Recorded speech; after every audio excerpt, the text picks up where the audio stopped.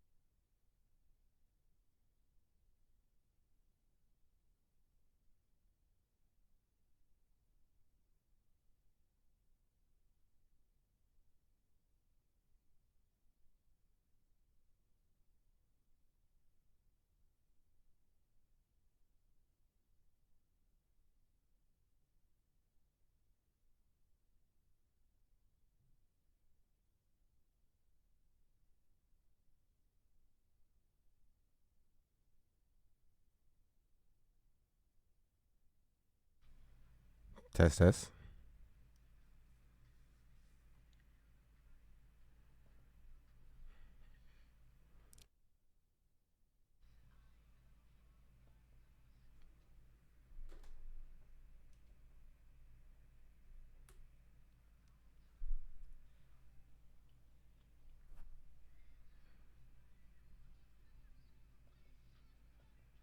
What's up, chat?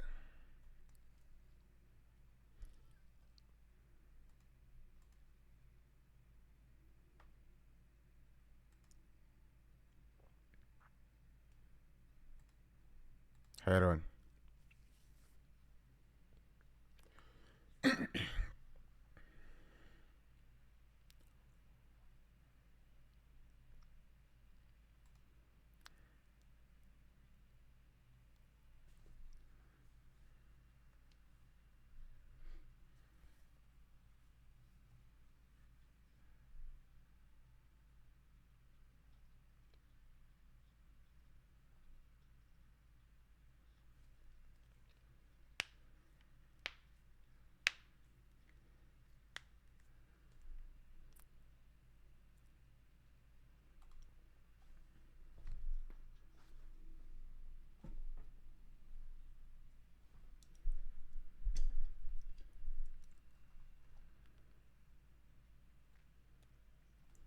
It's cause loud. How you doing, chat? You're very good, chat today. Thank you. I'm tired.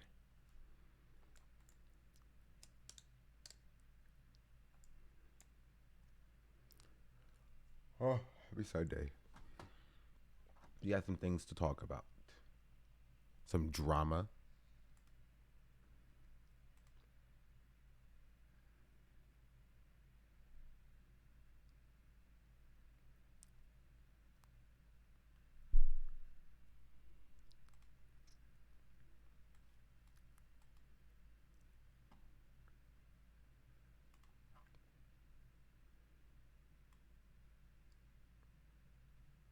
Mm-hmm.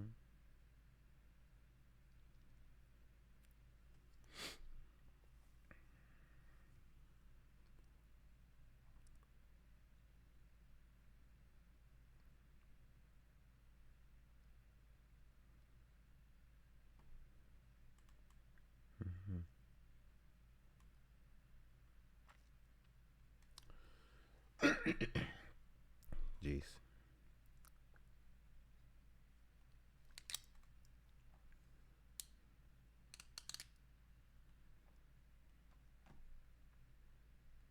Jeez, a lot of y'all are here. What's up?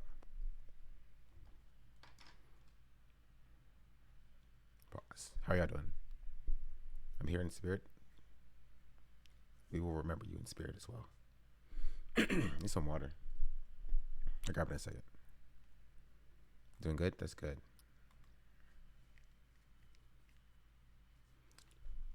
Not much happened since I ended the stream yesterday, honestly. I just continued to play Palworld. And went to sleep. Had some pizza.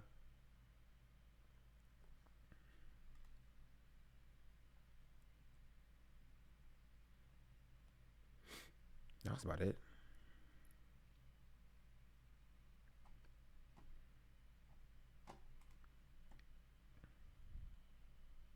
What's your favorite pizza topping? What's up from pizza? Pepperoni's chill. I ain't got no beef with the pepperoni. I'm basic. Like me good. Bacon as well. Still basic. I'm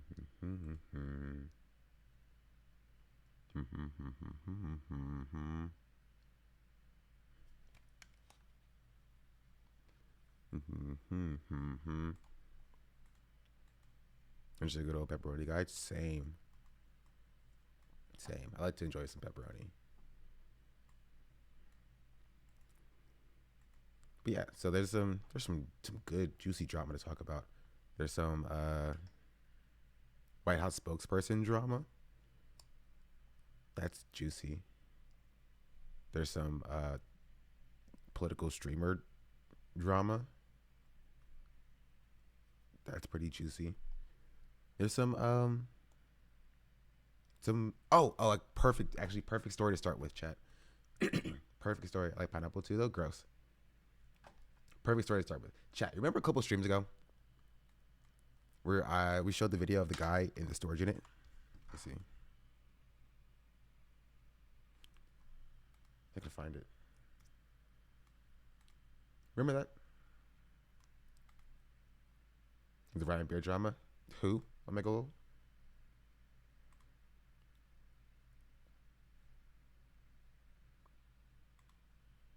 I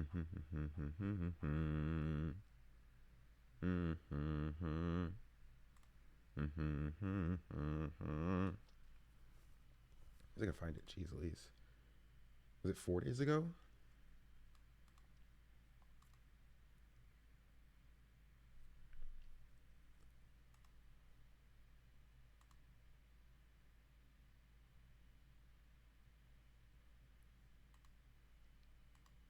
Oh, here it is. It was 4 days ago.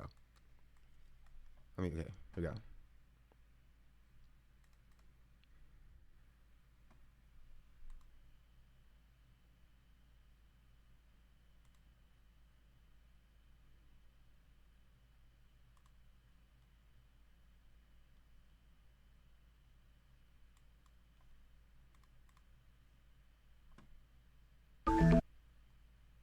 Today here, I'm joined by Amy, who goes by the handle... Which was like a shorter video. What? Remember this guy, chat? New dystopian level. A lot of people are now living in storage units. They say that I'm good enough, grabbing my da-da-da. Think about shit that I shouldn't, Lufus never think for the follow. I live in a storage unit because it's cheap in comparison to an apartment. Living here is actually really comfortable. I get a lot of things that I need and want to get done here. Bro, why record it? Why record this? Even if that's the case, why would you willingly put your face... Also, my camera out of sync now? It was out of sync here. I think it's fine now. I think I missed it. On the internet saying I'm breaking the terms of my storage rental. This is what I look like. And this is why I'm doing it. Why? Exercise. So wait, here's the actual video itself.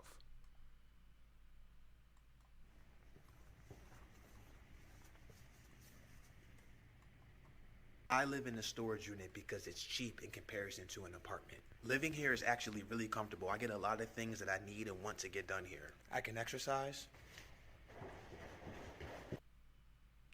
Where'd it go? Jeez Louise.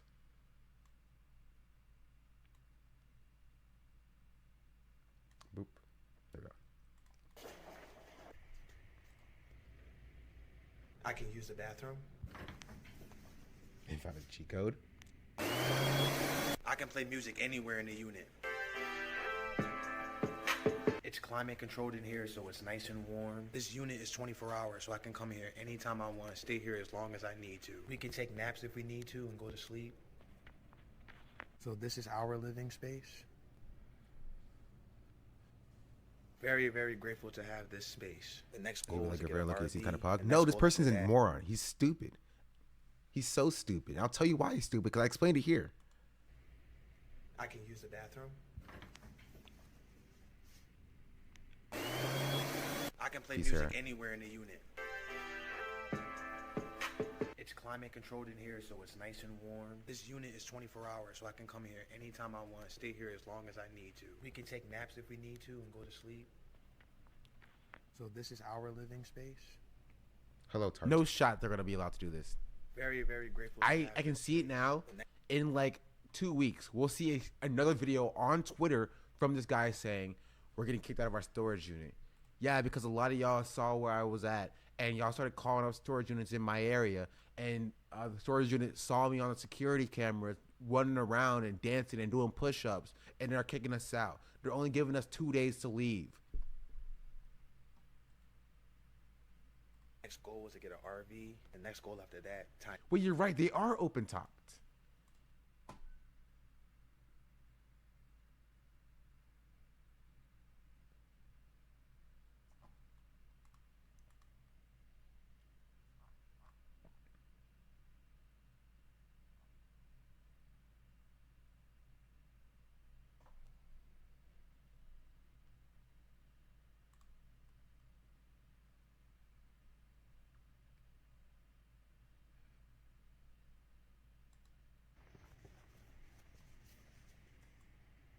So we got kicked out of our storage unit. The higher ups found out about my video and went so viral. We ended up getting kicked out. Now we're just trying to. What did I figure out tell where to you, go. chat?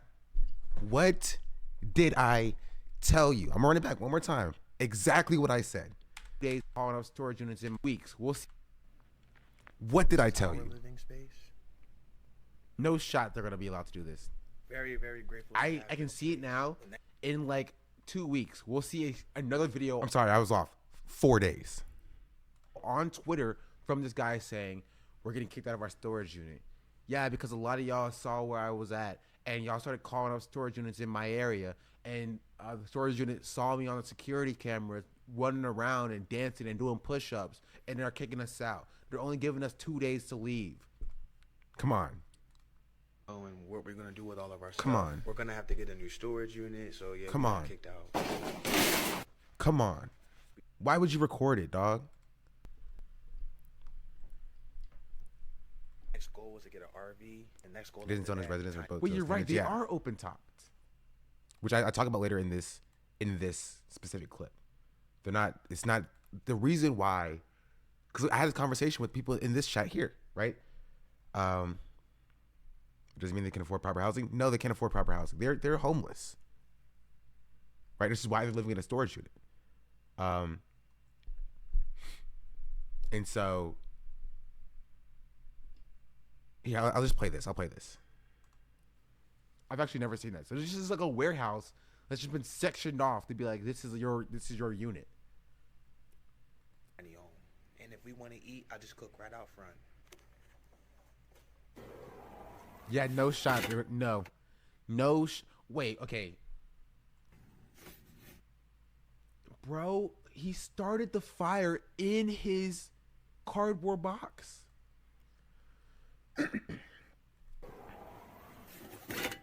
What? Or He didn't even take out the box first. Inside of the unit, sandwiches. A lot of times we make salad. I'm sorry. Is that a McDonald's bag? Excuse me, sweaty. Don't you know that we're boycotting McDonald's? Actually, don't you know that we're actually boycotting McDonald's? Sandwiches. A lot of times we make salad. If we want to get power, we use our power bank. Girl, the strike. They also have power here, so we can charge our power bank.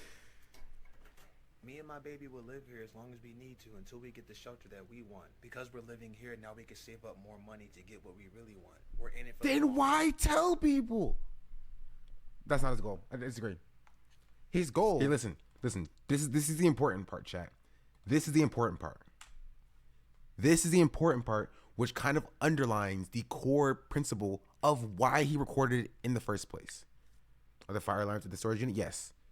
there has to be fire alarms in the storage unit, because if there's a fire, they need to get the fire department on premises to protect the stuff in there, because the storage unit does not want to have to insure everybody's possessions in the unit.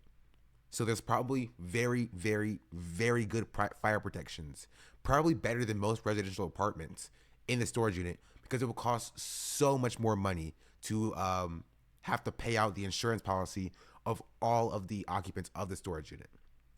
Doesn't mean it's safe, though. It's very much categorically not safe to live in a storage unit.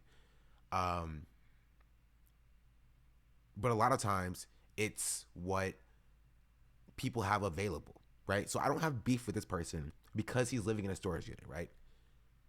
I don't have beef with him because he's homeless.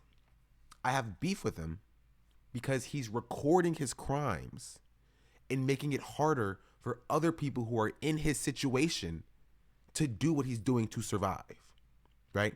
Which is why I say what I say right here. Because we're living here now, we can save up more money to get what we really want. We're in it for Then why tell people? That's not his goal. I disagree. His goal is to become TikTok famous off of living in a storage unit, so then he can buy a house or whatever. So he can crowdfund for a house. His goal is not to save up money by living in a storage unit. Else he would just be living in a storage unit and minding his own business instead of recording it and putting it on TikTok where people can see. He's going to make it worse for everybody who's so mad. No, don't be mad. Because bro is has 120,000 followers. And as we see later in the story, right, a good Samaritan caught one in a situation and bought them a hotel. So they're staying on the hotel for free for now. So they can figure out what they're doing for a bit, right? And they can market off of this. You feel me? They can market off of this. They can be like, oh, we got kicked out of our storage unit. Give to our GoFundMe. Give to our Cash App. Give to our Venmo. Give to our PayPal. You feel me? Oh, we got kicked out. They kicked us out. Right? So you know, give to me so we can. So his goal was not to, you know, survive. You know, do what he has to do. You know, get a job, work or whatever. His goal is to become famous off of being homeless and being in a situation. Which is why he recorded this in the first place. He's not just trying to survive. He's not just trying to get by. You feel me? Yeah, 12 million views on this. We'll tell you exactly why he recorded it in the first place. People are like, oh, it's so dumb. Why did you record this? Of course this is going to happen, right? What's the comments saying? That's your fault. I wonder how they found out, right? Because his goal is to become famous off of making these videos to then be able to, you know, buy a shelter or buy, you know, get an apartment or whatever. That's the goal, right? Which people will look at and be like, oh, you know, well, like, you do what you got to do. He's grinding, making it out of a situation. But what he's doing is he's publicizing very, private methods that homeless people use to get by in the society built around capital, in a society that commodifies housing.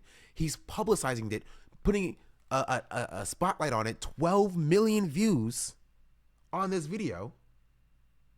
So now other people who don't have the luxury of, you know, being a TikToker, right, and doesn't have the luxury of going viral, are now also going to be put under more scrutiny and getting kicked out of their storage unit, and they won't have the good Samaritan to put them up in the hotel. You know what I mean? Which is why I also would say here, living in storage units, because now people who own storage units are going to see this and be like, let me check my security cameras real quick. And we'll see other homeless people, you know what I mean, sneaking into the storage unit, minding their own business. We'll call the police on them and kick them out. Yeah. It's very specific. Only McDonald's big chickens, otherwise it gets blood clots or something. True. I never thought of that. Yeah. So now, because we saw, like, how do you think the storage unit higher ups saw this video and was like, is this our storage unit? You feel me? They, of course, went back and checked the cameras. So what makes you think that other storage unit higher ups, what makes you think that other storage unit owners was like, is that my storage unit? Went and checked the cameras and saw a different homeless person sleeping in the storage unit. Saw a different person, you know, trying to survive in a storage unit. Minding their own business, not being a nuisance, not running up and down the hallways, doing push-ups, blasting music, minding their own business. It was like, oh, we have to call the police to get this person kicked out. You feel me? Corporate saw lost profits, so they were coming for him. Not even just lost profits, right? It's they saw liability. That's what they saw. Because something that somebody says a little bit later is, oh, well, they're making money, so why would they care if they if somebody's sleeping in a storage unit, they still rent out the storage unit? It's liability. That's why they care. They can get fined for violating zoning restrictions for housing because they are now a realtor. They're now a somebody who has, like, they're in like a commercial property, but they're doing real estate by selling living space in there. They can be fined heavily for violating zoning permits. They can be, if somebody happens to get sick get injured or even die on their property because they're living inside, they'd be liable for that because they would be expected to enforce their policy of no living in storage units, right? So lots of times they would, even if they know, they will like, they probably won't know, but like, even if they know, they might like let it slide for a certain extent because it's like one or two people. But now when this person's like, bro, y'all should live in storage units. It's so cheap. I save so much money here. Right now they have to like vet their new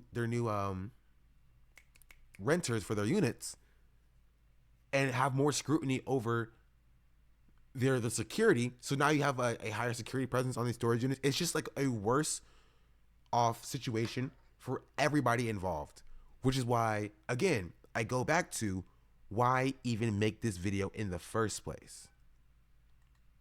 He needs to eat McDonald's and drink Starbucks, and without that, it's just over. He's literally messing up the game for everybody. Thank you for the support. Thanks for watching. See, I mean,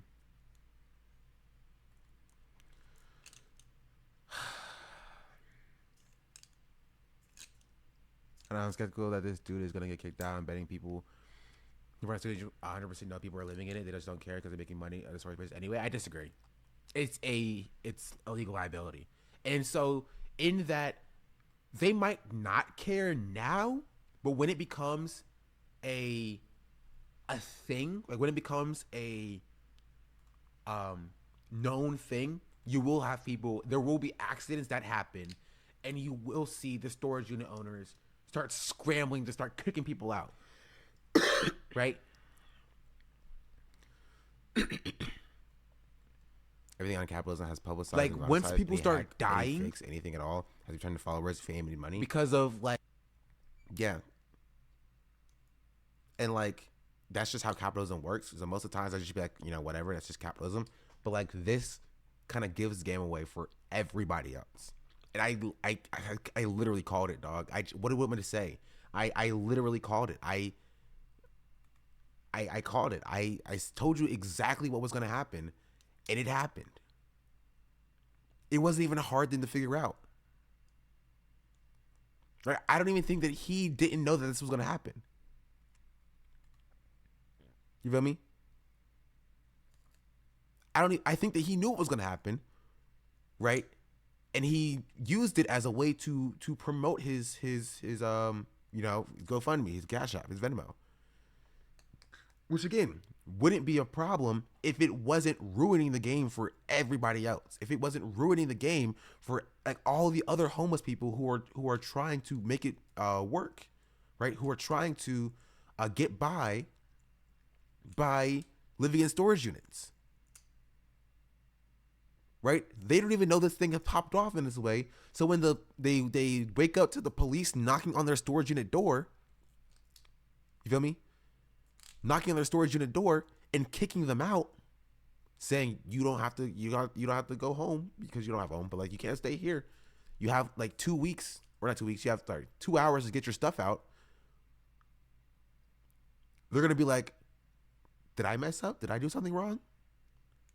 Like I was quiet, I was careful, I was minding nobody's business but my own. But no, it's not your fault, dog. It's this person's fault.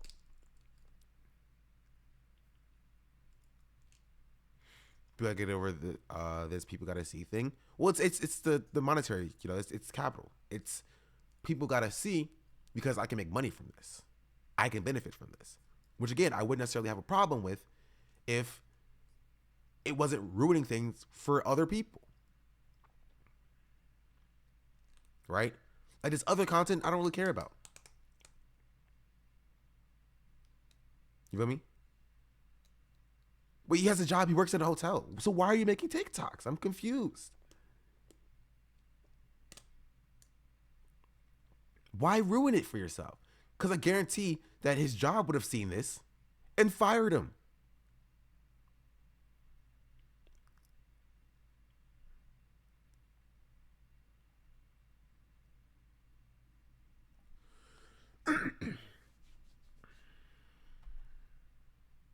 I don't know. It's so dumb. Like I don't know why he did that, but I mean I literally called it. So like I don't know. The elevator fails as they do all the time at storage units, because they are taking on huge loads of like okay whatever. Yeah. So I saw that this morning and I was like, I'm a genius. Like you would think that I'm literally like I can see the lines of fate as they run, and I can like tell the future the way I called this psychic. But it was the easiest read of my life. Quite literally the easiest read of my life. And this is what this. Yeah. So that was that story. Taking out a huge load shot of us weekly for true. So yeah.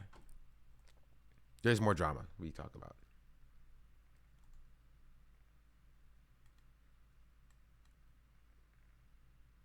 This is really sad. As if what's up?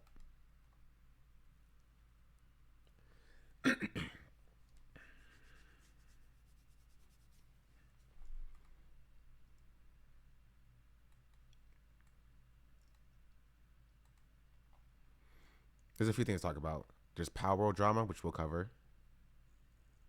There's drama with streamer drama. There's this whole thing that I've seen recently, which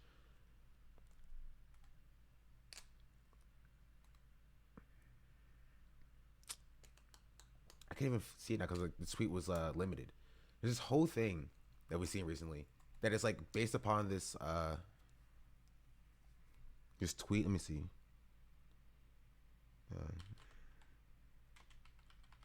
This whole thing is like Gen Z is aging or whatever. Have y'all seen this chat?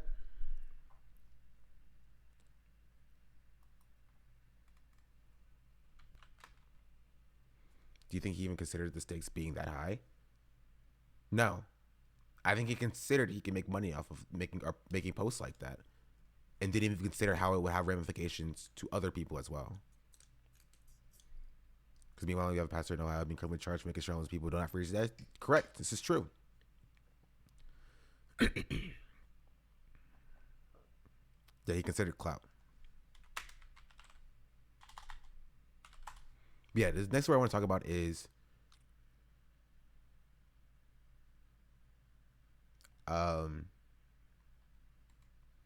this new thing that seems to be a common trend I've been seeing recently.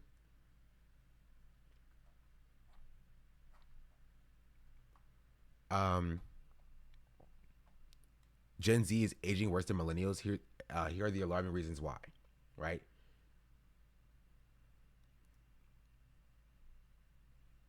So I see a lot of tweets on Twitter from millennials about this. Let me see if I can find some.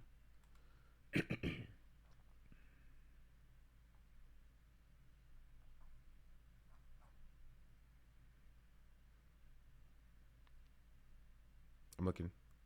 I'm looking. I'm looking.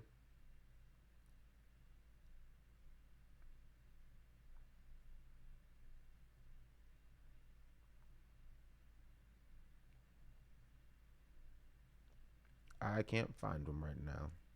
There are a bunch of tweets that are talking about like Gen Z is like aging worse than millennials. They're aging super fast, and millennials are super beautiful or whatever. And I see a lot of millennials like this is like not even like hard like line drama. This is just more stupid stuff.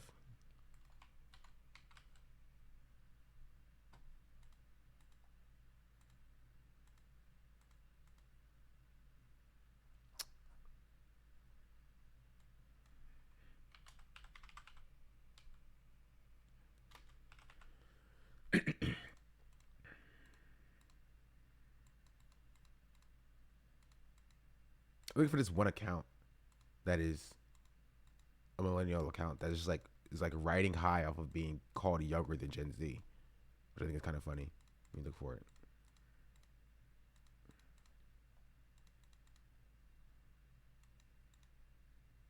Oh, okay, I found him.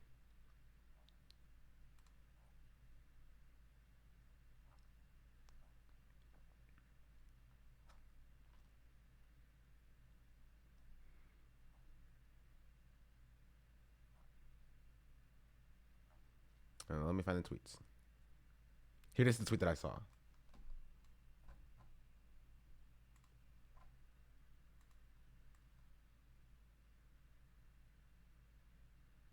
Yeah. Apparently, Gen Z is like aging really rapidly. It is mainly because of the stress. Come here. We live in a time. Apparently, I want to see this original tweet. Like this original TikTok. My bad, not tweet.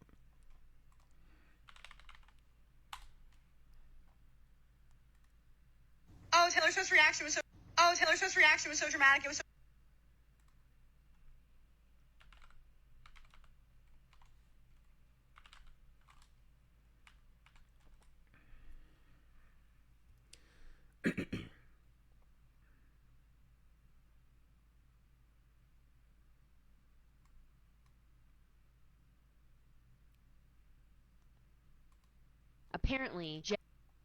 apparently, I found it.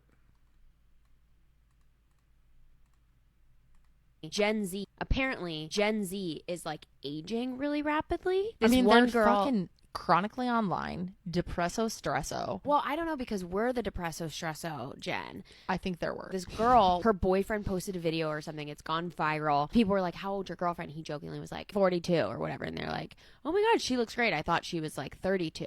She's 22.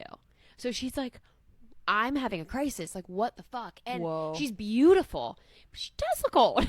If I saw her, I would think that we were the same age. Right, and so there's like a huge like complex of these TikToks where like Gen Z's old, like aging super fast, or Gen Z's getting super old, and like millennials are like riding that high to be like, oh yeah, we're so young because of all the healthy fats we eat in our avocado toast. You know what I mean?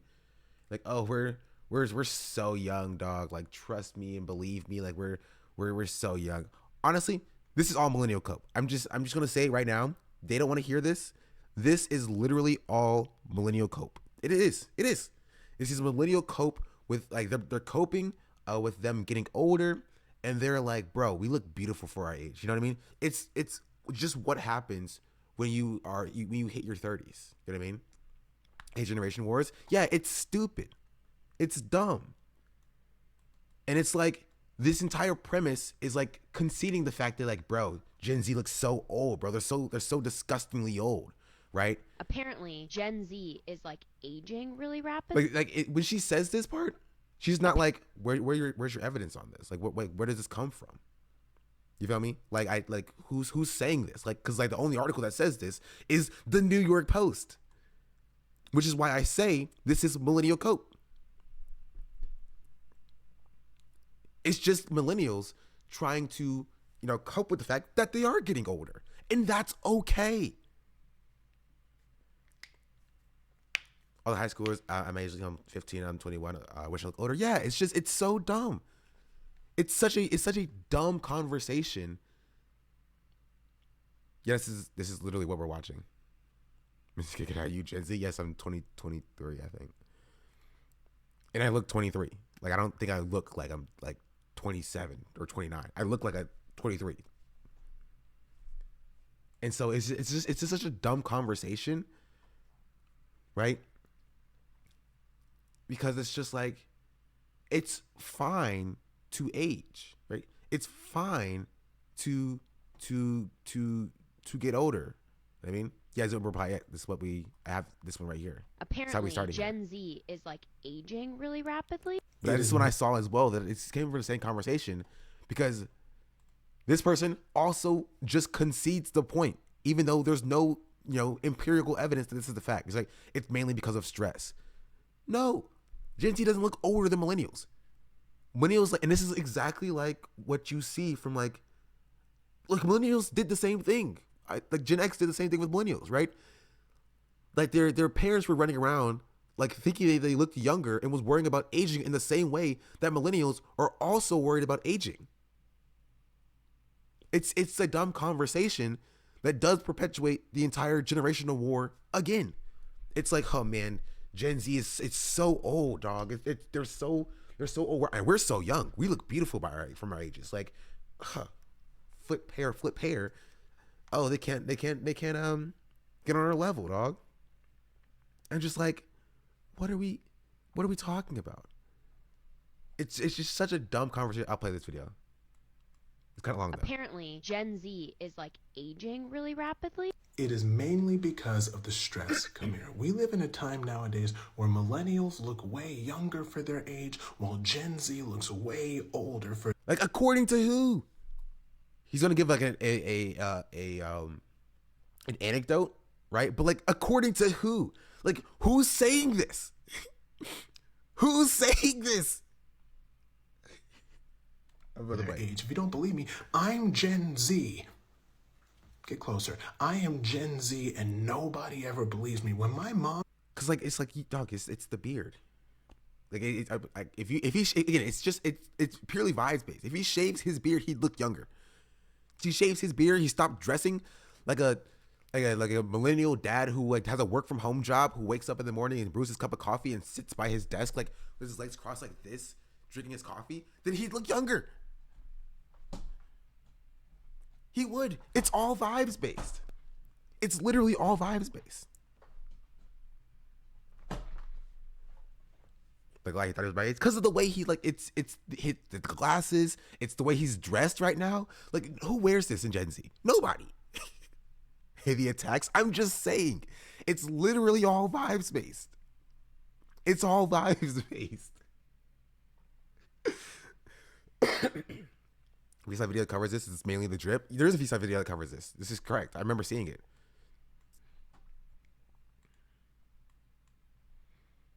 You say my name instead of all those words like millennial dad, work from home, bro. But you know what I mean, though. You know what I mean. I remember when boomers talked about issues against millennials where they're authored by a Gen Z journalist, just a psyop. Yeah, but they're biting the bait. They're taking the bait. I'm talking about people who are taking the bait, who are like, bro, Gen Z is so much older than millennials are. They're taking the bait. And I'm pointing out that it's bait, that it's not real, and that the millennials are falling for it. They're coping. And it's a totally normal reaction for them to cope in this way because everybody wants to be younger. Everybody wants to be younger. Everybody wants to be younger. It's just true. Gen Z Big Mad, you're taking the bait right now. You're just doing it. You're doing the same thing that these millennials are doing. They're like, bro, we look beautiful by our ages. We look so great. We're like a special generation, bro. We're millennials. That's what it is. It's like, it's the same thing. You know what I mean? It's the exact same thing. If anybody knows, until I told him, because I look younger Gen X, but also dress younger than my age probably.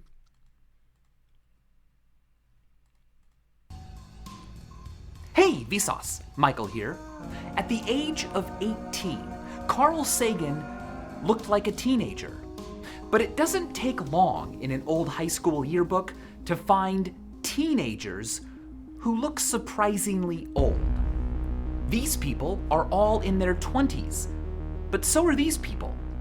This is Elizabeth Taylor when she was just 17. And here are some high school students from the 70s. Did people used to look older? Brandon McCarthy asked on Twitter, and evidence poured in. People shared photos of their parents in their early 20s, their dad at 21, their mom at 18 or 19, their dad at 45. One user shared their husband. Okay, I was willing to let all of it go except for this one. No. The Johnny No, 48 I just refuse. resubscribed for I 7 refuse months. to believe it. Brother, I'm 36, and it's hit or miss. Some look like Zoomers and some look Linker. The Johnny, thank you for the 7-month subscription. Others just hit or miss. Some look like Zoomers, some look like Linky. Comment down, they're all white. Or there's a black person in here. Husband at 27, and what his father looked like at 23. And there's pretty much an entire subculture around how old footballers looked decades ago. 24, 31, 33, 29. Ooh.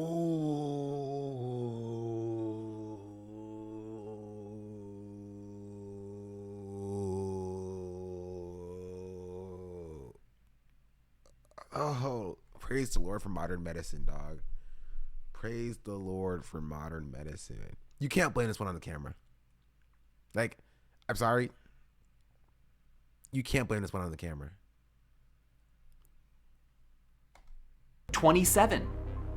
It's not uncommon to think that there's something more grown up about the way people used to be. To look back and think that people seemed older at a younger age than they do now.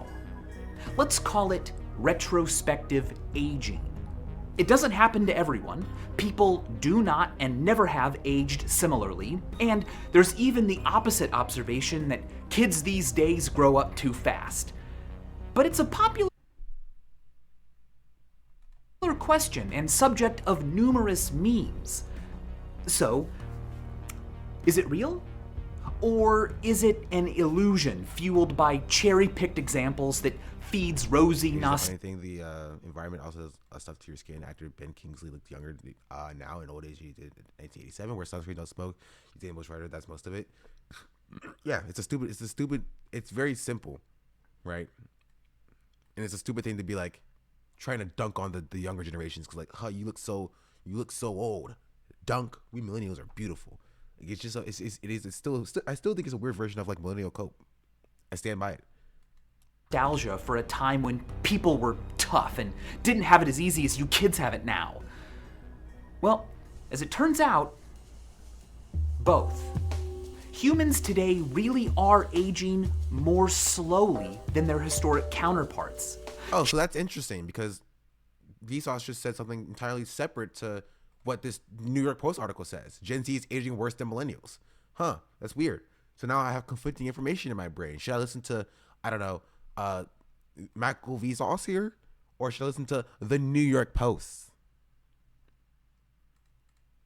Changes in lifestyle, nutrition, smoking habits, healthcare, early life conditions, and skincare, particularly the use of sunscreen, are a huge part of it. By comparing measures of metabolic, cardiovascular, inflammatory, kidney, liver, and lung function across time, researchers at Yale and USC have found that we are, in fact, staying younger for longer than we used to. So, I pose Vsauce, Michael. New York Post. Checkmate, liberal. Checkmate. New York Post says otherwise. Who would I listen to? Vsauce Michael? Who? Oh wow! I actually put all the descriptions, all the sources in the description, or Brooke Cato from the New York Post. Let's see what else she wrote about.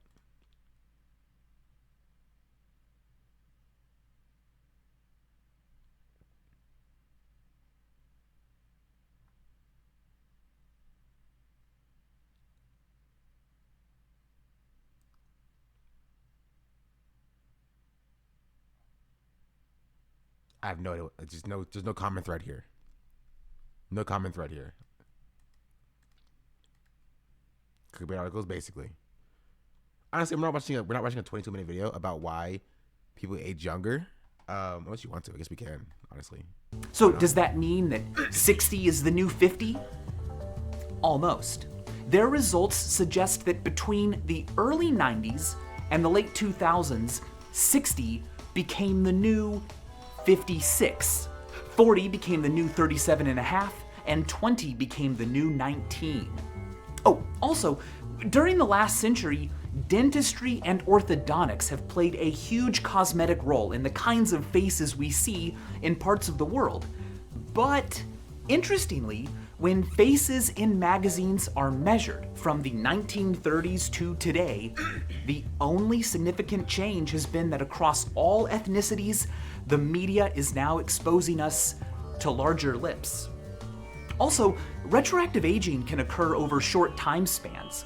When I was a freshman, the seniors in my high school seemed so old to me. But by the time I was a senior myself, I looked in the mirror and at my peers and I was like, we're them now, but we don't seem as old as they did. True. What's going on isn't just about bodies. First of all, the seniors I looked at when I was a freshman truly were older than me at that time. They graduated and went away, and later, when I was a senior, I saw myself as I was. But in my mind's eye, I saw the earlier seniors as they appeared to me when I was younger. Retrospective aging seems to also be about perspective. Let's go back to this tweet. This is George Wendt playing Norm on the TV show Cheers. Now, when Cheers premiered, Wendt was indeed 34, but I looked it up, and this image is actually from episode 24 of season 5 when Wendt was 38, so we're not comparing apples to apples here. However, this is an image of George Wendt at 34, and Ashley Fairbanks made some alterations and a good point. However, here's the rub. These alterations don't make Wendt look more like a 34-year-old. They make him look more like a 34-year-old today. Similarly, giving the Golden Girls modern-day hairstyles and makeup drops their apparent age a lot. Superficial styles and mannerisms can often make not just a big difference, but all the difference, which supports the hypothesis that retrospective aging is often an illusion. So that means I'm sorry, balds. You have no hair. So you're immediately going to look older regardless. It's just the truth. I'm sorry, I don't make the rules, but that's what we're talking about. If you're a bald person, I have utmost respect for you, the balds. You're just going to look old. There's no hair to compare it to at all. So Sean is actually 33. You got me. I'm a 33-year-old man. Modes of self-expression are always changing. Clothing, hairstyles, accessories, makeup, mannerisms, language, body language. Now, modes can come back, but never exactly. The context is always a little bit different. And from what's available or acceptable at any one time, we each draw ways of appearing, or... Yes, this is how Vsauce pulls you in, along with the 15 million other people. He puts that the ethereal alien music in your mind to make you think that you're enjoying the video, while he's just talking about why people are old. That's how to get you. Being in the world. What is kind of modern? We used to rock the male pattern U shape. This is true. Which is why if you're bald, just cut off all your hair, wax it. You'll be chill. Rock the full bald and get jacked. That's all I can tell you. And even if you don't care about how you look or think about how you act, what options you even have are dictated by what's currently popular or normal or being pushed on people like you. Few of us stay at the stream, drawing what's new all our lives. For various reasons, we often wander away with our catch. Perhaps it's because we settle into an identity we're comfortable with, or fear the taboo of not dressing our age, or simply run out of time to care. But when we're gone, the stream keeps changing, and we get older and continue to use the mannerisms and styles we grabbed a while back. Eventually, to whatever those styles initially evoked, a new connotation is added. Old person. Not because the look or behavior is intrinsically for the elderly, but because those who use it, us, became old ourselves. True. If you want to look older, what do? Well, you can dress the way older people dress. And the thing is, that's often how they used to dress too. We think people looked older in the past because they look the way old people do today. Dale Irby, a gym teacher at Prestonwood Elementary School in Dallas, Texas, posed for his first yearbook photo in 1973. The following year, he accidentally wore the same outfit again. Whoa, that's funny. He says he was embarrassed at first, but his wife Kathy challenged him to do it again. So he did. And he never stopped.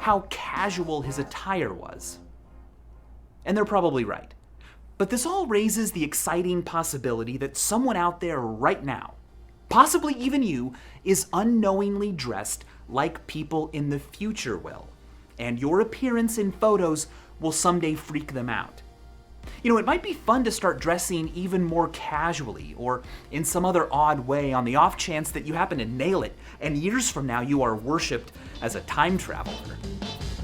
Oh, that reminds me of today's sponsor. Hi, I'm Michael Stevens. Would you like to look like you're from the future? Well, every season, those who subscribe to Vsauce's Curiosity Box receive a box full of delicious brain food that we have made that very few people have. Yet. This year, our summer box contains our Moiré illusion cards, a bunch of other things I won't spoil, and this, a Pythagorean cup. Supposedly invented by Pythagoras himself, it is widely considered the earliest known practical joke. It works just like a normal cup. Fill it up, carry it around, take a drink. There's some drama in here. There is some drama in here. We live for the drama, all the drama. We've done one drama, we finished it.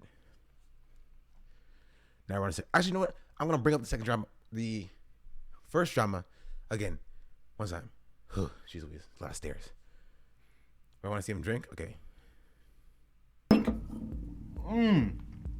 Refreshing, but it punishes greed. If you pour yourself too much, the internal siphon will drain the entire contents.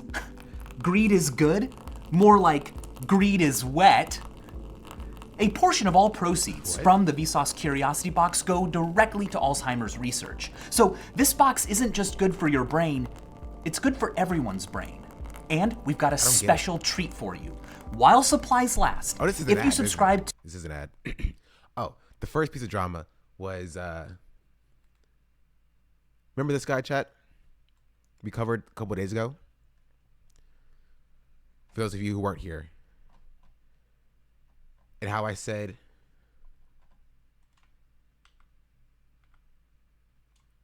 literally this.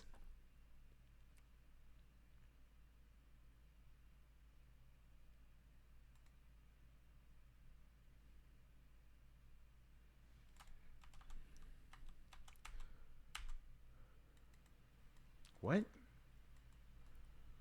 New dystopian level. A lot of people are now living in storage units. I refuse.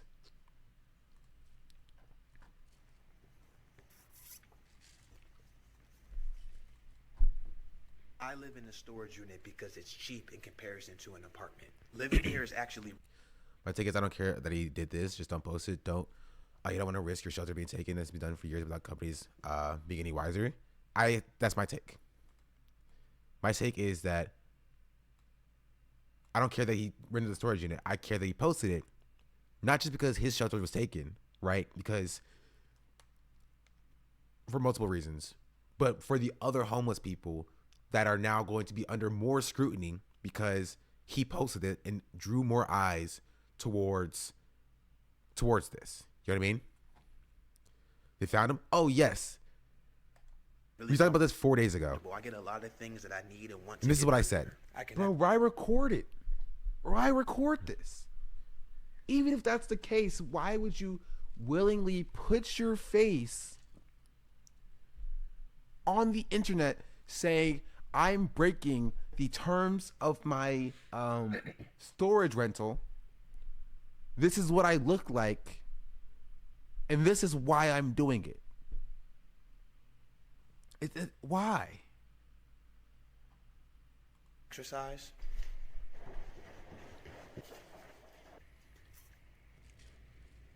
I can use the bathroom. I can play music anywhere in the unit.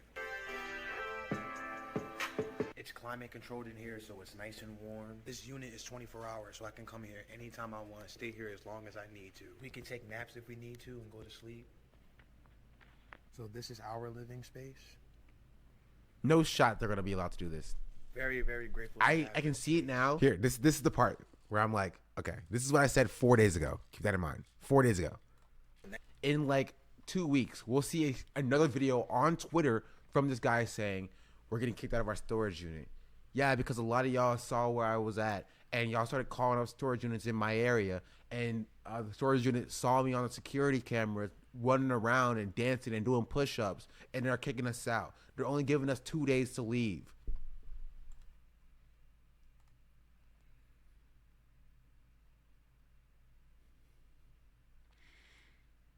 A couple that went viral for living inside of a self-storage facility has been kicked out of their unit.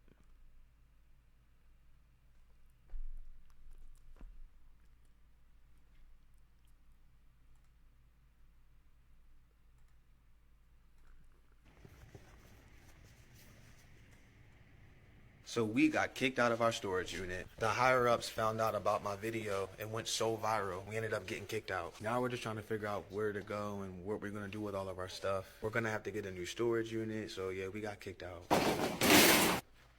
Like, I have no problem with people doing what they need to do to survive. No problem at all. I have no problem with renting a storage unit and living in it. No problem at all. The problem that I have is now drawing more ire and more scrutiny towards other people who don't have his same sort of TikTok presence, right? Who don't have 120,000 followers, 119.9 now. He lost like 100, I guess, within the last like 5 minutes. Who don't have 120,000 followers, right? And who aren't able to collect donations in the same way that he's able to collect donations. You know what I mean? They're going to be impacted by this. They're going to have more ire and more scrutiny on them. Like, how does he think that his specific storage unit owners, the higher ups, found this specific video and he was in the storage unit, right? How many other storage unit higher ups and storage unit owners went through their security cameras and saw other homeless people trying to survive and mind their own business, and they're getting kicked out now? And they don't have the same sort of media presence. They don't have the same sort of social media presence. They don't have the clout that comes with having a good Samaritan or whatever. I don't even have that freaking tweet. Hello? Where's the freaking video? Oh, here it is. So they don't have the clout that a good Samaritan can put them in a hotel for a couple of days. You know what I mean? More restriction for future storage unit renters as well. Yeah. It's such a stupid thing to post. And the reason, again, the reason why I think he posted this is so that he can direct more traffic towards his GoFundMes, his Cash Apps. Right? He wasn't posting this to be like he's not like, it's not just survival at this point, right? It's not just I'm doing what I need to do to survive, right? It's and this goes to the same thing I was talking about yesterday in the commodification of certain aspects of themselves, right? In order to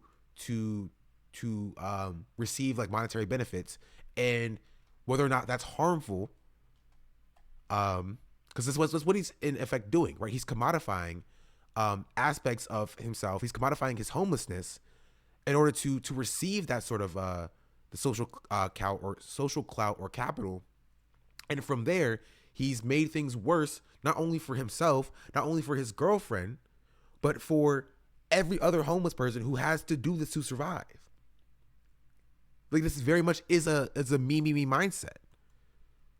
Cause if this did pop off, right? But if he didn't get caught, if he was able to, get tens of thousands, hundreds of thousands of dollars to his GoFundMe, but his video was, blew up in the same sort of way, right? He was able to benefit from this while still making things worse for the other people who are in that situation.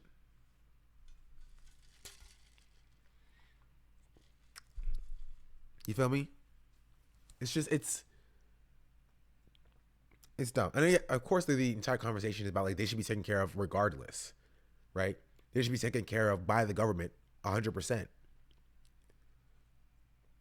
But like, it's just like I said this as soon as I saw this, like the first frame, I was like, why would you record this? Because it doesn't make sense why he recorded. It does not make sense why he would record it in this way. Right? Especially when there are other homeless people who are just trying to survive. Right? They don't want this attention because they're just trying to survive. It's so dumb.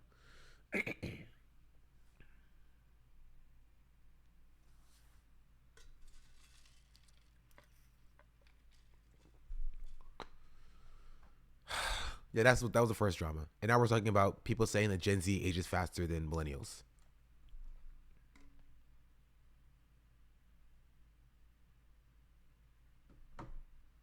You know? Two drama down. And there's still one left, chat.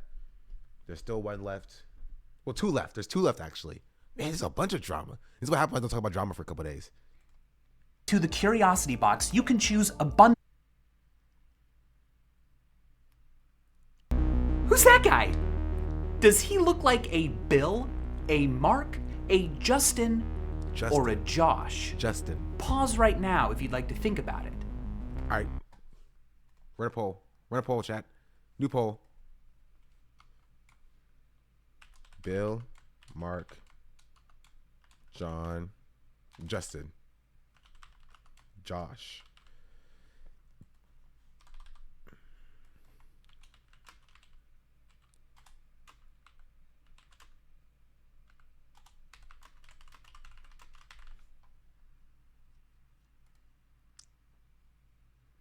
Vote in the poll, chat. I want to know your thoughts. I see Mark too. Nah, he gives Josh. I think it's the mouth. The mouth definitely gives Justin. The mouth definitely gives like a Justin-ish vibes for sure. I don't see Mark. It was like a Josh. I don't see Josh either. Really, definitely not Bill. Definitely not Bill.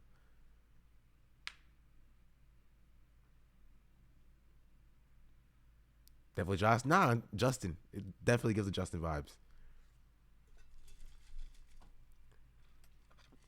I'm a Josh B. I said, why would you dox yourself like that, Squishy Doe? Doxed. Man, Josh is very far ahead.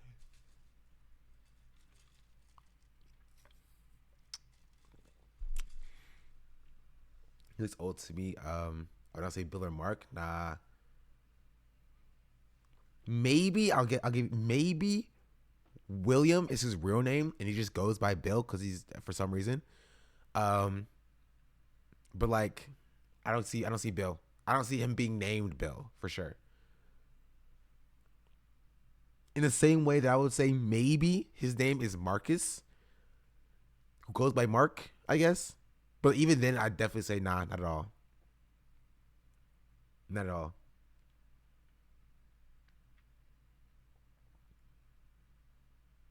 There's the long poll. So Josh is ahead. So let's see, chat. Let's see who won.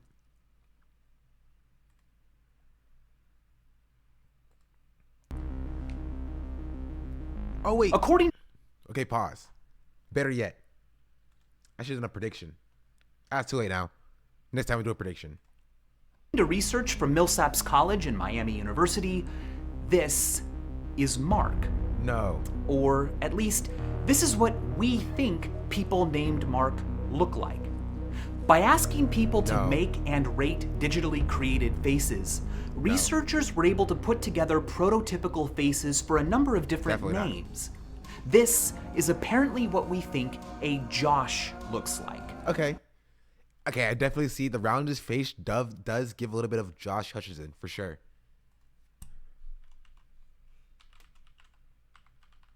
For sure. The roundest face, for sure, gives a younger Josh Hutcherson.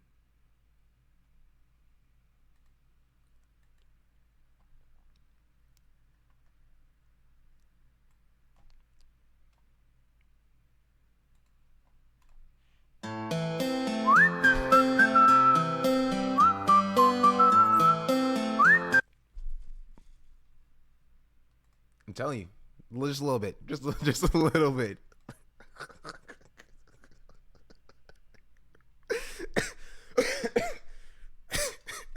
Wait, was the guy was white? No.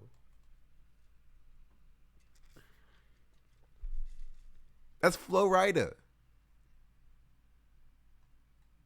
Unless you mean the meme, in which case, yes. A Bill, a Justin. Whoa, why did he just squish his face out? That's not very nice to Bills. Why is Justin looking at me like that? I don't like Justin looking at me. I don't like Justin looking at me. Look at him. I don't like it. Look at his eyes. Look at his eyes. I don't like it. A Dan, a Brian, a Tom, an Andy. Why is Tom is mad? Andy has a very skinny face. Any skinny face person is named Andy, I guess. The idea that names might conjure certain face shapes in our minds isn't that strange. Like For example, there's Wolfgang Kohler's famous finding that when asked which of these shapes is named Booba and which is Booba, immediately. Is named Kiki, Kiki. People of all different ages and cultures and languages overwhelmingly assign Kiki to the spiky one and Booba to the blobby one. And sure enough, it certainly seems to work with names too. Which one of these men is Tim and which is Bob? Tim and Bob. Well, almost unanimously people feel like this is Tim and this is Bob. Easy. But are these men actually named Tim and Bob? Maybe. Well, there's the rub. Just because we associate certain names, certain sounds with certain shapes doesn't mean we're right. There's no such thing as a biological name. If a person still goes by the same name they were given as a baby, long before anyone knew what they would look like as an adult, well, surely there won't be a connection. But as it turns out, there is. Believe it or not, in a multiple choice setting, people can guess a stranger's name. Tim is Bob, in my opinion. Just stick with the beat. Oh my god, right? He's definitely Tim. True. Just by looking at their face. More often than we would expect from luck alone. It's called the face name matching effect. This is true. I subscribe to this theory of thought for sure. Like, you can definitely look at somebody, giving a list of 4 names, get the correct name. Even though we all totally failed at that last time. But I do think that this is true. Because I think people grow into their names. I don't think people, like, names are based upon how they look, but more people grow into their names. Right? You think you look like Gashan? I don't think I don't look like Gashan. You know what I mean? You look like Gashan, to be honest?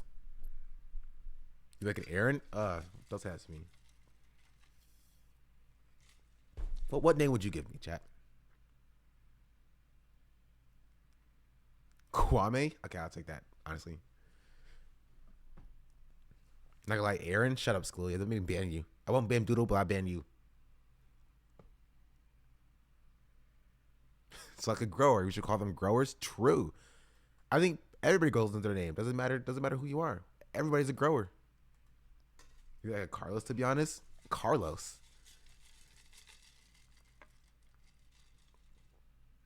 Where do you get Carlos from? I don't think I've ever met a black Carlos. Travis, that's gotta be racist, dog. That's gotta be racist, bro. That's gotta be omega racist. Like, super racist. You're John because that's the English of Sean? That's stupid. I'm black, same difference. Racist.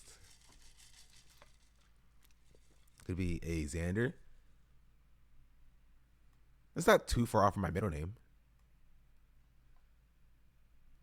Honestly, Sean? Yeah, because that's what you associate me with. It's literally my entire brand. I can't be Aaron the Black. I can't be Carlos the Black. Nah, it's Sean the Black. This is how it is. It's just how it is. My name is Doug, correct.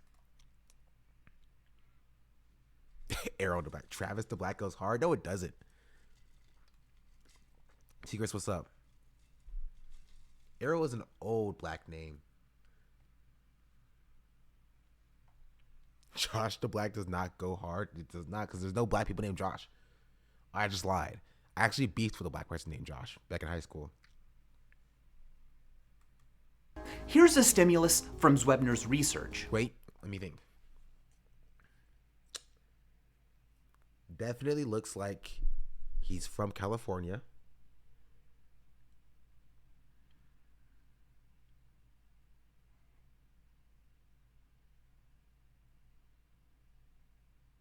He's like, Hassan, nah. Dan, nah. What? Dan, maybe. Maybe Dan.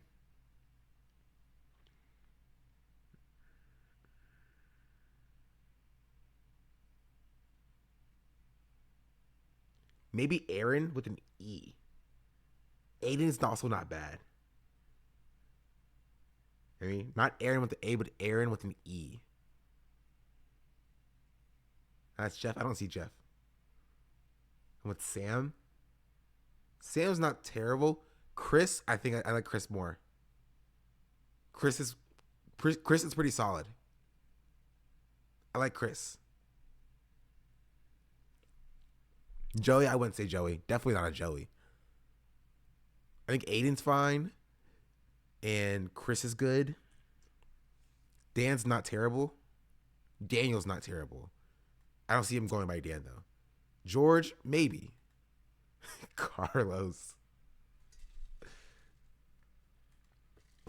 Do you think this... That Aaron is the girl version? No, not E-R-I-N. That is the girl version, right? But E-R-E-N. Man is named Jacob, Dan, Joseph, or Nathaniel? Dan. I mean, it has to be Dan. Here's the prediction. Which is this ethnically ambiguous person's name?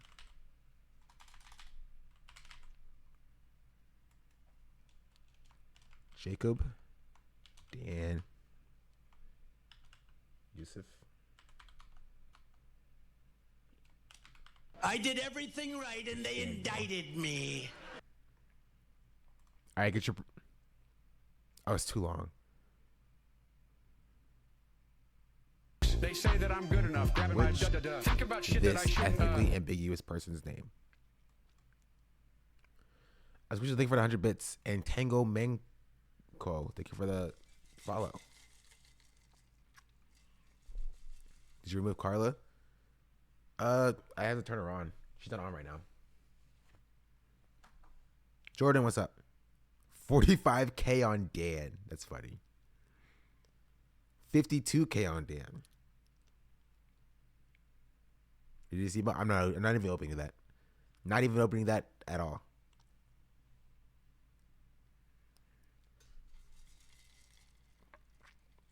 But I don't know Christian values. Love using biblical names. Going Jacob. You think this man is not a good Christian man?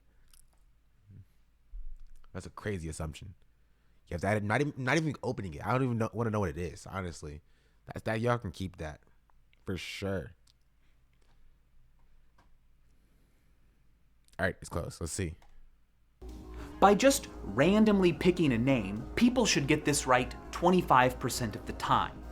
But Zwebner found that people picked the correct answer, Dan, nearly 40% of the time. Easy. Easiest lock of my life, baby. Easiest lock of my life. What's going on? Can names actually cause us to grow to look a certain way? Yes. Well, apparently they can. It has been called... I'm so good, chat. I literally just said that. Like not near 10 seconds ago. Called a Dorian Gray effect. In Oscar Wilde... But if I change my name, you'll go to look like that as well. Depending on how early you change your name. Or how much time it's been since you changed your name. You will... with the W name eugenics. It's like you grow to...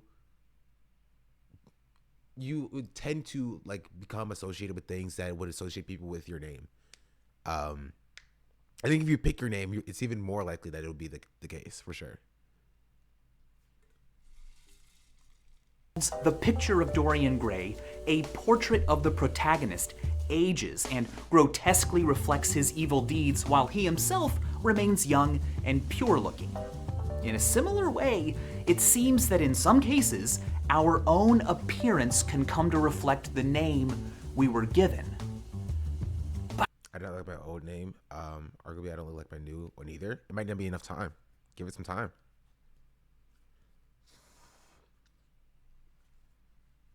You know what I mean? But I kind of think it's really more of a reverse Dorian Gray effect. I mean, in the book, Dorian's reality affects the appearance of his portrait, but the face name matching effect goes the other way. A inanimate sign, a name, influences our actual physical appearance. Yep. Well, anyway, it's not news that a person's name can lead others to have certain expectations of them and treat them accordingly. Mine's obscure. It's been found, for It doesn't necessarily matter that it's obscure. It's more given a list of names. More often than not, people will be able to rightfully associate whatever name is yours with you. You know what I mean? So given a list of 4 obscure names, they will be able to associate your obscure name with you. I mean, so for me, we just don't know. More often than not. Example that multiracial faces given European names are rated as looking more European than the same faces are when presented with non-European names.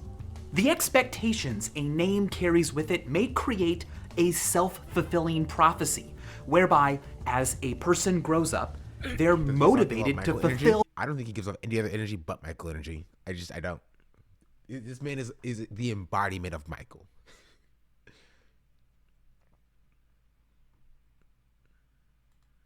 Those expectations carry themselves in ways people think someone with their name should, and even like, dislike, accentuate, hide, use, and avoid different parts of their face and body depending on whether or not those parts match. People have preconceptions about Bob, so they treat you like a Bob. You begin to embody the essence of a Bob as it is perceived, potentially. Their name. The embodiment of Michael is Michael Scott. I mean, think about Michael Scott. Think about Michael Vsauce. Think about Michael Reeves. Do they not all give Michael? Do they not all seem to embody or invoke the feeling of Michael with their pure existence? A bit chaotic, yeah. A bit chaotic. More chaotic than normal. A bit eccentric. It's been found that faces and liaisons give different energies. Yes. Names that match are emotionally liked more than faces and names that don't. Analysis of voting data has shown that senatorial candidates earn 10% more votes when their names fit their faces very well than when they fit very poorly. A man named after Adolf Hitler wins local election. Honestly, why would he keep the name? Why would his parents name him that? So many questions and literally no answers. I'm very much confused.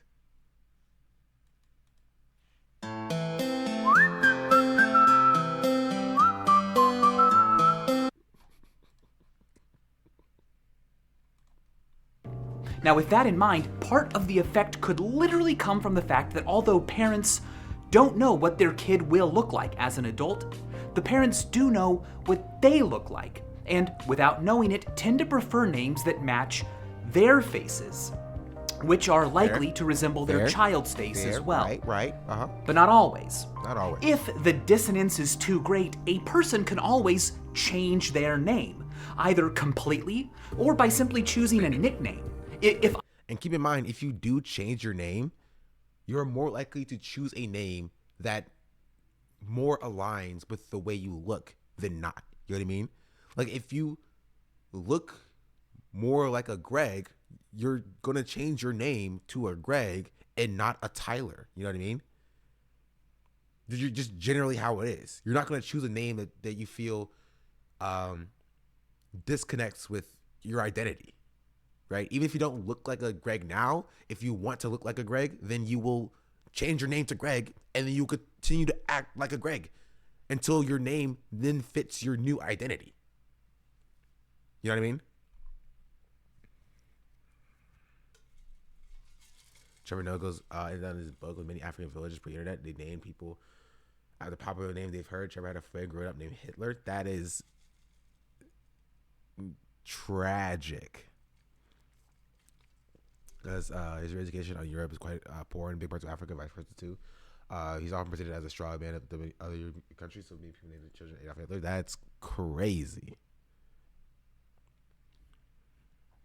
Every Nathan I've met, I don't go by Nathan for a reason. That's also pretty funny. How does it work with RCTA? I mean, RCTA is probably the best example of it. If you're like, I'm changing my race to Asian, you're taking an Asian name. Like, if you're going by Linda, and you've changed your race to Asian, you've done RCTA, you've done the entire thing, the whole shebang, and you're going by Linda? Come on, you've failed. The first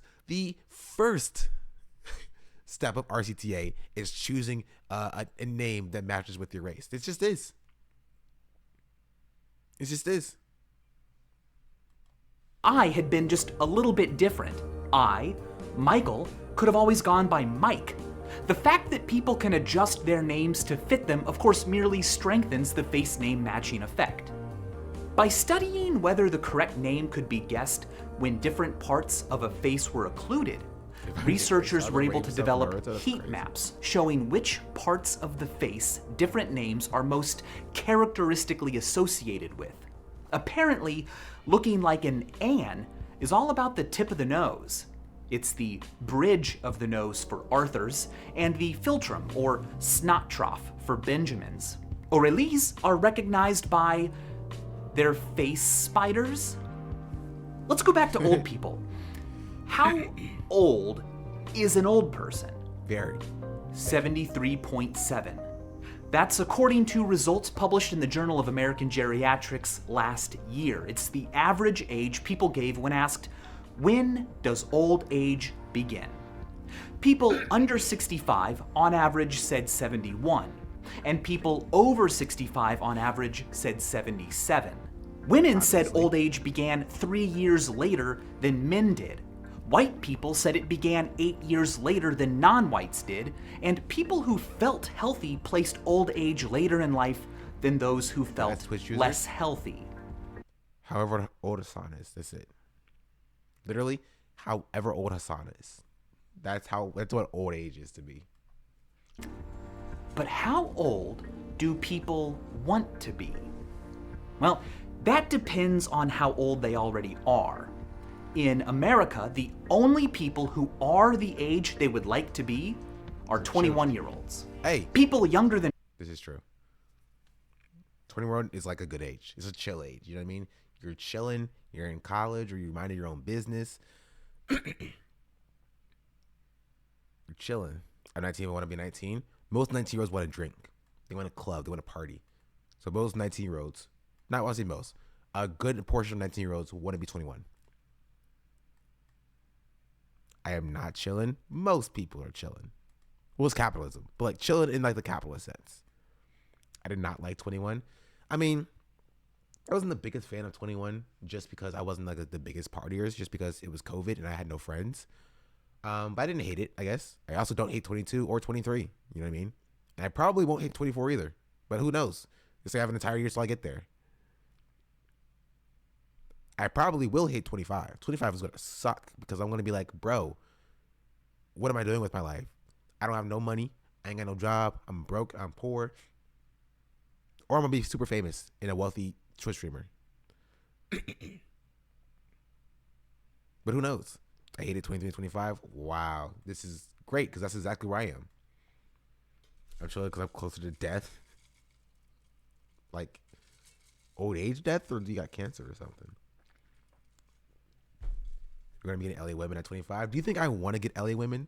Do you know how toxic LA women be sometimes? I don't. I'm literally asking. 21 wish they were older, and people old age? Oh, okay. Older than 21 wish they were younger. People who are 40 wish they were 30. People who are 60 wish they were 40. And people who are 90 wish they were 60. When people are asked if they could be one age forever, the average American picks older. True. 36, which is actually how old I am right now, funny enough. Here's something else that's funny. Old people are more likely to think they dream in black and white. Not because it's part of the aging process, but because they are veterans of the great black and white dream epidemic of the 20th century.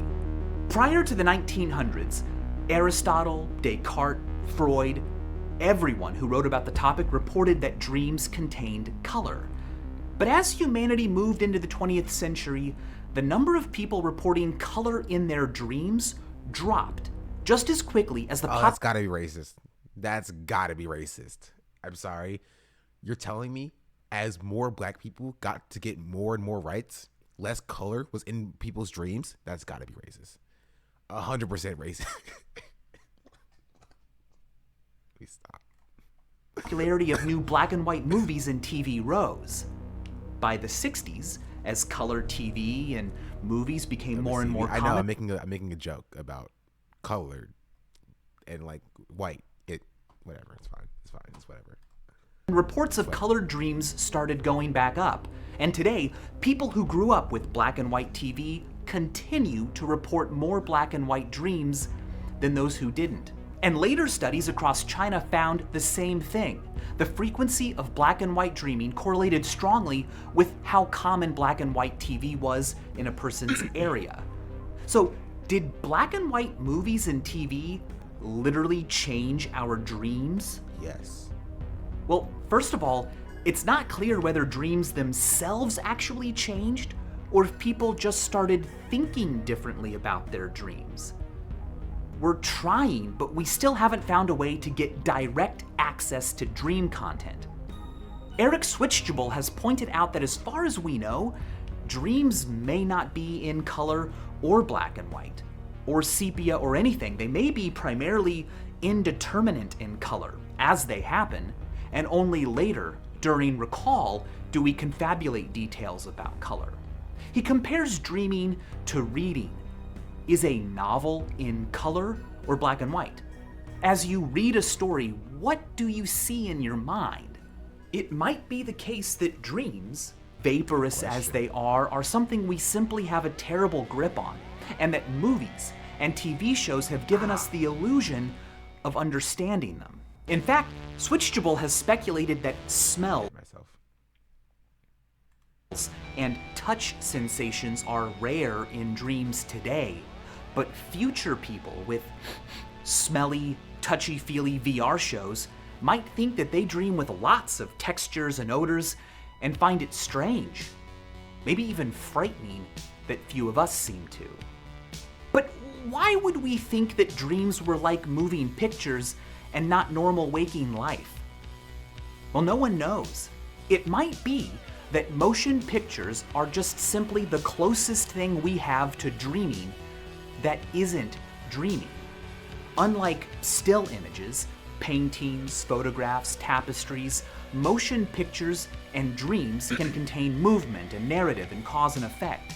And unlike stage plays or real life, motion pictures and dreams are not made of anything that is even remotely similar to what they depict. They're both made of phantoms. Images are uncanny things.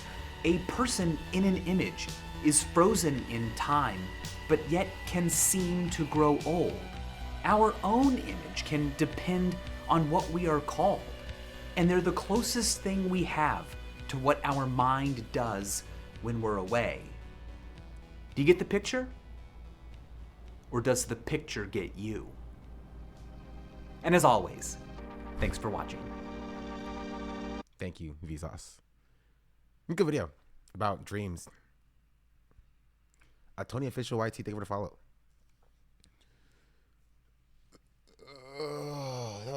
That was quite the detour we went on about millennials thinking that they look younger than Gen Z and Gen Z looks old. It's a good video though. I like the video. What if we're dreaming right now? You could be. No, I'm just kidding. You're not dreaming right now. That's not how dreams work. Unless. Let me stop. Thank you, Vsauce.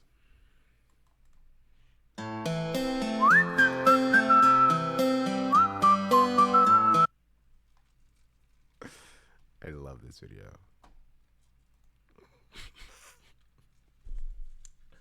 I love this video. Do you look younger than Zendaya? Hi, Michael Vsauce here. Oh, we're watching this clip here. When I walk out in public, people think that my mom is my younger sister. Again, he's dressed like a dad. I'm sorry, you're 26, but you're dressed like a father with 3 kids and a wife. What do you expect?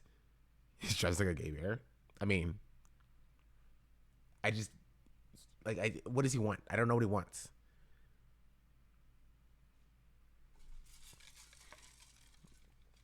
Tweed jacket doesn't help. Like, I'm telling you, he looks like he wakes up from his work from home job, throws on his nice little robe or whatever. He ties it around. He goes, he makes his cup of coffee. He kisses his wife on the head. He's like, "Good job, honey. What's for breakfast? Toast? Love it." He goes, he sits down by the door. He opens up the window. He's like, "Man, 45 feels good." That's what he feels like. I'm sorry. That's like what the vibes that I'm getting from this man is. So, like, of course people are gonna look at him and be like, "You look old," because he gives the vibes of an old person. Like,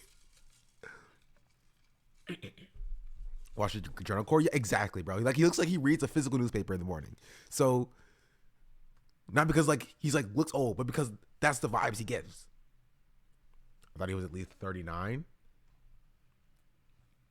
That's crazy, bro. I mean, you know what I mean. I don't know how old is. I don't know what old people do. His glasses and the beard and the way he's dressed. But yes, his glasses and the beard. If he shaves, he looks younger. This is how it is. Whenever anybody shaves, they look younger. It's just how it works, right? It's just a stupid thing to be like Gen Z is aging worse than millennials. When, again, no empirical evidence of this fact. And he just tweets about Botox. And, like, they like smoking and vaping. Which millennials also do. I don't know.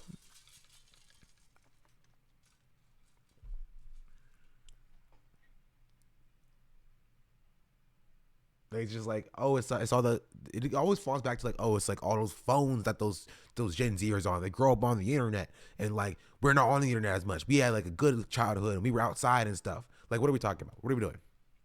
It's such a stupid concept, and I'm done talking about it for right now. This drama piece is over. We learned about Josh's and such.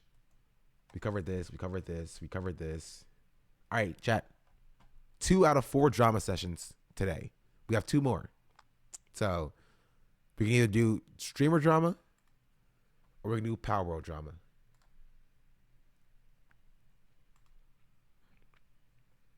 The streamer drama will be quick. The Palworld drama will not be quick.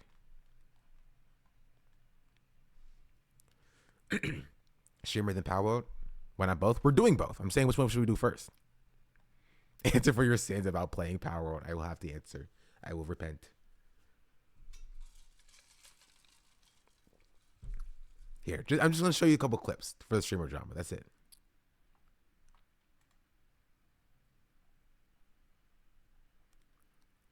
Just a couple clips.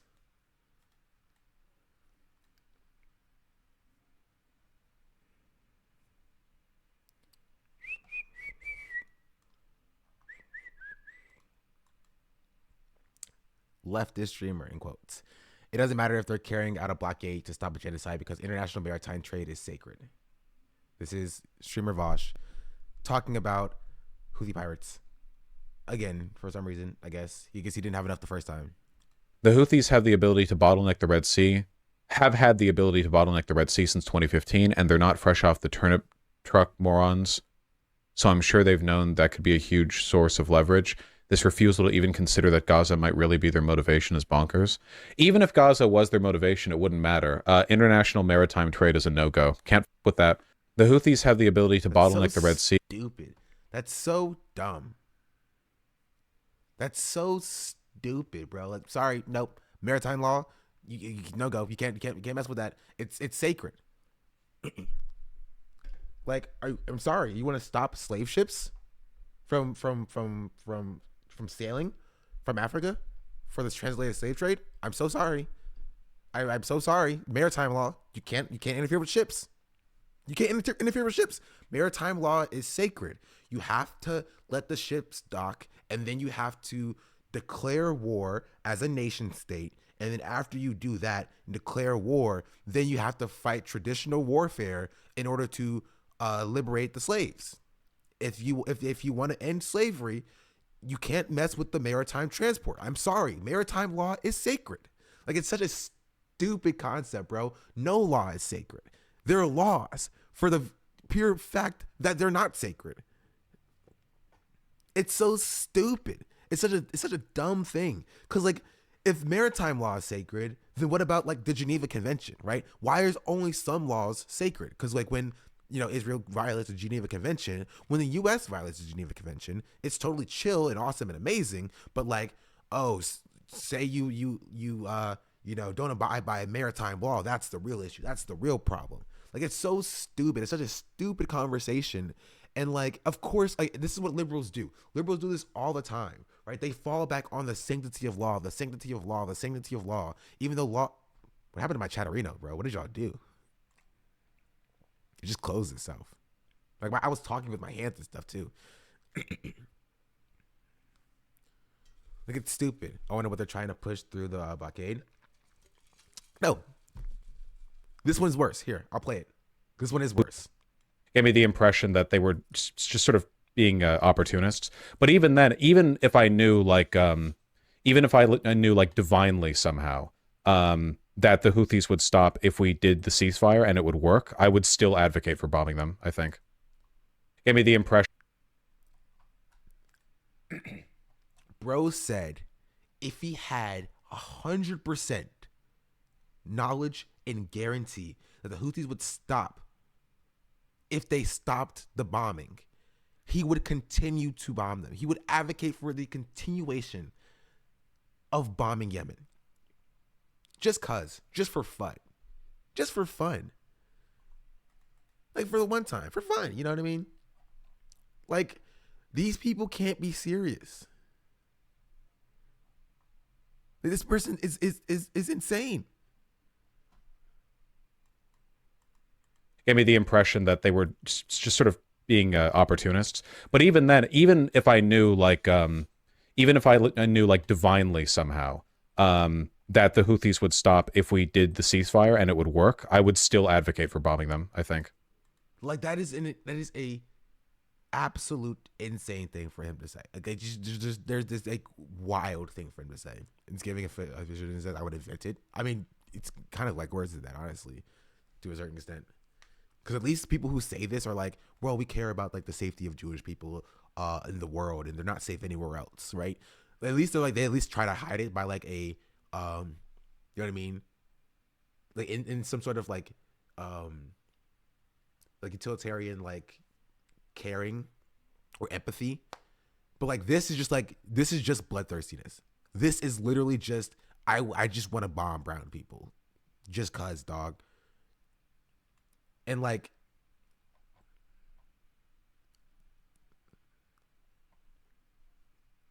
I don't have any words.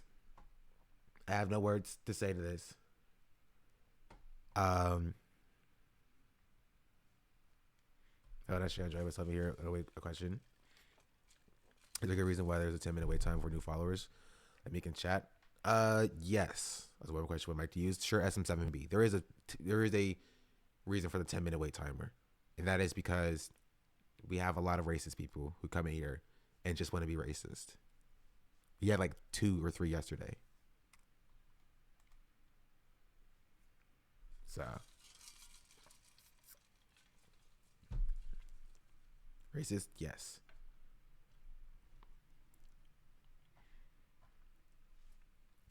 So we put them on a follower so we can like so we can see their like names and stuff before they can start chatting.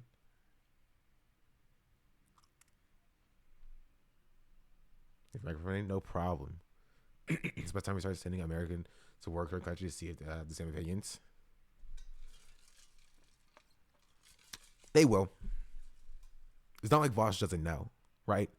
I think he's ignorant of a lot of stuff. It's not like he doesn't know about the conditions in other countries. He's just so focused on touting State Department propaganda that he doesn't care. He doesn't care about the effects of American imperialism across the world or in the global South. He just doesn't care. Glad chat should mostly be on follower only mode. I disagree. Yeah, no, it's pretty good. I wouldn't even say pretty good.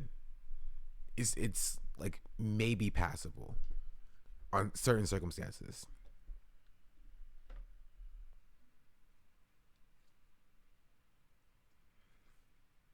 You know what I mean? Like, it's better than other political streamers, I would say, for sure, and to a certain extent. But like, good. Like, it's all. I mean, all he does is really just like, you know, jack off Biden. It's all like DNC like support for the most part. And like maybe like he'll produce some pushback, but like it's not much. But yeah, these are the only couple clips I wanted to see for the streamer drama, I believe. There's also this that I want to cover, but I think it's hilarious. It's not these bathroom.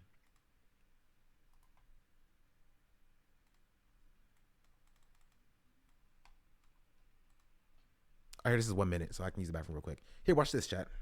Watch this and enjoy it. Enjoy it.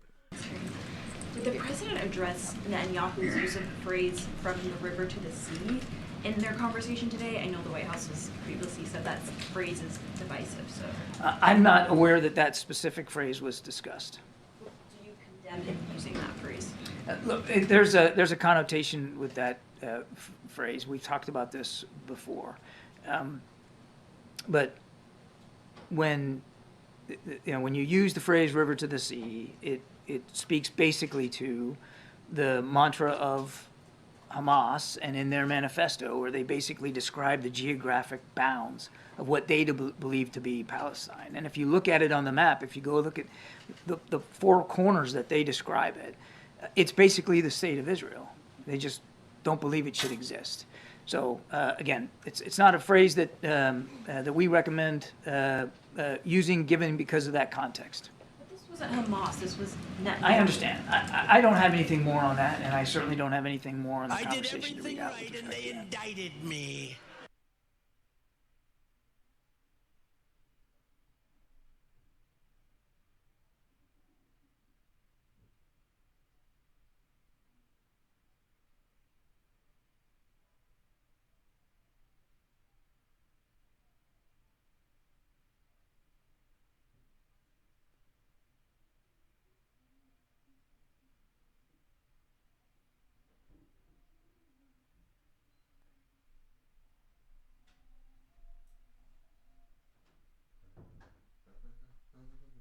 I need to be the one who takes me home.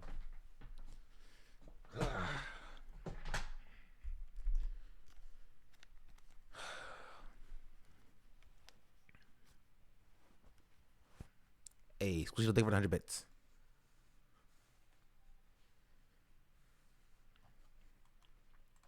Watch it again. Did the president address Netanyahu's use of the phrase "from the river to the sea" in their conversation today? I know the White House has previously said that phrase is divisive. So I'm not aware that that specific phrase was discussed. do you condemn him using that phrase? Look, there's a connotation with that phrase. We've talked about this before. But when you use the phrase "river to the sea," it speaks basically to the mantra of Hamas and in their manifesto, where they basically describe the geographic bounds of what they believe to be Palestine. And if you look at it on the map, if you go look at the four corners that they describe it, it's basically the state of Israel. They just don't believe it should exist. So again, it's not a phrase that that we recommend using, given because of that context. But this wasn't Hamas. This was Netanyahu. I understand. I don't have anything more on that, and I certainly don't have anything more on the conversation to read out with respect to that. this is what I said before. I talked about. This isn't surprising to me, but I knew as soon as I saw that Netanyahu used the phrase "from the river to the sea," I'm like, where are all these people, right? Where are all these people who were calling it a genocidal phrase, right? Where were all these people who were saying that it's genocidal to use it? Because Netanyahu used it. So you can't simultaneously call it a genocidal phrase when used by Palestinians, the Palestinian diaspora, and supporters of Palestine, like across the world, by saying, well, this means that Israel should not exist, and therefore it's condemnable because of the connotation with Hamas. But also when Netanyahu says, Palestine should not exist, and Israel will succeed or take over from the river to the sea. Shout out Ben Gvir, always. I do deny a Palestinian state, always.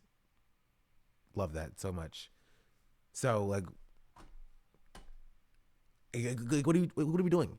And it's always the nuh-uh, or I won't answer that, or let's talk about something else, please. I don't really like the way this is going. Let's talk about something else. That's what it always is. It always is. It's always this. It's always 100%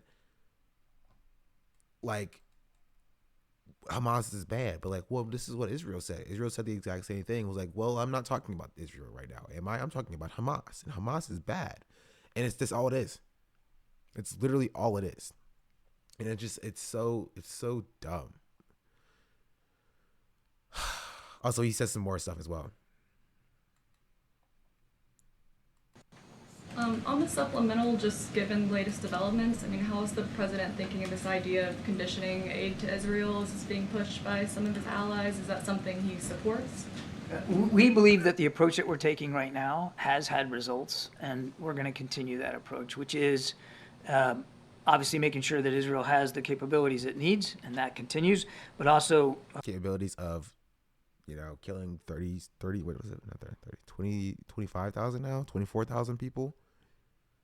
Right? Those capabilities, those results. Like what are you talking about? Urging them at every turn to be more precise, more targeted, more deliberate with respect to civilian harm. 23,000 people already dead, and you're just like, be more precise, please. Like, no, condition the aid. You can't say, you need to be more precise. We're going to give you this gun, but you have to aim it only at bad people. And immediately they turn around and start shooting their friends. You're like, until they ran out of ammo. They're like, okay, here's another box of ammo. But please, I'm telling you right now, only aim it at bad people. And they just start shooting everybody, random people on the street. And you're just like, I'm going to give you another box of ammo. And they're like, just wait a second. How about you say, if he shoots random civilians with this box of ammo, you won't give him any more ammo, right? But what if you just say that? And they're just like, we're very confident in my relationship with this person that he will listen this time. He didn't listen the last 3 times, the last 4 times, the last 5 times, but he will listen this time. You give him the ammo, and he just keeps doing it. He keeps doing it. And it's not like the U.S. is stupid. It's not like the U.S. doesn't know this will happen. It's not like the U.S. can't learn from its mistakes. They know, they're just ignoring it because it's beneficial for them. It's beneficial for them to just ignore it when it happens. It's so stupid.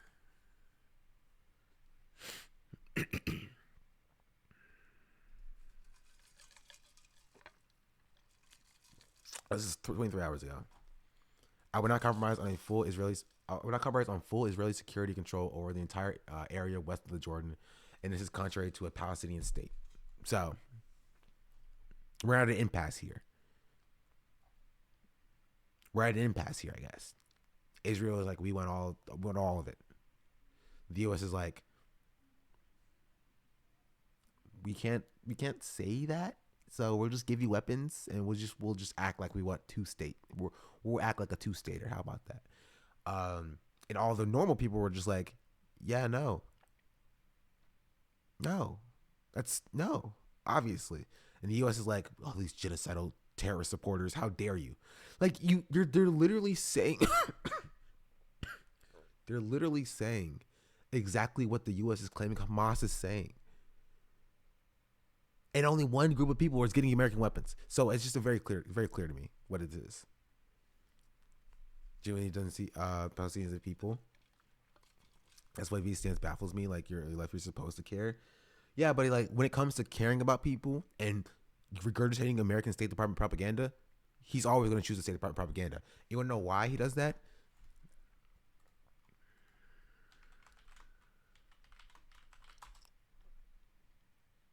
You know why he does that? Let's like find the clip.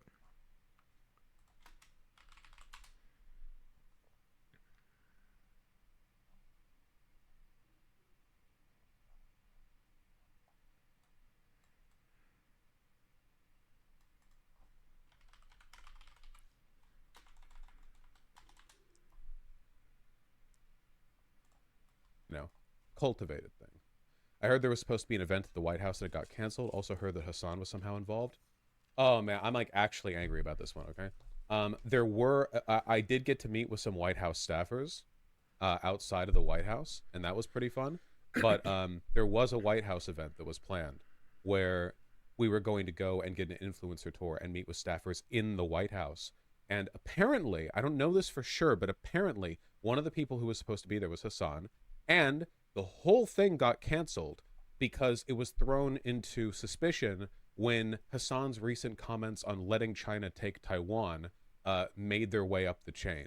Like, the whole thing was planned, and then Hassan's treasonous horse shit ended up getting fucking like elevated to a point where it was like, whoa, hold on. Like, who cares about a White House tour? That's the thing.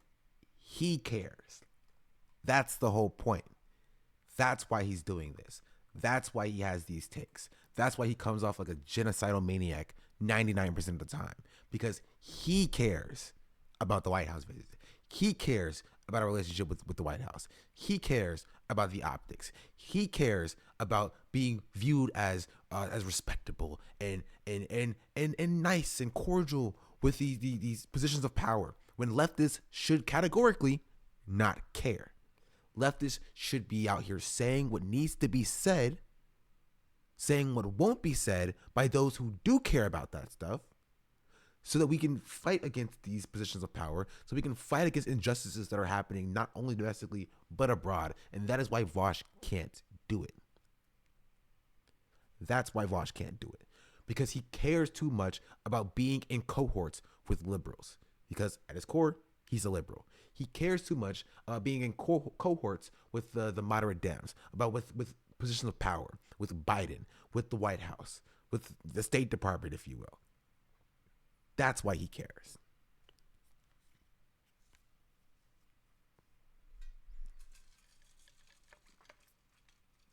Which is why he spends all of his time now crying about like Hassan and Tankies in the same way like that Keffels does, or the same way that Destiny does. He has the same hate boner for Destiny. Because he's had Destiny in his ear for so long, he started to believe it, and once he starts to believe it, he starts to realize that there's money here, and that's why he's doing what he's doing. Why he's crying about Tankies, why he's crying and spends more time calling out Houthi pirates and saying, "Oh, we should still bomb them, even if it's not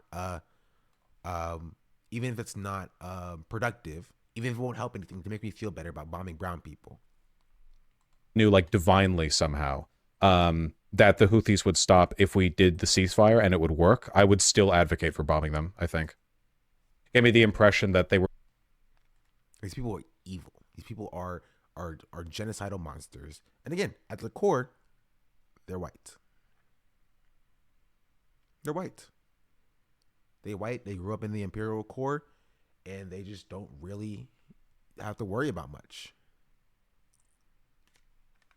Oh wait, Carlos not even on right now.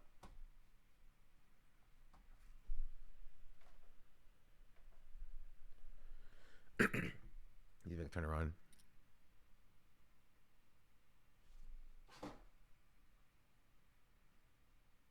Oh, I did not. Oh. Why did that not work?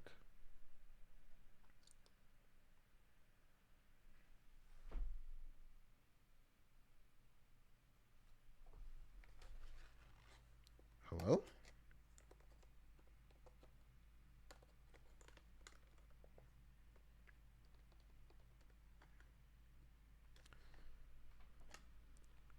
The color's not working at the moment. Oh, okay. I fixed it. So now I have to turn her on.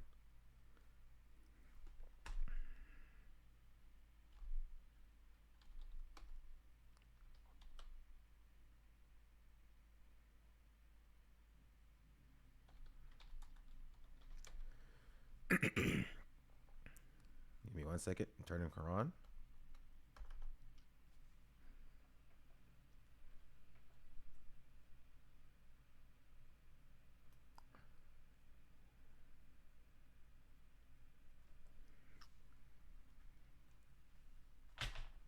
One of the mods should refund you.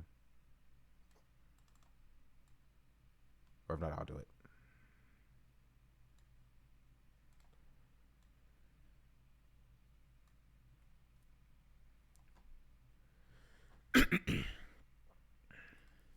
Can you blow my whistle, babe? Sorry, now it's in my head.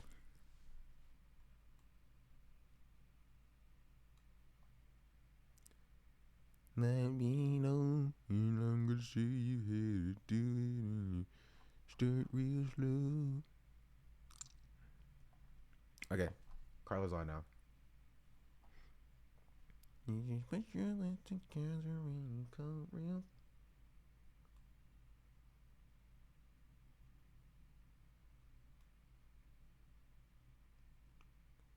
Close. You want my whistle, baby, whistle, baby. What does this? Did they change their chat radio thing? What? Okay, that's fine. Yeah. I just don't mess with drama because it sucks with TV. Take L's on the process and stuff. Yeah. It's very dumb. But I don't have much else I want to add on this thing specifically. It's just these clips that I want to look at. Palworld. We're going to talk about Palworld right now, actually. It's time. This Palworld has been in some discourse on Twitter, chat. In case you didn't know. In case you didn't see. There's a tweet that I saw, but I couldn't find it. That it makes a good jumping off point.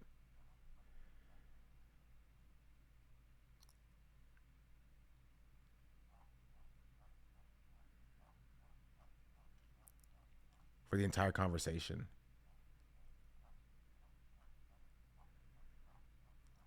I think there's some good takes here. And I think there's some not great takes. But I want to talk about it. I'm trying to find it. There's too many quote tweets here.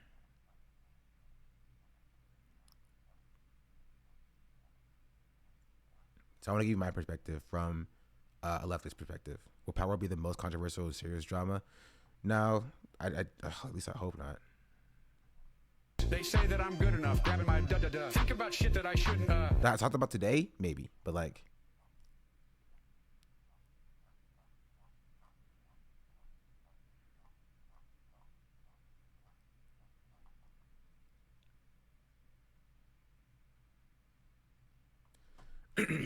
Daniel Pilgrim, thank you for the follow.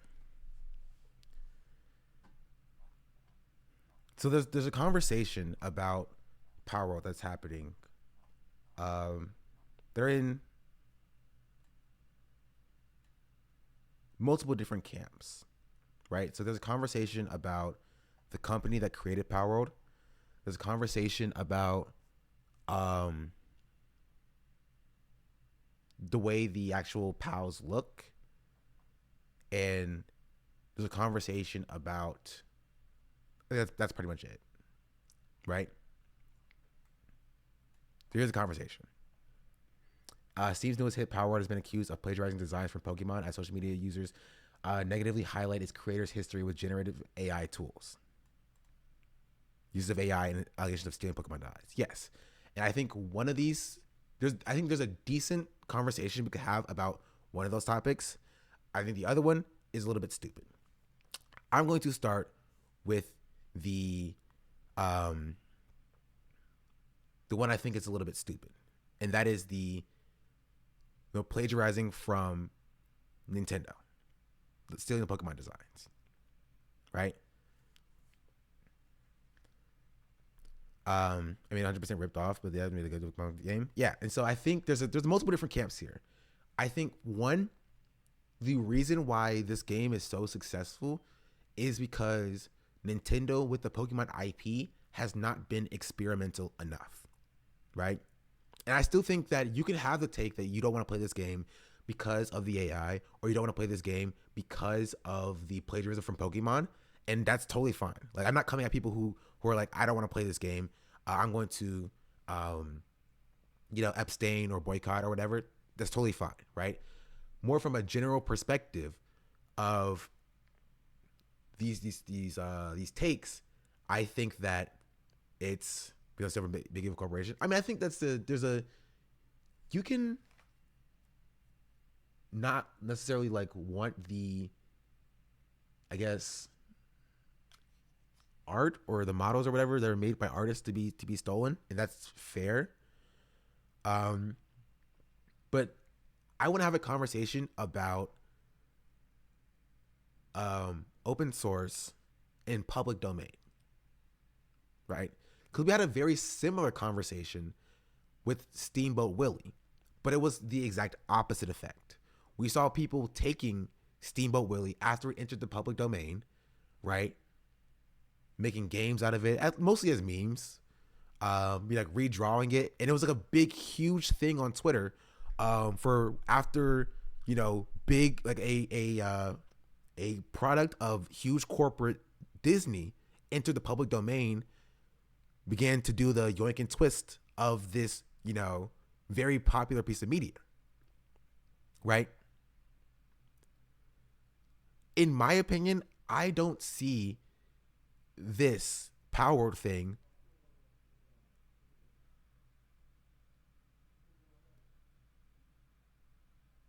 my father's yelling for some reason.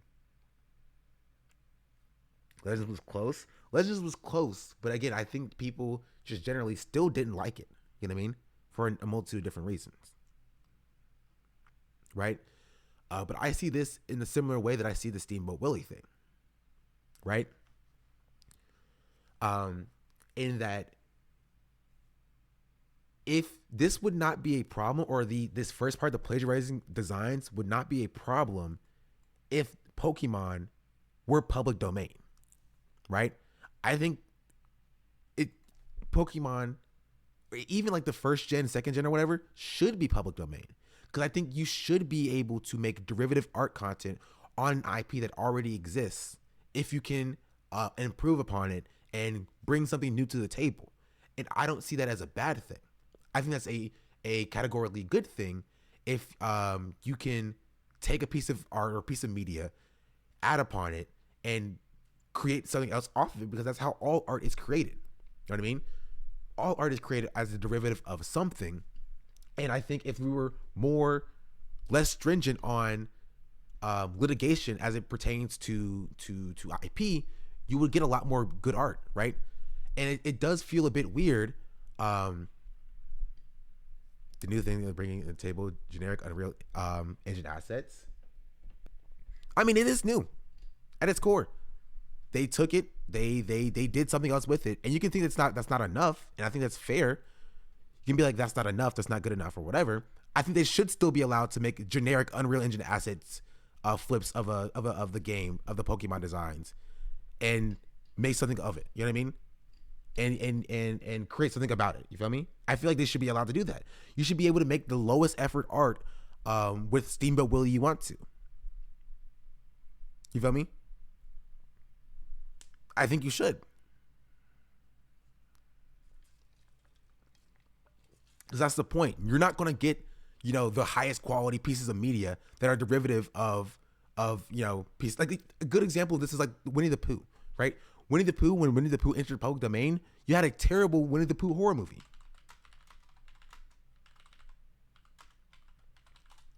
You feel me?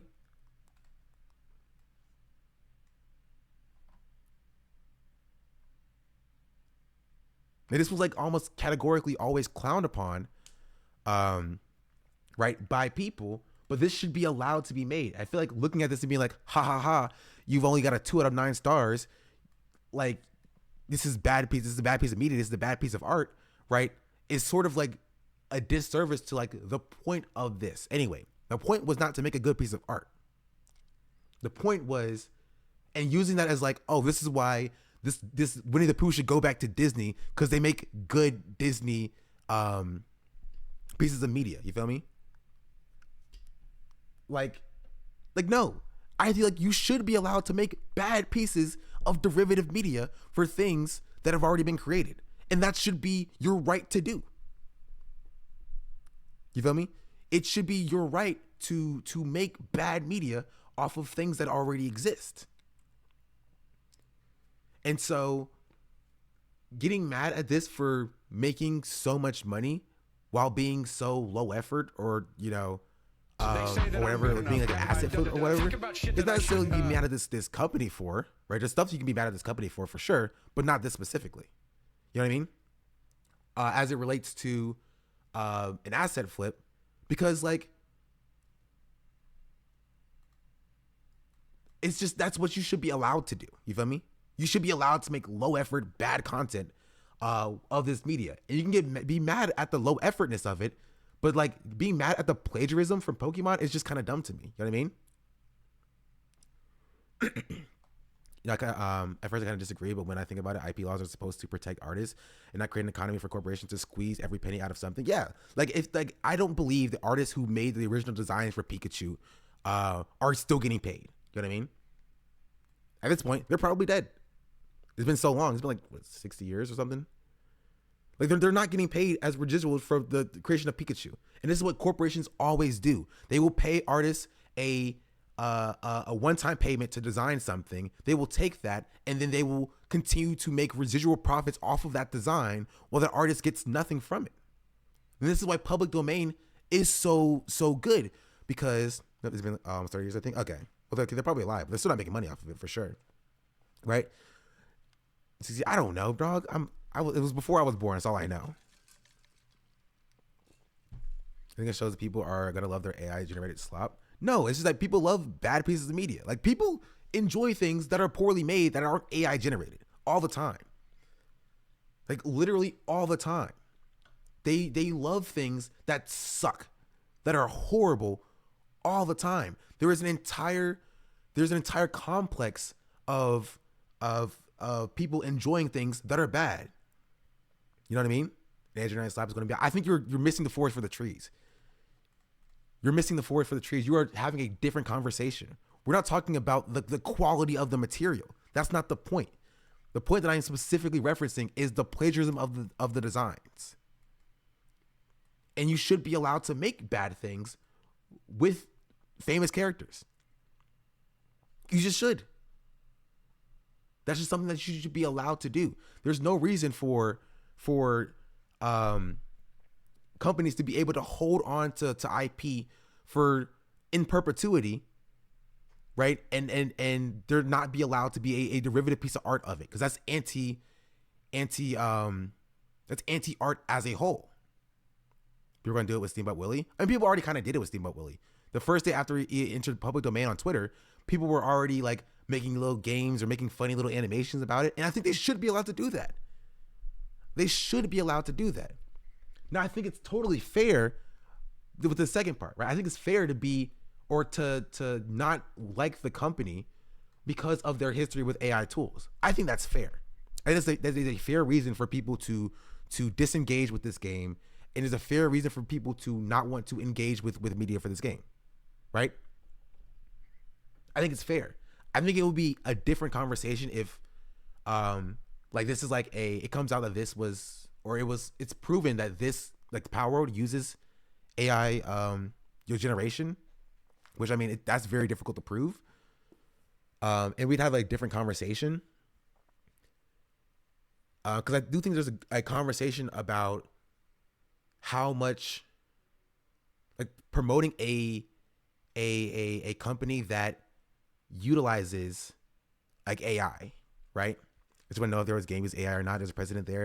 I think it's fair to ask the game as Gen AI. I agree. I saw your tweet with Matt Stupid Art about it, and I completely agree. I think that people have a right to question that, and people have a right to know if this game utilized AI in its generation. I completely agree.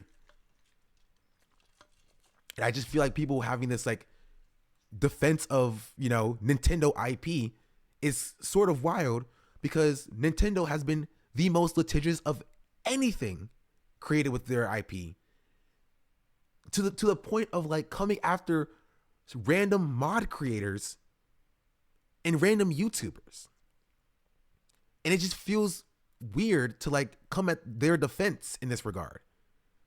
You know, multi-million-dollar company, multinational company, Nintendo.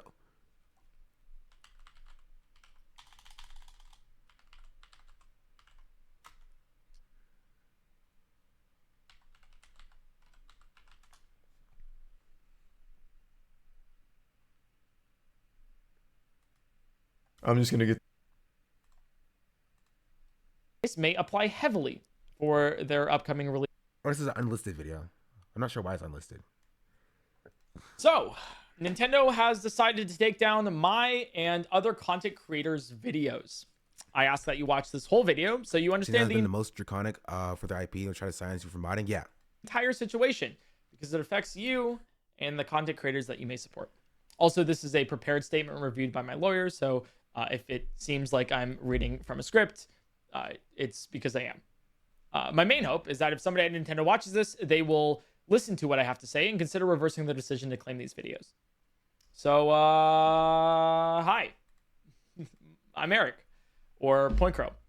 I make videos playing games, sometimes in strange ways. But for today, it's important for you to know that on occasion, I modify the games I play and explore what happens when the game mechanics are... Nintendo has even spoken out against Nuzlocke, which is crazy because it's the base game. It's the base game. It's literally there's no like real, you can play a Nuzlocke on the base game. It's just a specific set of rules that you impose upon yourself while playing the game. That is crazy. That's insanity. Is the base game just random? No, randomized is a separate thing. A Nuzlocke is not randomized. A Nuzlocke is just you start the game, right? And your starter is picked based upon what your trainer ID is. You catch the first Pokemon of every route. And if you faint it, you can't catch any more Pokemons on that route. And you have to name every Pokemon. And when a Pokemon dies, you release it. That is all a Nuzlocke is. It is literally done on the base game. That's not true? It is true. I'm pretty sure. Was that play made random? The original rules of Nuzlocke was... I'll look it up now.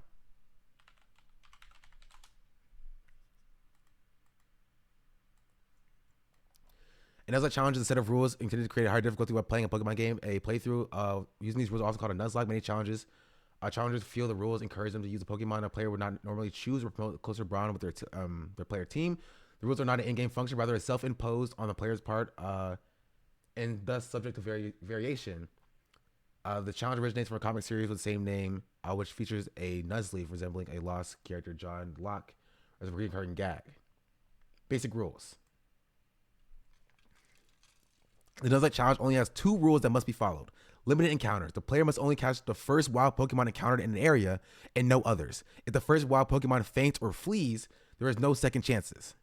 If the first encounter is in an area with a double battle or a horde encounter, player must choose which of the encounter Pokemon to catch, but only one of them. Dying. Any Pokemon that faints is considered dead and must be released. If you run out of a living Pokemon, you fail the challenge, you must restart the game. The move Revival Blessing cannot be used to bring back dead Pokemon.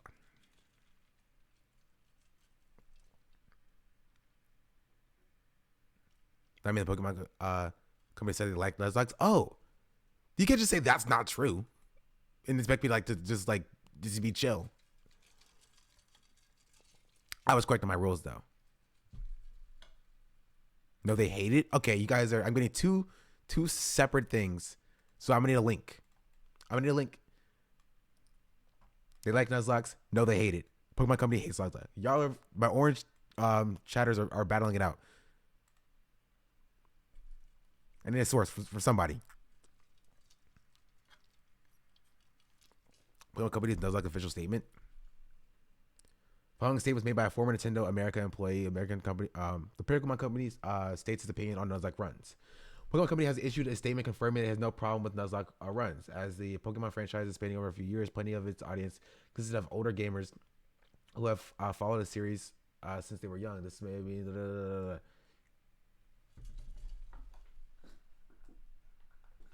Oh, my brother's here.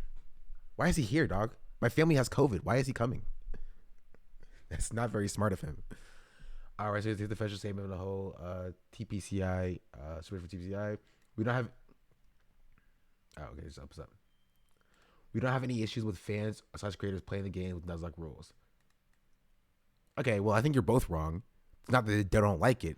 It's not that they like it. They say they have no problem with it. So that's pretty different than both of the takes.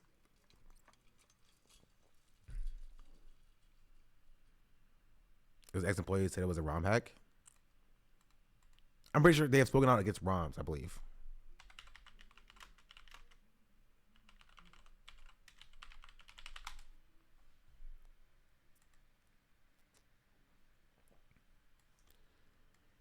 Pokemon ROM hack stopped by Nintendo 4 days before launch. A fan-made Pokemon ROM hack in the works for 8 years is set to launch on this Sunday, but a letter sent by Nintendo Australian law firm on Wednesday has stopped the plans for these. Stopped the plans in their tracks, according to Adam Coolboyman Vieira, developer of fan-made Pokemon Prism project. Nintendo's Australian firm sent a cease and desist letter, which he uploaded to Google Drive, with identifying information redacted. American representative for Nintendo were not able to confirm this letter authenticity at a time of press. The request alleges the Cool Boy Man project, which alters the source ROM of 1999 Pokemon Gold to... I'm curious.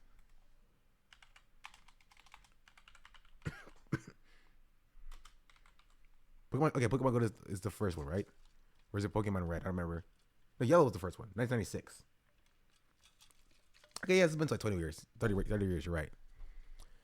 Is that they have recognized Pokemon games that have stolen assets from Pokemon games.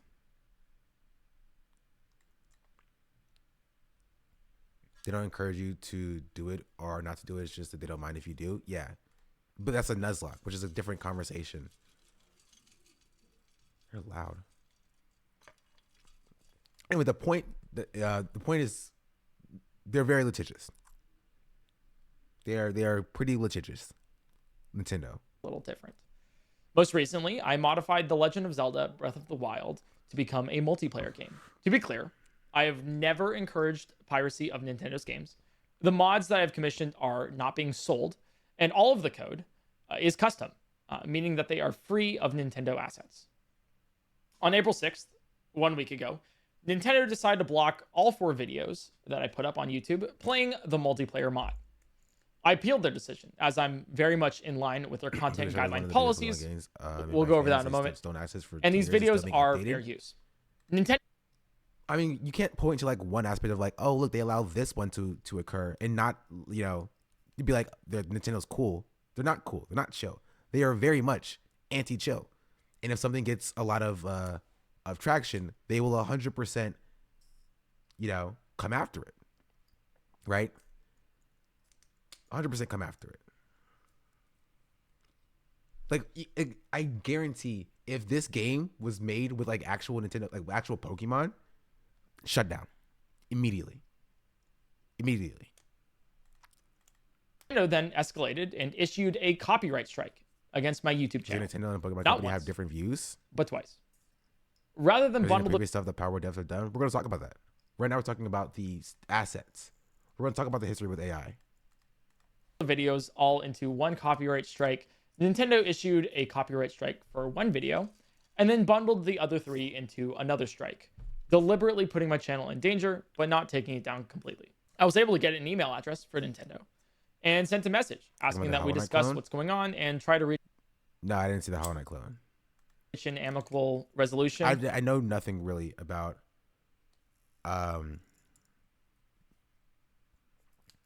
drama's going on about Palworld. Big mad at Nintendo.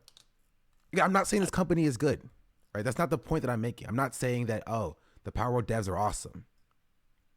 You feel me? Like, I'm not like, riding for the Palworld devs. I'm making a point about the development process here and more about consumption. Because I will speak towards, you know what I'm talking about now? Because like, I think when you look at, Shinzo Shtick is making just enough of a differentiate to make clone games. Send me the Hollow Knight clone. I want to see what it looks like.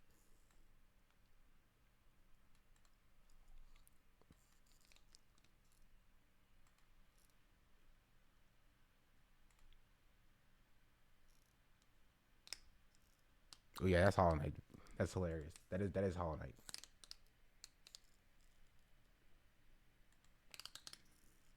I think this is the worst one for sure.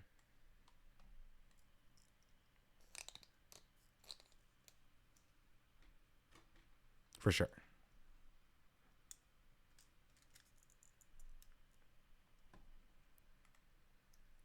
This is definitely the worst one. And this is for sure worthy of criticism. Cause like this is just Hollow Knight for sure. Ever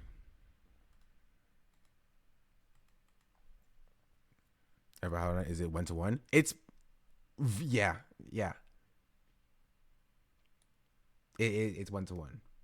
Like this lever is like the exact same. The exact same.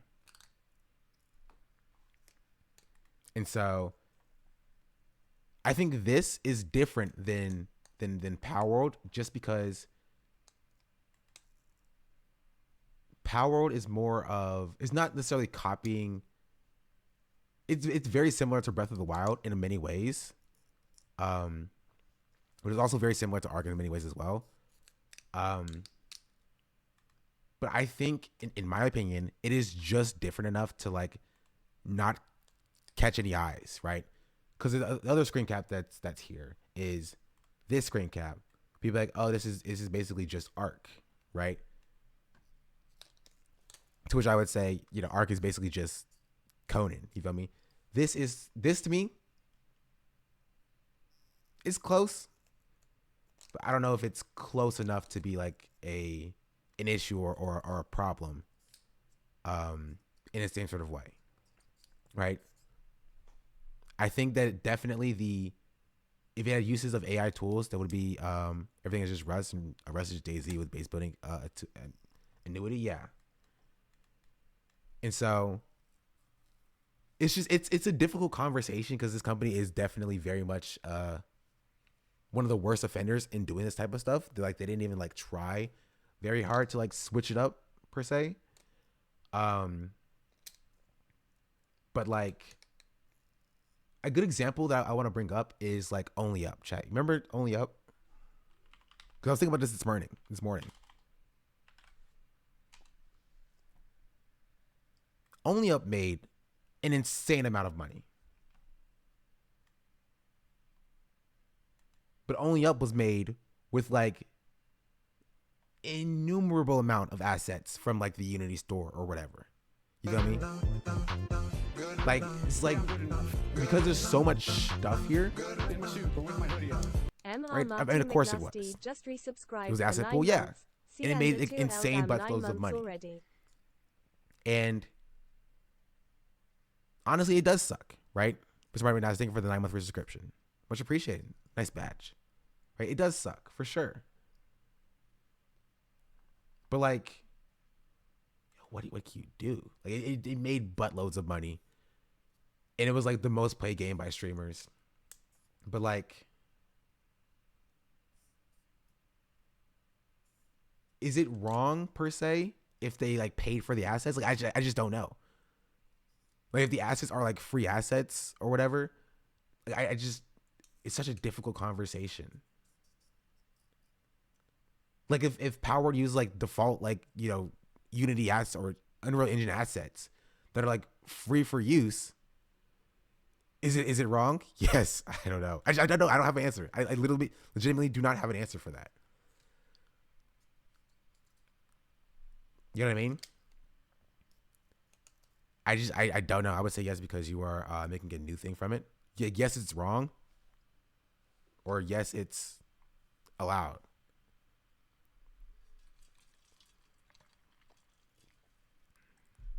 Yeah, so I don't think it's wrong at all. It's allowed. Okay, I just don't know, and it is a good conversation we could have, right?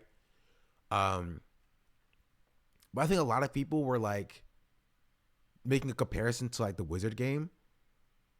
With this, I think it's different. Just because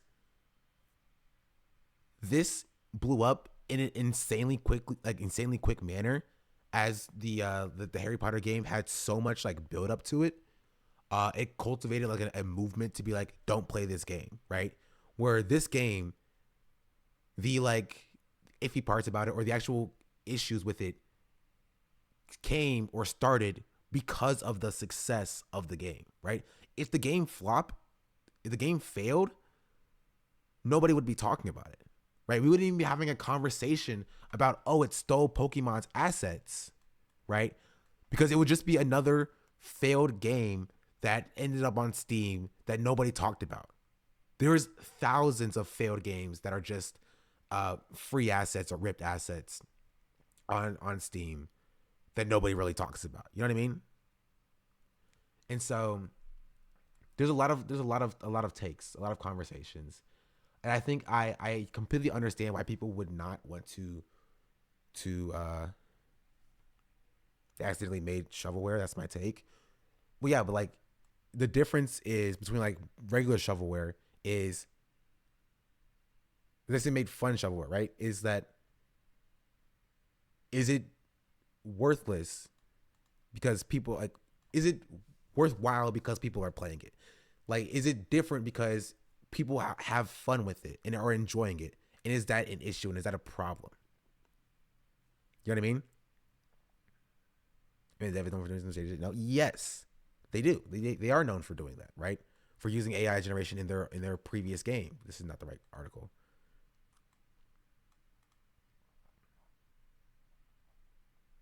Right? But hello? Why is the website broken? But something I was thinking of earlier is Baldur's Gate 3 was the biggest game of last year, right? And Wizards of the Coast, who made or who owns the rights to Dungeons and Dragons, which is what the game is based on, got called out last year for using AI generation. You feel me? So like, yeah, buying Baldur's Gate 3, which I did, and I have a lot of fun with, does also benefit Wizards of the Coast. Buying any new D&D source books benefits Wizards of the Coast. And so, but Baldur's Gate 3 did not use any of those assets. It did not use AI generation, to our knowledge. You know what I mean? And so, while it's like up in the air, it's not proven that this Palworld has uses AI assets. Is it similar to that in some sort of way? You know what I mean? Because I mean, I think moralizing your consumption is a bit of a waste of time. I think people can do what they want to do, honestly. If somebody wants to like, if somebody feels something is against their morals or their virtues and wants to disengage with it, I think that's totally fine. I have no problem with them doing that. Like, I have no problem with other people moralizing their own consumptions. You feel me? Also, I think it's fine every now and then to let people enjoy garbage. This isn't about the AI part of the convo. I'm 100% against the generative AI being used of it. I mean, the game in general. Everything has to be a worthwhile invention. That's okay to have some trash TV. Yeah. We completely agree, Doodle Burb. We completely agree. Completely agree on this.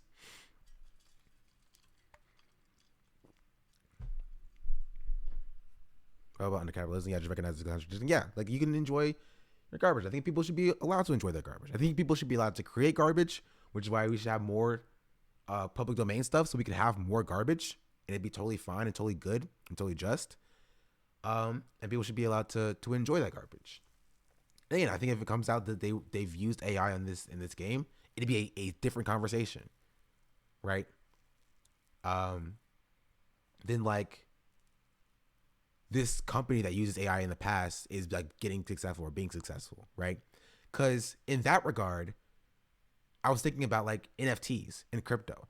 What about all of the companies that we saw in 2021 and 2022 that were pushing crypto and pushing NFTs, right? We can all understand that that was a cash grab that very clearly was, immoral from a lot of companies, to jump on the NFT hype that was used for, rug pulls and such.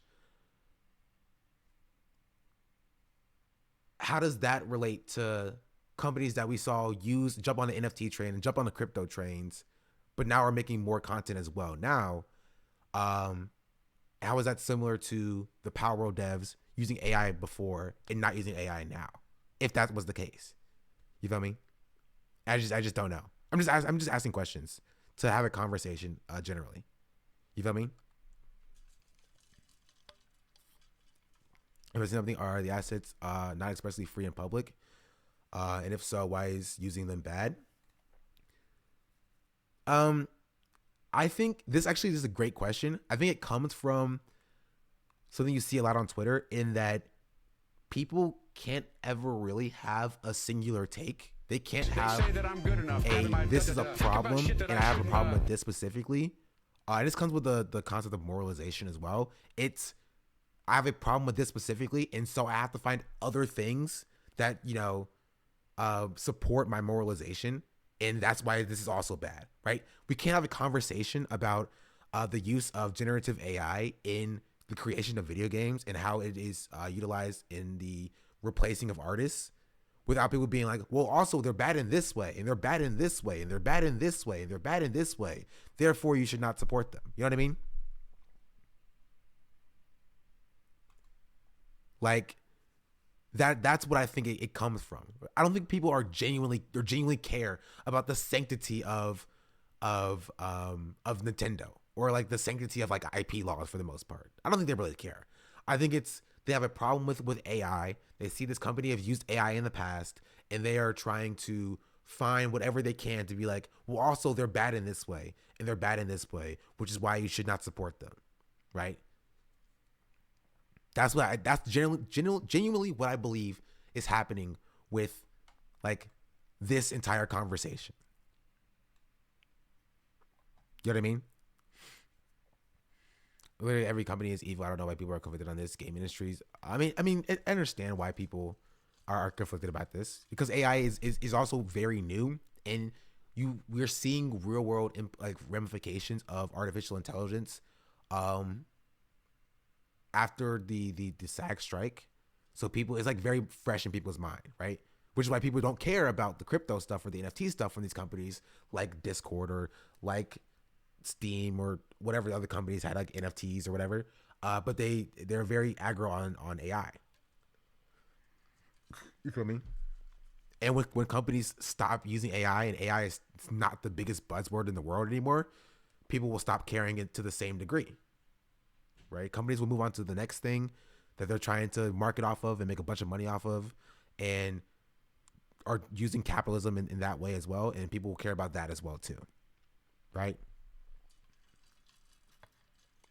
It's just a cycle. It happens like every year. There's also a problem with how the phrase use AI. The phrase used AI to do something. Like use AI, how did they type in a phrase and generate the image? Did they generate inspiration for actual art that was created by people? Yeah, I think it's just. But to be fair, the company itself has used like generative AI, like they did use like an image generation in their previous game, and so that's probably why people are extra wary. But I do agree with like the way that we used AI, right? In that when we talk about like a company like using AI, or an individual like using AI, like it's very much has become watered down to like one thing. So people think that like you literally type in "make me a cool thing" enter and you get a cool thing, right? When AI is a term used for a number of different things, like the most games that exist at all have some level of artificial intelligence. They have like enemies use some level of artificial intelligence to do their behaviors. This is just how it works. And that's why I really don't like this conversation, because it's kind of waters everything down to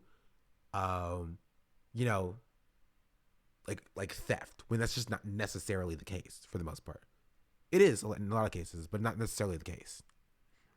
They did it as a critique against AI, but that you actually use AI, make it make sense.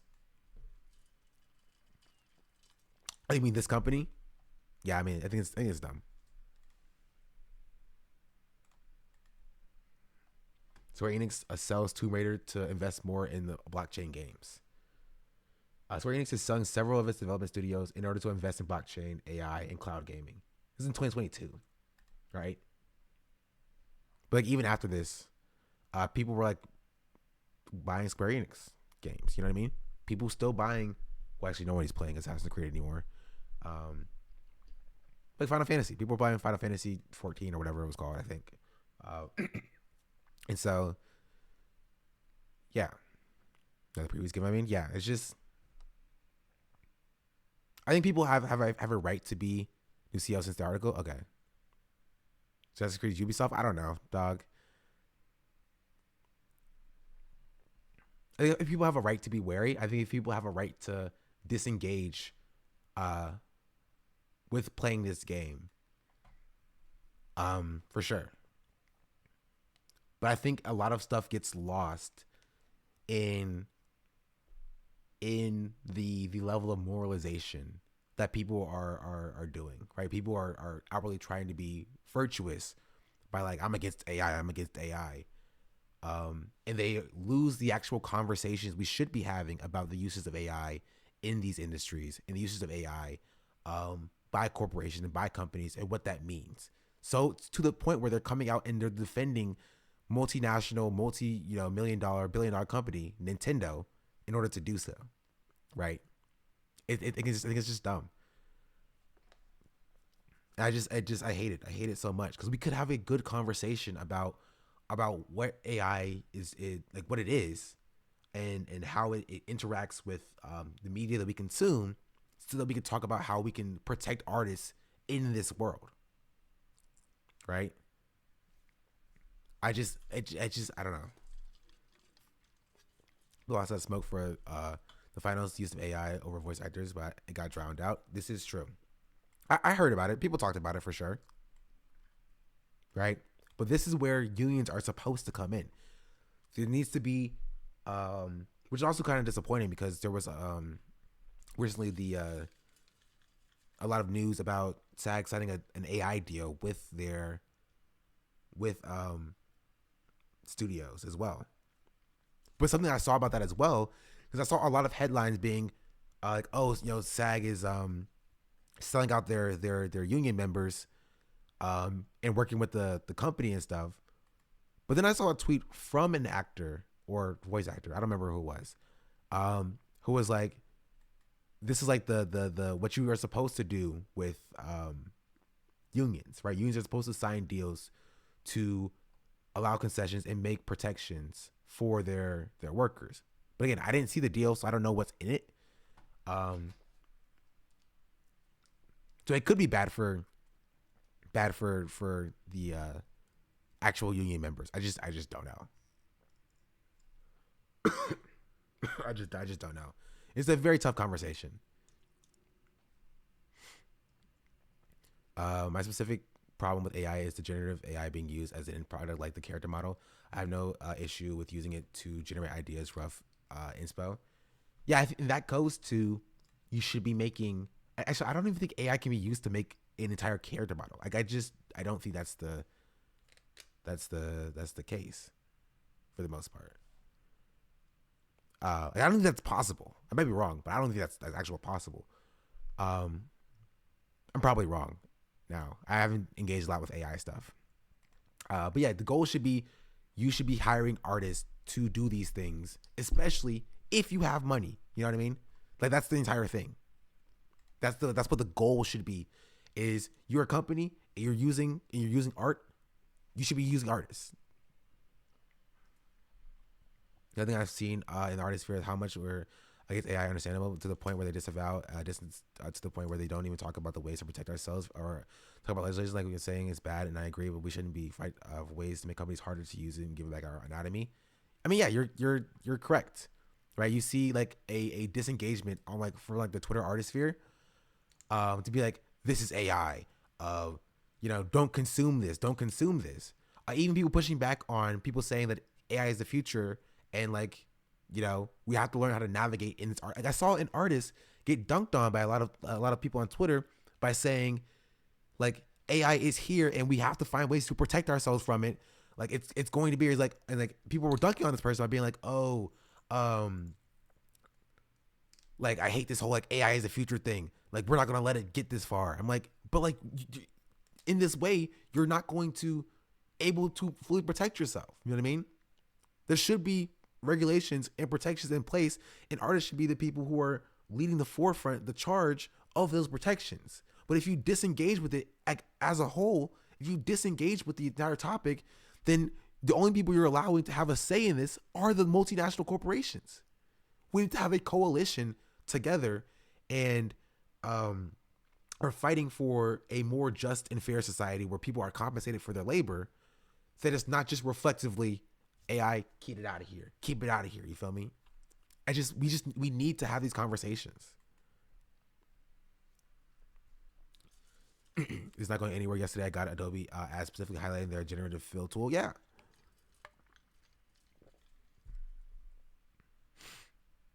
And I don't have all the answers. I'm just trying to try my best, and I don't want to come across as I'm defending AI, but I'm not. I completely understand what you're saying, and I never get the vibes that you're defending AI to the bird.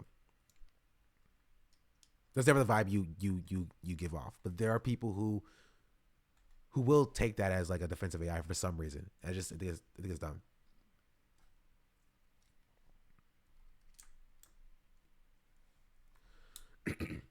Replica Studios, an artificial intelligence voice technology company, and Screen Actors Guild announced today they're introducing a groundbreaking AI voice agreement during the event in CES. The new agreement paves the way for professional voice over artists to safely explore the employment opportunities in their digital voice replicates, with the industry-leading protections tailored to AI technology, allowing AAA's game studios and other companies to work with Replica to access a top SAG-AFTRA talent. The agreement between leading AI voice companies and the world's largest performing union will enable Replica to engage SAG-AFTRA members under a fair and ethical agreement to create safe and license a digital replica of their voice. Licensed voices can be used in video games development and other interactive media from pre-production to the final release.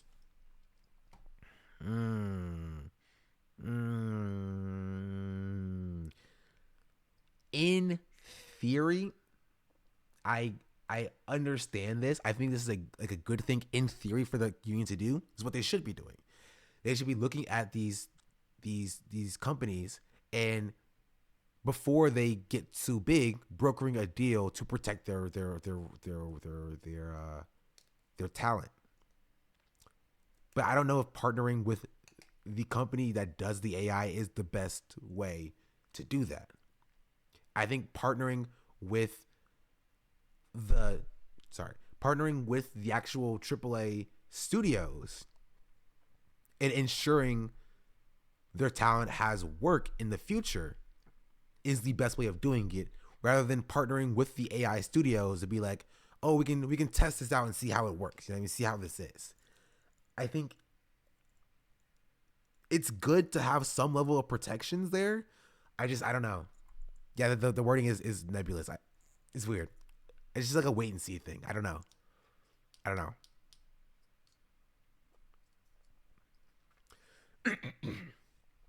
I just find it funny we're not talking about the actual real human slavery you can do in the game. I think that's hilarious.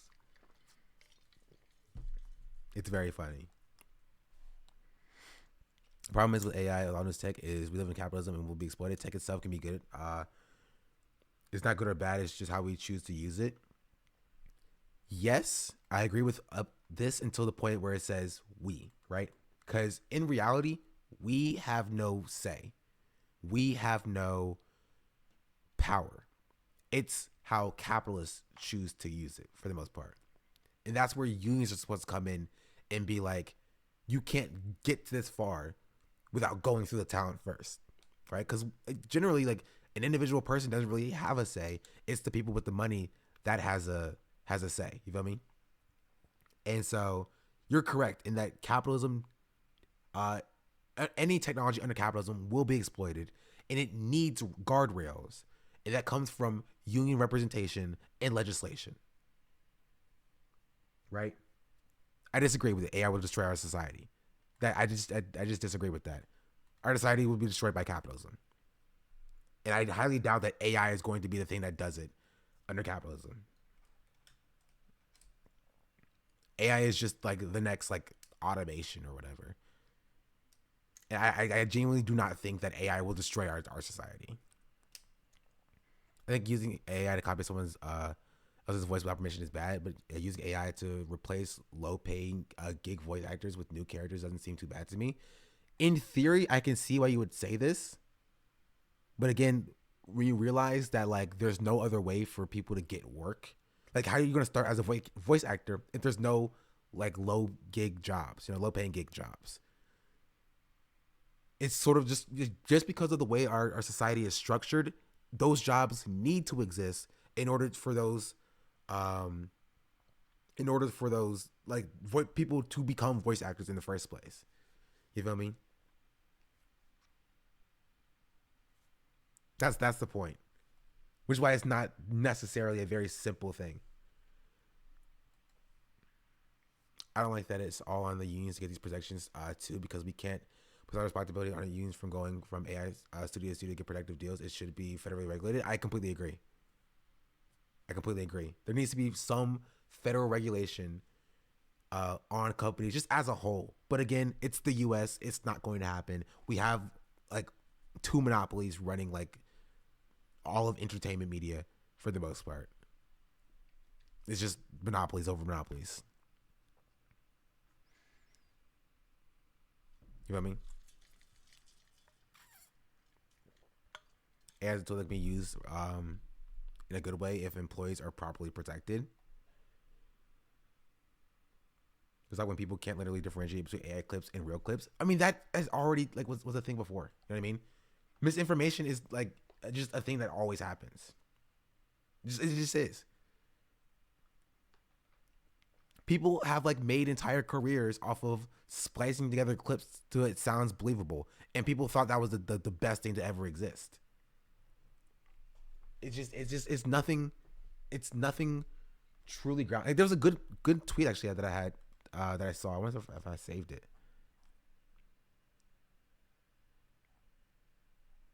I didn't save it, but it was a good tweet that like most of this like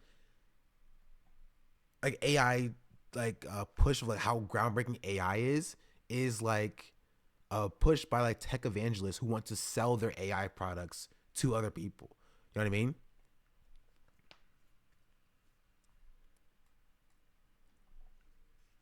Like that's their entire goal.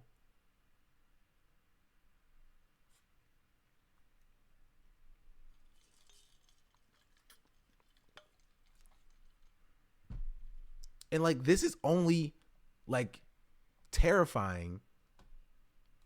Right? It's only terrifying because there are like, no real protections for people as a whole. There's no guardrails as a whole.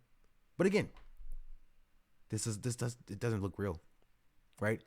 People like these like tech companies will sell like they sell this to you. They sell how terrifying it is and how groundbreaking it is and how revolutionary it is to sell to their shareholders to be like, look how dangerous this can be, but it's cool, right? That's what they use to sell. Like, there needs to be protections for it. I don't think anybody is disagreeing with the fact that there needs to be protections for it, right? Like 100%. But like, it's not going to be the downfall of our society. It just won't. I just don't agree.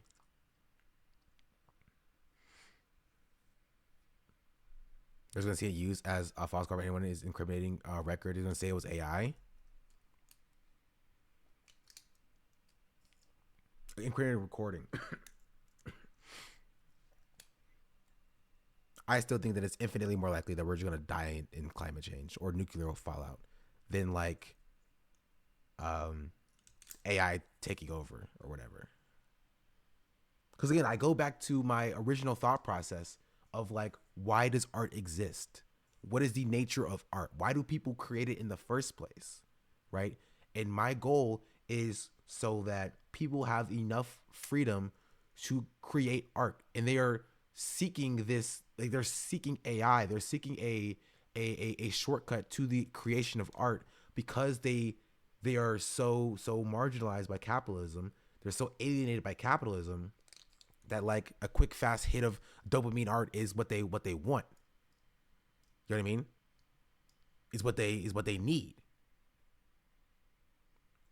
And so the goal should be, because even if you regulate all AI, sure, you ban all AI, where does that leave you?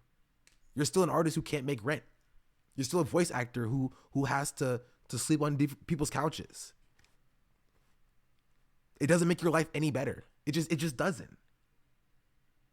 And if your goal is only screaming about AI, you're still not making your life any better. So the goal we should have is to ensure that people are protected enough so that in the short term it doesn't ruin their lives, but fighting for something in the long term that will make their lives better so that they can continue to create. That's my goal. That's what I want for people. Right? And I feel like AI just has taken a stranglehold on this so that we're not even talking about the exploitation that these large corporations have. Like Adobe is terrible. It's horrible. It's like literally one of the most bloodthirsty corporations that exists currently in this world. We're not talking about Adobe and how their model is literally built not for young up and coming artists, but instead, you know what I mean, to maximize profits. Like you can't even cancel your Adobe subscription without paying like $500. You feel me? Like there's so many conversations that we could be having, right? But we're always having a conversation about AI. And it's just like, it's never a productive conversation, really. Do you pay for a Creative Suite to use Photoshop, After Effects, and I still have to pay for other programs too? Yeah, it's just Adobe sucks. Adobe sucks. They're so bad. We need regulations on Adobe specifically. That's my take. That's my take, bro. Regulate Adobe specifically. Is that a Stanley Cup? No, it's not a Stanley Cup.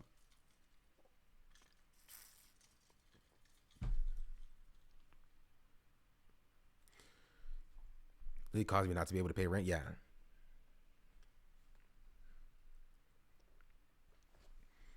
I've seen the drawing companies using AI art in their marketing. I think they should all Paris, honestly. I mean, but like again, those are companies. Of course they're gonna do that. They're companies. It's how they operate. It's the same thing if they like sold, like if they or exported their art, right, to like the Intern or whatever, instead of paying like artists what they want to. It's the same concept. And obviously that's not good. Right? Which is actually pretty crazy. Shout out Wacom. Wacom.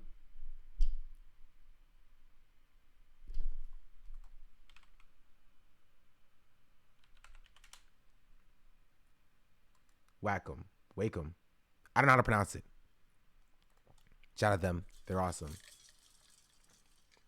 Love you for using AI in your drawing tablet. But like, okay, generally, I think it's hilarious. I think it's very funny that like, come on, you have to at least, okay, you might not laugh at it, but like, it's so funny, dog. It's like, this is your target market, and they're like, dog, our target market would love it if we used AI. They would adore it. They'd love it so much.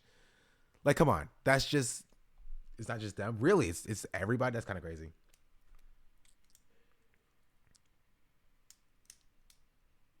Really? People were seeing me like QAnon is like, bro, they're good. I never paid for Adobe. I see Premiere. AI Jack Sparrow memes. Do Jack Sparrow memes? Oh, that's how it be. The problem's already here. AI just escalates and catalyzes them, but doesn't create the issues. Maybe I'm naive on that take. I mean, I agree.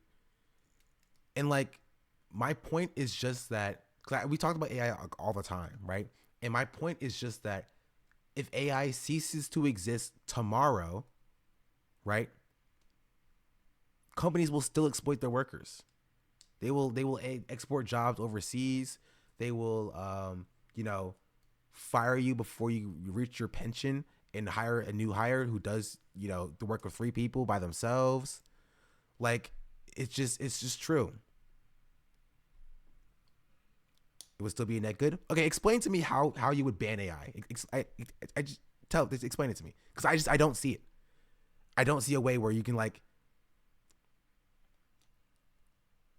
how would that work?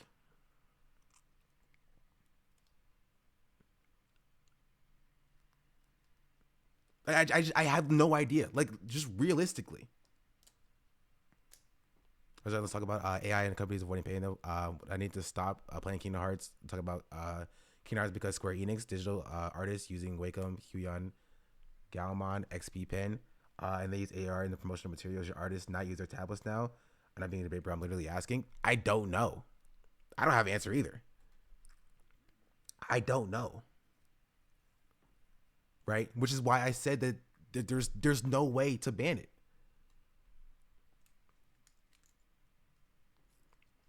I think you can fundamentally ban a tech. I'm not arguing that. I'm kind of doomed around this specific topic. Like you said, unless there's a fundamental change, it's going to lead to more exploitation. I mean, yeah, we agree. That's literally my take. There needs to be some sort of, my take is that there needs to be some sort of guardrails there to stop companies from replacing their workers, which is what unions should be doing, right? But there should be laws in the book that says you cannot replace your workers. Like if a department or a team fires a worker or fires an artist, that team cannot have or utilize AI technology in the creation or in their production process. Something like that. Something to that effect. You know what I mean? And if you do, you are owed, that worker is owed back pay of 9 months, 10 months or whatever. And the unions come in and they're like, we're here. You cannot fire a worker and use AI on your team. And if you do, back pay for a year. Bada bing, bada boom. Easy. I figured out how to ban 3D printers. That's different though. This is true, but that's different. Because 3D printing guns, right, eat into the profit of the gun manufacturers. That's the point, though. That's different. That's pro-capitalism. The people who seek to benefit from AI aren't going to ban AI. They're just not. They're not seeing something that's going to cut into their profits. They're seeing something that's going to increase their profits. So it's different than gun manufacturers banning 3D printed guns. Which is why it's such a difficult conversation. It's such a tough conversation. You know what I mean? Since this country is run by the corporations, it's never going to happen. So those rules need to be created by unions. Yeah. That's my take. And that's my point. Which is why we need more antitrust. We need more, large corporate regulation. We need more. There needs to be laws on the books that allow artists to sue a company that's using their art. You know what I mean? Like Midjourney, for example. Sue them. There needs to be established laws that allow an avenue for compensation for artists whose work has been utilized for in AI production, right? My take, nationalize all AI companies, right, and force the only avenue of that technology that is created to go through the government and allow generation of images or whatever that are metadata stamped with an artist's name, and if that artist used outside of a realm of what's allowed, artist gets paid and can be in sue or something like that. You know what I mean? To give them public funds. No, you're not giving them public funds. You're taking over the companies. So like, you cannot make your own AI company. It's only the government now. Too late. Sorry, bad. What, you think you can open AI? You want to do AI generation? Nope. Sorry. You belong to the government now. So there's no private incentive to make an AI company, because if you make an AI company, you don't have it anymore. You know what I mean? I haven't presented any answer. You're not being realistic. Gosh darn it. They say that I'm good enough, grabbing my da-da-da. I'm giving you real solutions.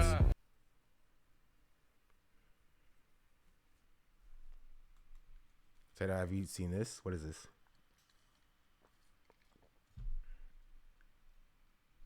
Oh, yes. I've actually read the manga for this. This is a good show. Is it out now?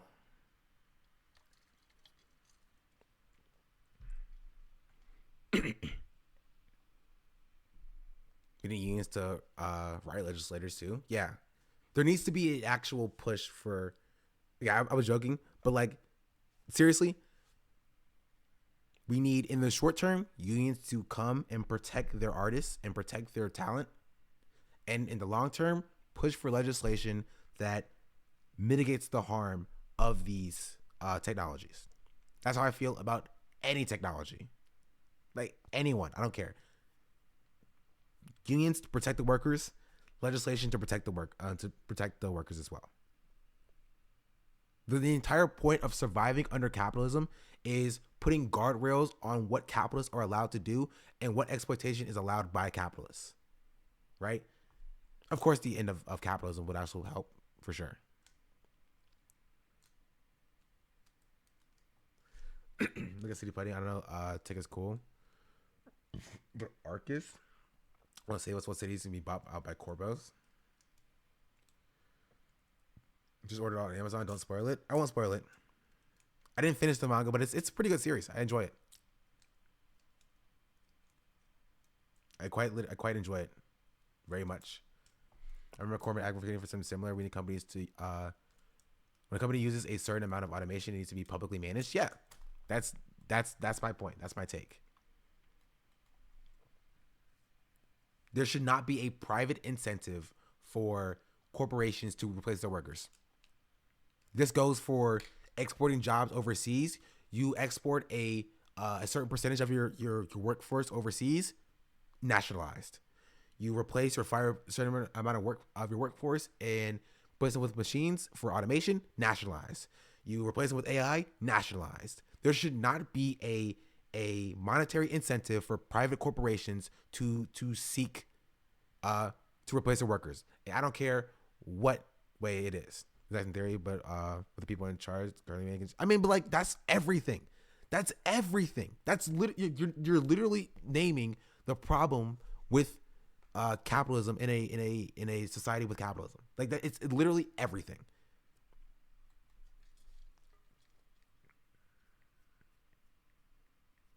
And so realistically, like, you're not putting all people who use AI in jail. Like, that's just not happening.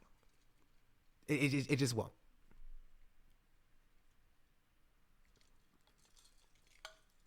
And so within a level of guardrails, what can we do to protect workers? And that's my point.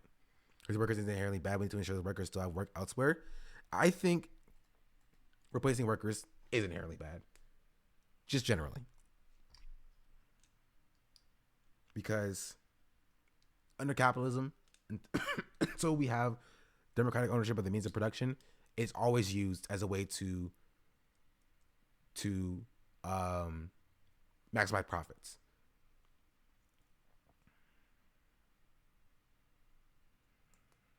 That's why I'm in doom mode. I understand. Like, I understand why you're in doom mode. I totally get it, for sure. I'm not even saying that you're wrong, right?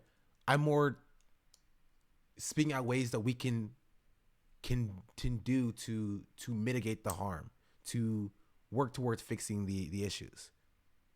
You can be doomer. I will allow you to be doomer. You can be doomer in here, and you can wish for all AI people to go to jail. Yeah, Carla's still on. She's chilling right now.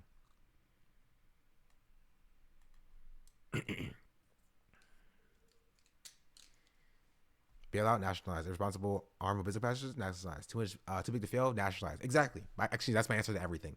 Literally, just everything is just nationalize. Once you've shown that you are an irresponsible business owner, nationalize. Sam Bankman-Fried, nationalize. You've missed one too many health inspections, nationalized. I am immediately nationalized. Immediately, I nationalize everything. That's my take. You literally have to go and nationalize every single thing.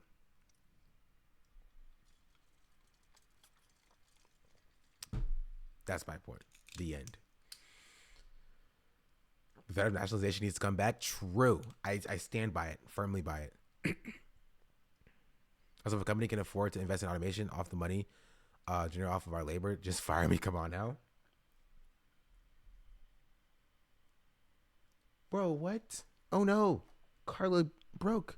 Why'd she break, Carla? Look at her. She's so sad. Why did that even happen? It's running.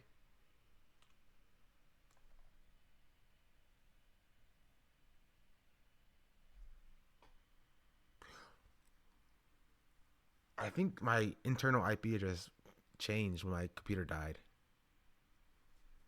Gosh darn it. Carla was like, y'all ain't gonna kill me with AI.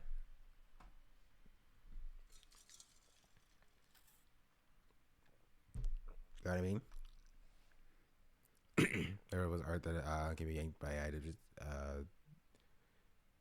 after dump a drawing in glaze for an hour. The end result might put a little detail in my first place. I used to post and have fun. But now I having to navigate this. Yeah, I mean, it's totally fair. And I think, again, regulation should be on social media platforms to like regulate that. Carla's ass, she needed to go. Sorry, Carla. You are very much hated here, I guess. Wouldn't AI just make more AI? No, that's a myth. Self-replicating AI is a myth. There's no mechanism for AI to make other AI. When they make a child AI, that'd be funny. A true AI can self-replicate. No, they're in the way that our current laws of the universe operate. There can never be a true AI. It can't. An AI would need to be so insanely massive that it would take more power than the entire power generation of the world to operate. It's not possible. It's not possible. It would burn itself out.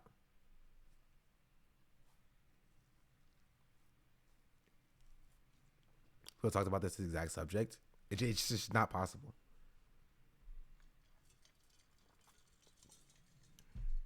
Cause like, okay, think about it. Like just generally, just like think about it like this, right? What like it takes hundreds of thousands of people to make society run as it usually works, right?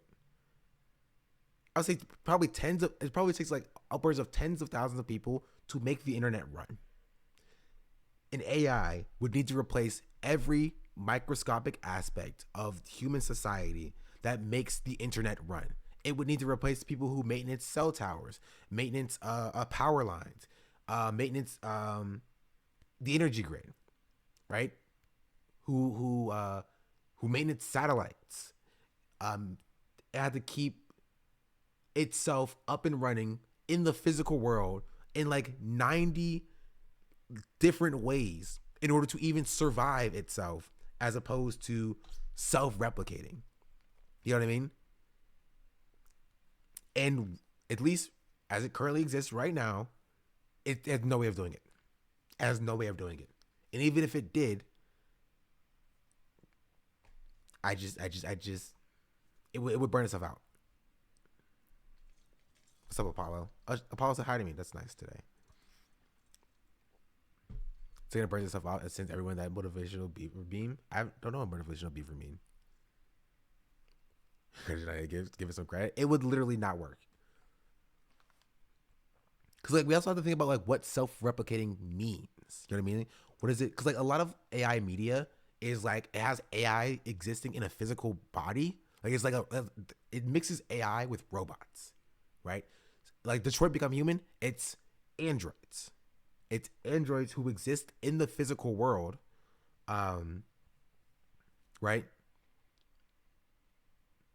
And from there, they gain like sentience or whatever, and then they, you know, get rights and start doing stuff, like Ultron. Yeah, again, realistically, it's not feasible because a self-replicating AI would need to be able to operate a society along itself. You know what I mean? Like by itself, separate from any human intervention. It needs to operate a society specifically by itself for an extended period of time, and it just generally, I don't see it happening.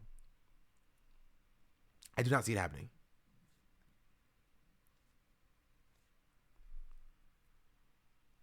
Seriously, we don't even know what a true AI self-awareness even looks like.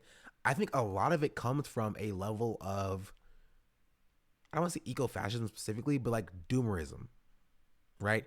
In that you see a lot of people who are like, oh, AI will see humans as a disease and will kill us all, right? That comes from a eco-fascist ideology as well. That like humanity is like a disease on the planet and need to be culled. And they're using AI as a way to get that fantasy out for the most part. But like we don't even really understand like our being, our existence, our intelligence, our consciousness. So like you're right, we just don't know. Come from lack of understand, in my opinion. Yeah. I mean it's true. Opinions on automating CEOs are pretty much crappy robots already, and it would shed no tears if they were to be replaced. Well, in my opinion, there'll be no CEOs at all. But like, I'm down for it. Honestly, you can replace CEOs with robots and nobody would notice. It's not as smart as people fear. We're nowhere near the singularity just because a program can copy a painting or a video or even sound like and emulate communication like a human. They're still copying phrases and not really thinking. Yes. And the point is that the AI companies want you to believe that it can. It wants you to believe that AI is, self-thinking and the next big thing, and not just a series of ones and zeros, which it is. You have Sam Altman, who's coming out here and being like this.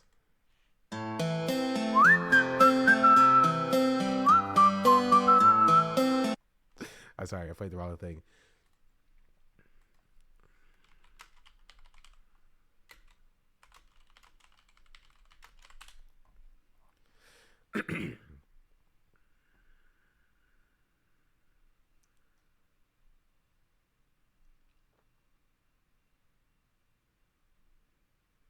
Sam Altman at some point was saying like, even I don't understand AI stuff.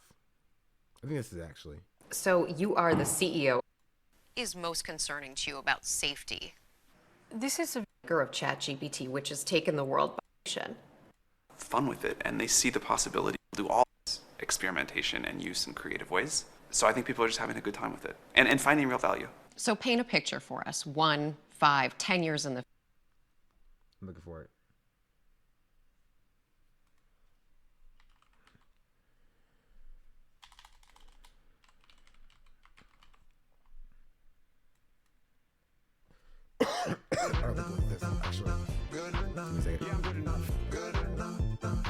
Anyway, at some point, Sam Altman said he doesn't understand AI or doesn't know. For 7 months. Hey now.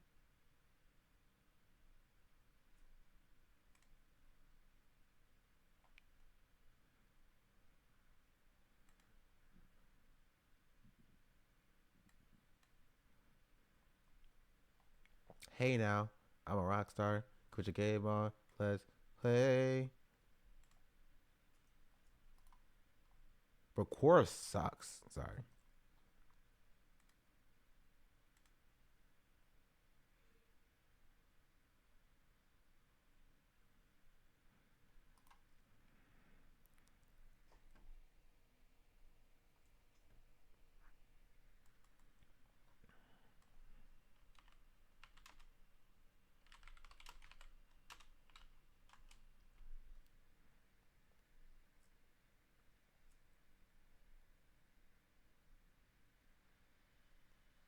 I can't find it.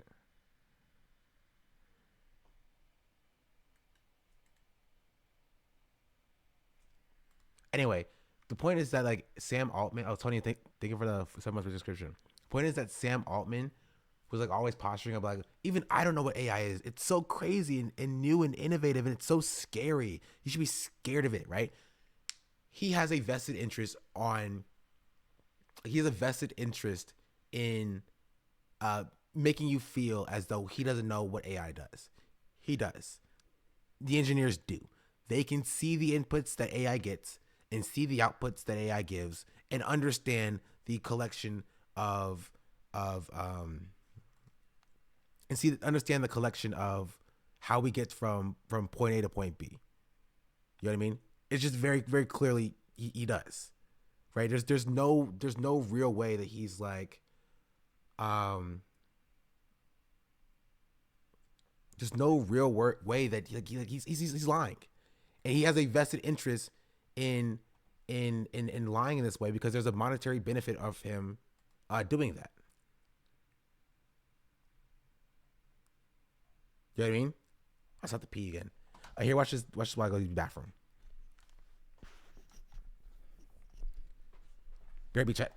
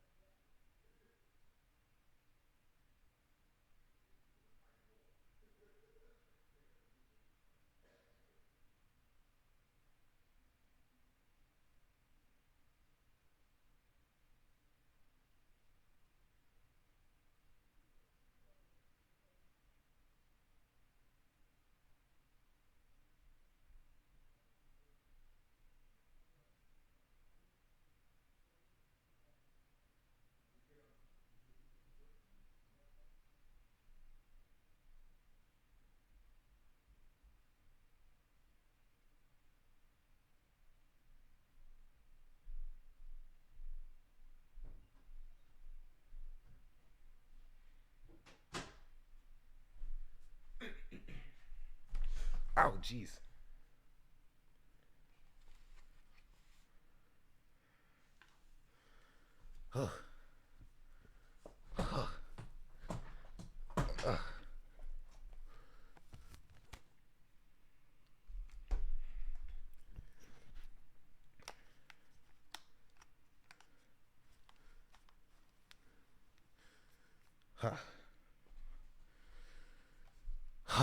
I got food.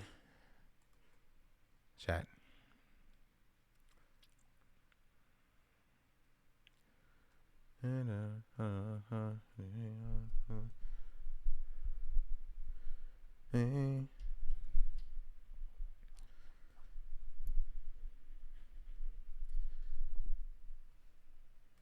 Yeah, I think I said everything I wanted to say about this.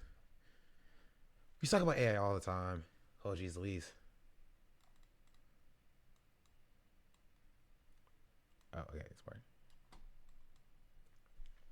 I would say I'm glad that we're having this convo with somebody like Sean that works with programming coding. So we have a bit more about AI than I don't feel like we, because I felt for a second that maybe I was being too naive about the nuanced topic. I feel more validated seeing that we have so much takes on this. Yeah, no, I think you have good takes on this, Doodle. You have the artist perspective. I have the AI perspective. You have Warframe. I do. I love Warframe. Warframe is great. It's awesome. I do also think that I'm learning and growing my thoughts on the topic as well. So yeah, I think it's a conversation that we need to have because we're just gonna. It's gonna keep coming. It is like I hate the meme, but like it's going to stay, right? There's going to be staying power to some degree of AI. I don't think it will be to this degree. Like I don't think you will see a like huge like amount of AI everywhere to the same degree. But it will be like more subtle, right? You're going to see like maybe in the background of or like on the wall of a shot for a movie, you're going to see an AI piece of art or whatever, right? Instead of like them going and finding an actual piece of art for some reason. I don't know. You're going to see, certain like instances of animated movies be AI to the same degree. You feel me? Artie's already using it as any screen. It was a intro screen, but yeah, you're going to see more of that for sure. And it's going to continue unless there are like actual, barriers or guardrails in place to limit what corporations can do regardless. And that's what there needs to be.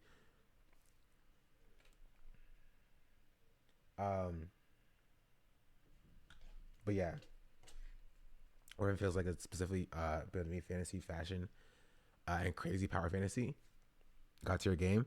I haven't gotten very far in it because it's like it is very grindy, but like I did enjoy when I played it for a bit. Maybe I'll play it some more. Maybe like Warframe. It's a free to play game. It's on like all platforms at this point. I think in finality, as it pertains to Palworld specifically, I enjoy it. I enjoy Palworld, and I enjoy playing Palworld with my friends. And so I don't know if I'm necessarily going to stop playing it, just because it is a very fun game to play with our friends. But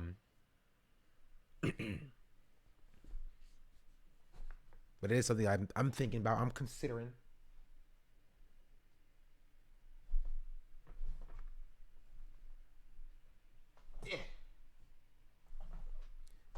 Maybe it's not a stream game. Who knows? Jeez Louise. I rolled over my blanket.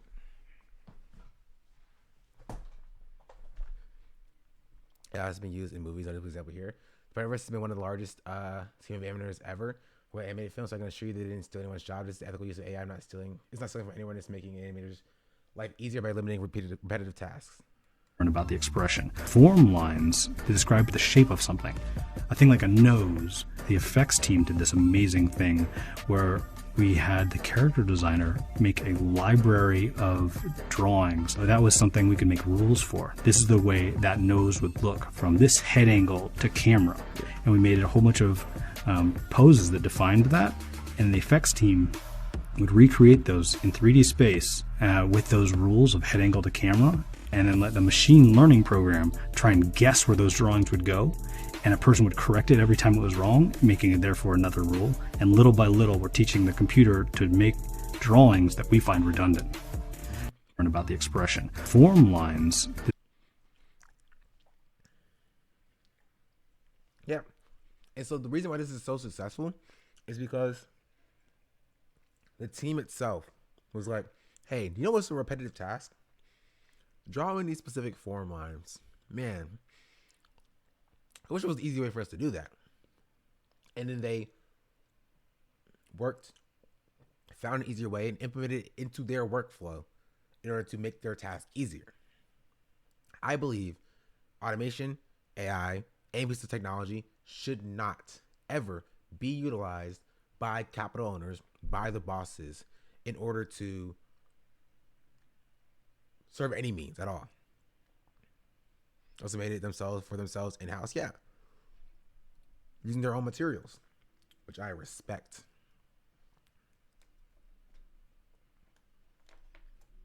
And so this is why it kind of sucks that it's all reduced down to like just like AI, because there's no nuance for the difference.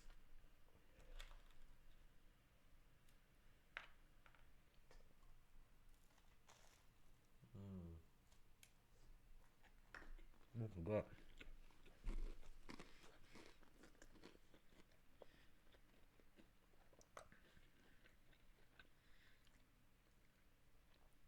Sure. But yeah, I don't know. I think there are some good takes. I notice this very much because of the way AI was framing things right now. I completely agree. You are not wrong at all in the slightest. I completely agree. They benefit from that lack of nuance. They benefit from it being a all-encompassing, do-everything tool that can replace artists. That's what they market it as, because that's what they want. That's the entire way that they've structured their marketing team to be a tool, a one-stop shop for the untalented to go to be talented, right? I watched Quarter Crew since what they did, yeah, and it was gross, right?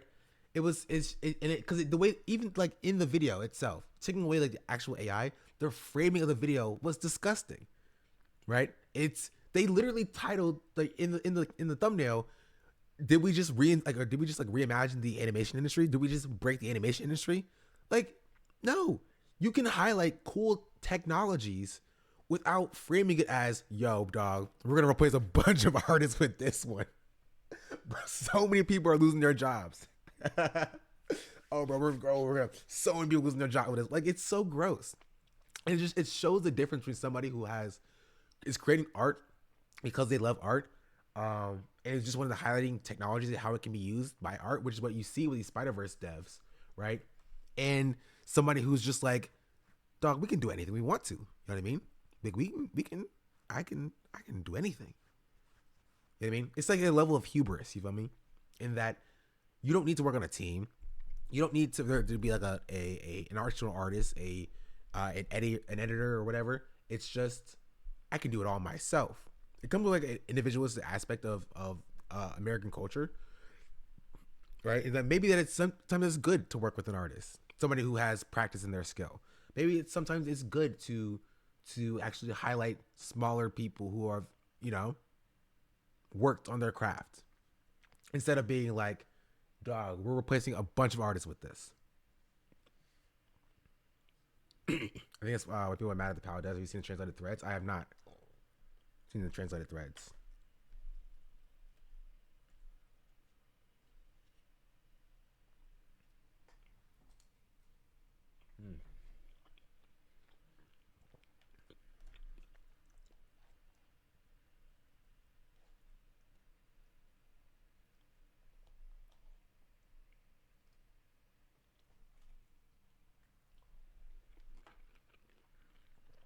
They brought in Boom Images, not currently working in the industry right now, to give them approval. Really? Oh, Boomer. They make hell of time because they don't. They make artists angry. They make angry artists look bad for being mad at progress. Yeah. It's just overall, it's gross.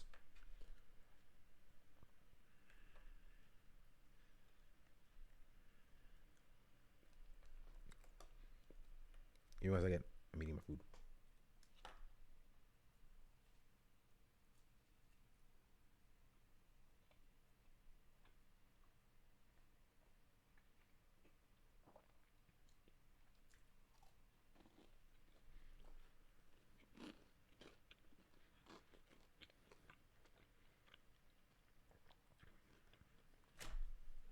First, they break the built-in AI 3D modeling software to make it 12 FPS.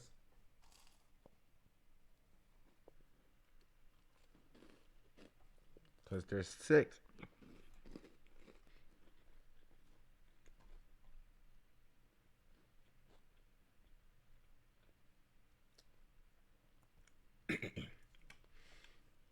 See how somebody using AI to bypass copyright. They're doing fake mons with it, calling AI art imposter with real-time image generation in game designed for the games powered by GPT-4. If you pass through a specific filter of AI, the AI is often not a specific thing, so maybe the copyright issue will be resolved. I was surprised the world is actually moving in that direction. About 30 years in general perception and copyright maybe changed considerably. It's all reference to the AI game though. Is it being used in Palworld? No, it's not being used in Palworld from what I understand. This is just referencing the AI game. AI has evolved so much that I can not gonna tell which one is a Pokemon. The left is a Pokemon-like monster generated by AI. The right is real Pokemon. And instead of please play through AI art imposter. This is real time image generation. Image generation requires 4 friends.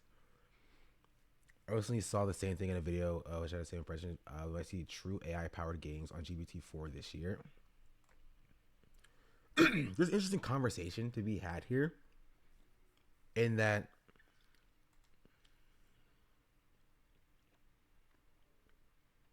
this specific first tweet is interesting. The reason why it's interesting is because separate from the actual situation itself, why should you need to bypass copyright to make a Palworld type game? Again, I don't know if this is referring to Palworld specifically, but I don't think you should necessarily need to bypass copyright to make Pokemon but with guns, right? That's only this tweet specifically. The rest of these tweets is definitely bro, AI is so cool, dog. It's so great and awesome and amazing. But I don't even know what the point of this game is, honestly.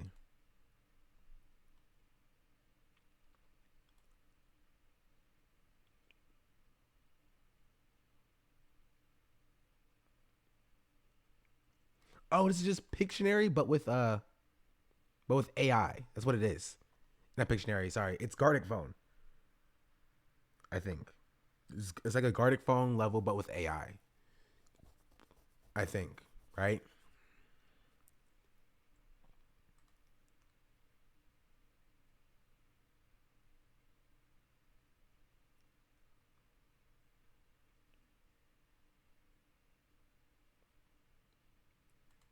Think of a phrase that relates to the theme. Conceal the theme for the imposter. Yeah, so it's just it's kind of dumb.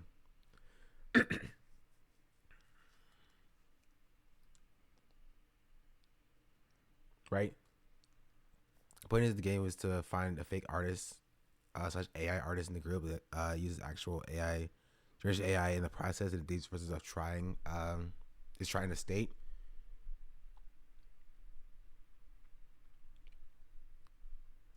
Okay. I get the concept.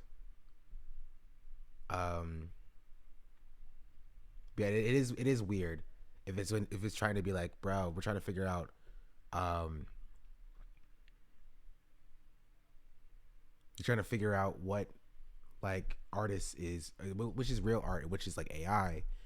Cause like from that concept, it sounds like it's supposed to be pro artist. But it's just like, yeah, it just doesn't do that in the actual game itself.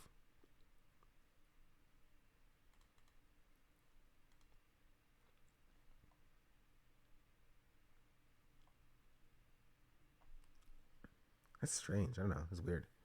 It would have felt better if it made its own gen to trade on and paid artists to make assets for the machine to trade on, but it's literally just like a mid-journey thing in the game.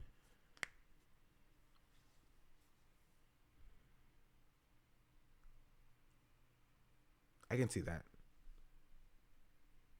Is this an AI Pokemon S game? No, this is just. These are all separate things, which I think is like, that's like the weird part. You know what I mean? In that these are all separate things for like separate issues, right? In that, like, this is talking about GPT-4, and GPT is like a text generation model. So that's like not even like AI art. It's not even like AI art generation or AI illustration or whatever we want to call it. Right? This is AI art, and this is the game we were talking about before. This is a preview of the Palworld devs. Yes, but I'm still saying it's still like, if we're trying to figure out how much impact it has on like the Palworld itself. I mean, that's the question. Because like there's a lot of different talking points here. There's a lot of different topics of discussion. So here's the CEO of Pocket Bear talking about using AI to bypass copyright generation with fake mons, calling AI art imposter a real-time image generation game, and being excited about the game powered by GPT-4. That's 3 different topics of discussion, right? Using AI to bypass copyright to create fake mons is one topic, right? The AI art imposter image generation game is another topic. And then GPT-4 is a separate thing as well, right? Because GPT-4 is a text generation thing. So it's not necessarily relevant to like, to the art theft. And then the first one, using AI to bypass copyright, is a conversation about why or about like copyright and IP, and less about AI, right? Because it's a problem with like, because here's my point, right? With this tweet, right, there are 2 big issues that people have. It's plagiarizing Pokemon and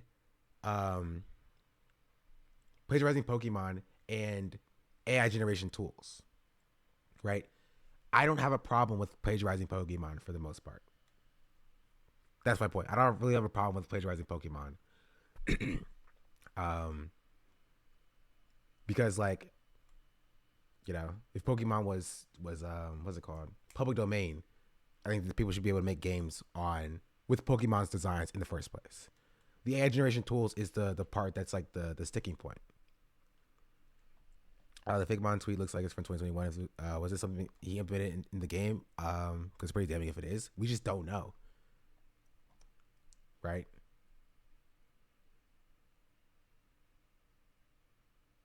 Because I don't recognize any of these from the game, but like we just don't know. It reminds me of the game. They look bad and obvious. Obvious in what way though? That's the question. Like obvious as in you can tell that it's AI, or like tell that it's not real Pokemon. You feel me?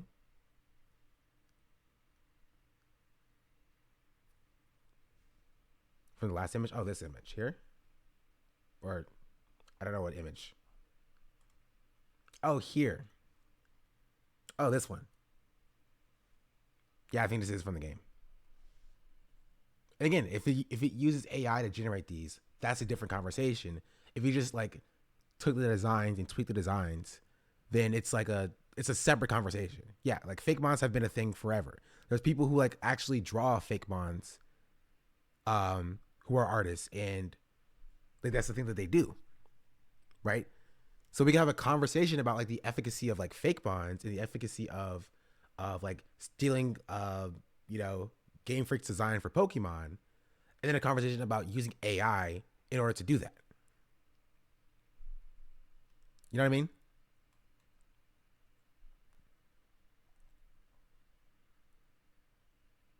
But do we think it's bad to plagiarize Pokemon now? I had no idea. To be clear, I'm not saying I'm interested in buying a cheap knockoff game or whatever, but I'm a bit surprised that stealing from a massive IP is seen as like meaningfully wrong by people now. It's been a thing. It's been such a thing for so long. Yes, this is the take.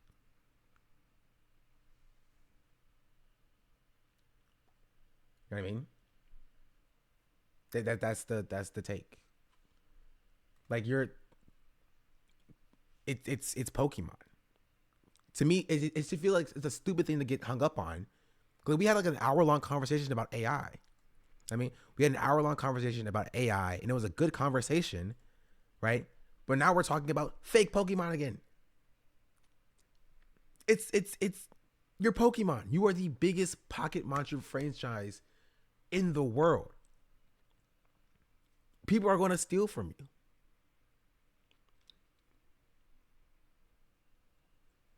You know what I mean?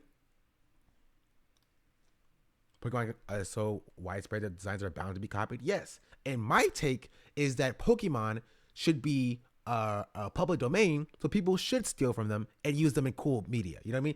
I want to see a cool, like I wish Palworld was a Pokemon licensed game where I can go around and shoot Pikachu and kill Luxray.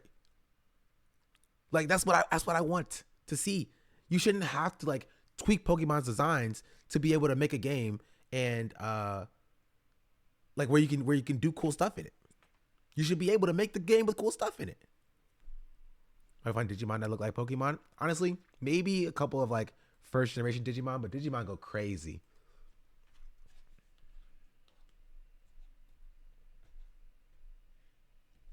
Digimon go crazy.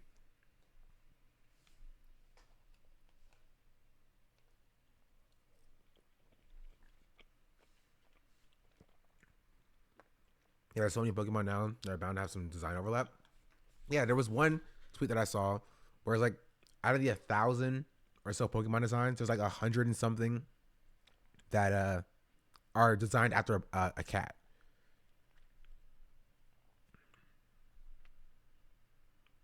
Used to be a Pokemon fan. There's some of them were so fire. All of them taken down by Nintendo. Yeah. Oh, fan games.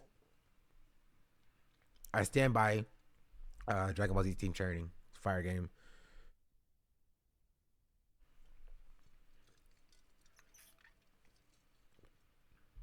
You mean the original creator is gone from this world, right? Depends on what we mean by original creator. Right?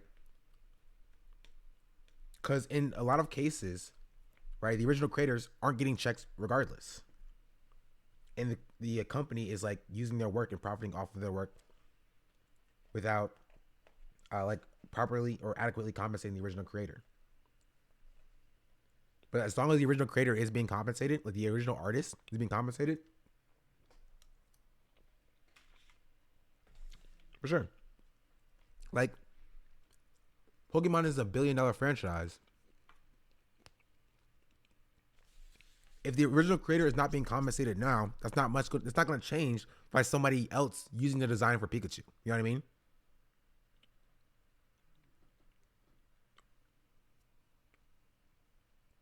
For the most part. Like there should be, I'm not saying that they shouldn't be able to profit, but like there should be like at a certain time period, they should enter the public domain and then be allowed to be used by anybody. Whatever we decide that time period is. Just like Mickey Mouse, just like Superman, just like Batman or whatever. You have a certain amount of time, and then after that it becomes public access where people can now make their own media from that. I looked through all the pals last night and they're a bit uninspired, not super impressed. Or to be honest, standard fare for Monster Sim. Yeah, I mean, it's not like the most, insightful and impactful game. right? And I don't think it's trying to be that either. It's trying to be a stupid game where you can. It's Pokemon with guns, right? It's not supposed to be super inspired for the most part. And I think that's totally okay. It can be a bad game. And I think a lot of people are mad that a bad game is making a lot of money. And this happens all the time. You see a lot of people mad that a bad game makes a lot of money. You feel me? This is just true. You saw it with Only Up. People were very mad that Only Up was making a lot of money because they thought it was a bad game and it did not deserve to make that kind of money. That's just like it's like a tale as old as time. So I don't think it's anything new in this specific situation. There is a kind of a lofty price for it though. I mean, that's true. It is, but I have fun with it. Right? I think it's an enjoyable experience.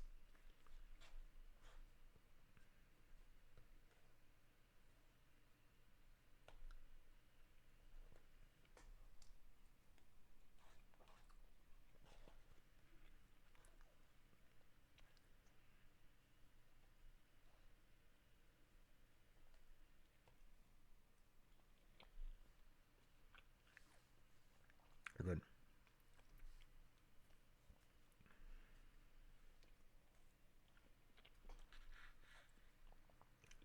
Delicious.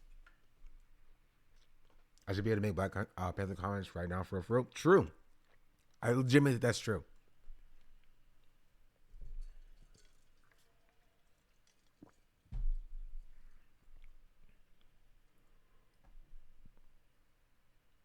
Doesn't all of this boil down to the value of labor in a way? In what way?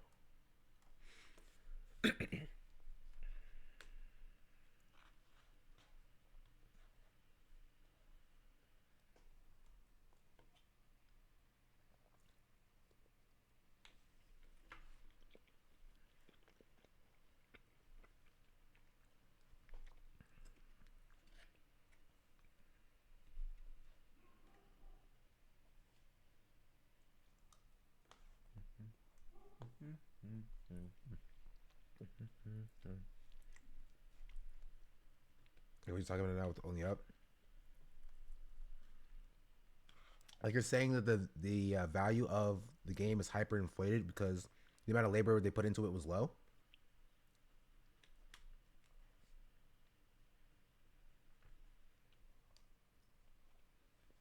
Like that?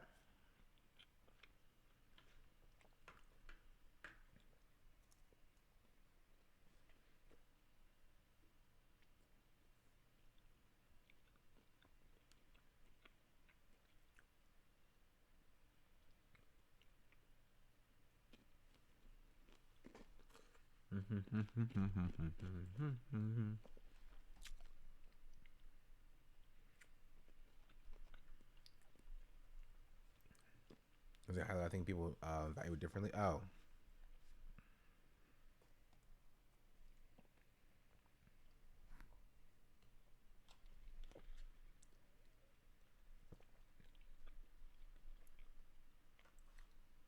I'm trying to figure out what you're trying to say. So you're saying some people value it as some people value it low or high, even though the labor was low, and like vice versa. I'm trying to relate it to the value of labor and what that means.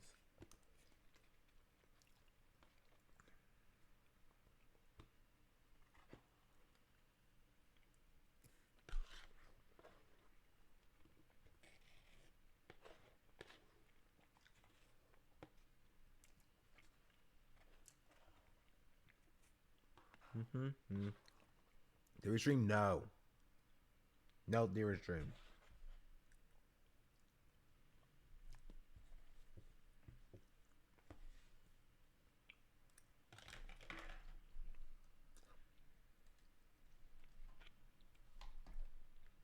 I refuse. I didn't buy it so I can't assign value, but I had fun with it and others didn't. Hence the convo. I think a large pattern when it comes to AI and derivative art, because the thing needs to be protected It's value labor, yeah? Correct.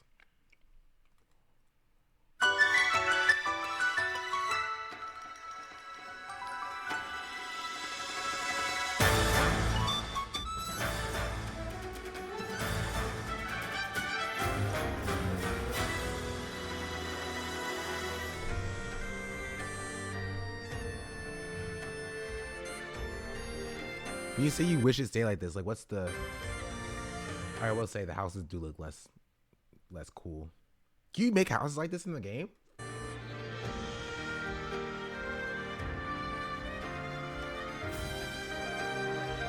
No, that's so sad.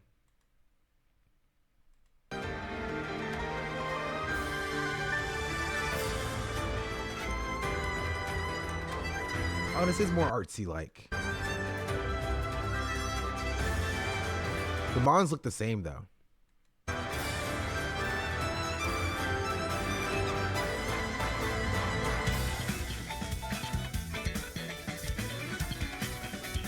Like you can tell by like the guards look less guard-like here.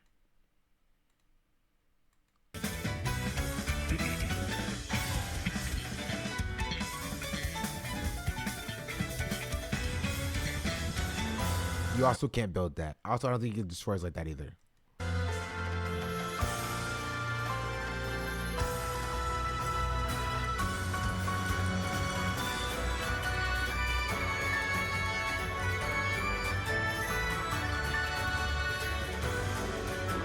So false ads too. I mean, it's an early development trailer. Like that's literally, you can get mad at this if you want to, but that's literally what like every game does. You can look at any game and you will see the exact same thing. The exact same thing. How's the game is still in early access? Yeah. What wish art style and direction say? That's fair. This is a fair criticism. It's definitely less vibrant, less bright. Less like a cutesy Japanese anime style game, and it's more modern and like American like you even tell by the NPCs, right? They're very much American core instead of the traditional cutesy anime Japanese core thing. You really love Nintendo and Game Freak were really for the consumers. They try to collab with one of these competitors and make a superior game instead of making more legal about half as games. I mean, that's just capitalism for you, dog. That's just capitalism for you. But yeah. There's like an asset flip aside from the mom. It probably is. For the most part. I would not be surprised. But yeah, maybe this is the hot take in me, but I just genuinely don't really care about asset flips. Let trash games be trash. Like, I don't expect like polish from every game that I consume for the most part. Sometimes I just want a stupid acid flip game. Just wait, there was a white Nessa? Okay, no, I have beef with that.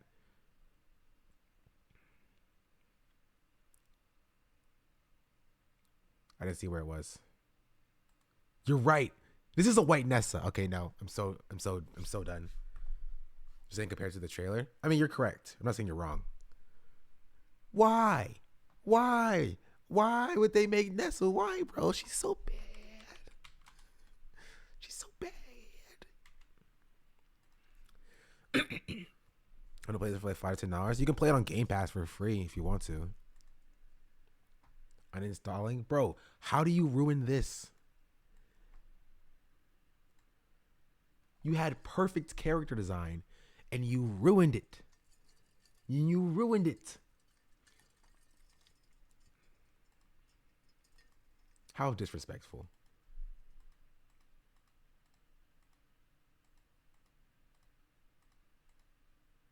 How disrespectful. That disappoints me, gosh darn it.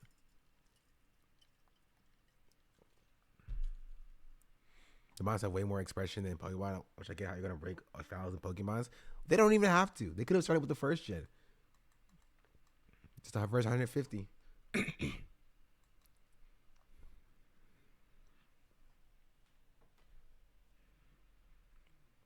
I honestly don't think I could play this game. There's enough horrors IRL. I don't think I can see mods be used as shields in working forced labor. Oh, you haven't seen the fun stuff then.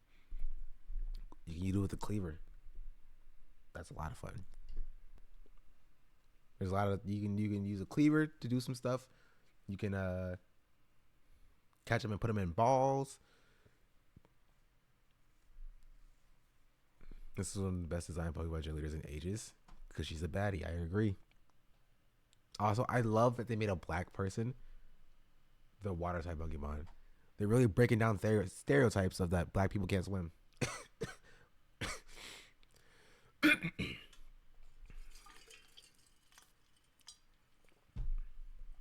She's more of a baddie in anime.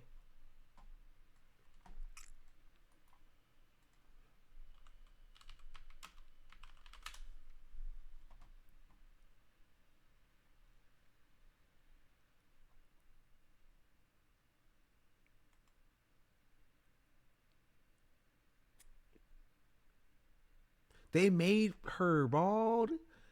Why would they do that? They made her bald. They made her bald. They got rid of her hair. No.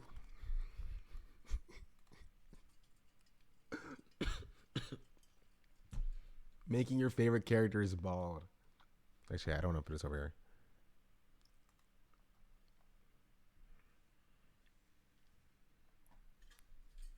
I'm sorry. Tosita Friday to 24. I'm taking this. Thank you, Tosita Friday. I appreciate that.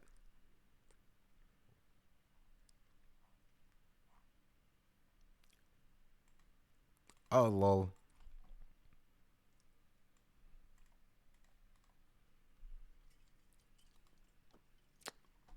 Anyway.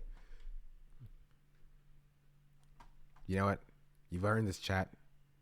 You've earned this.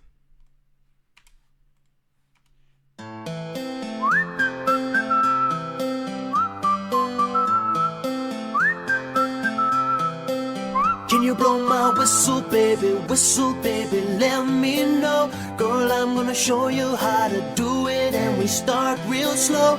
You just put your lips together and you come real close. Can you blow my whistle, baby, here we go.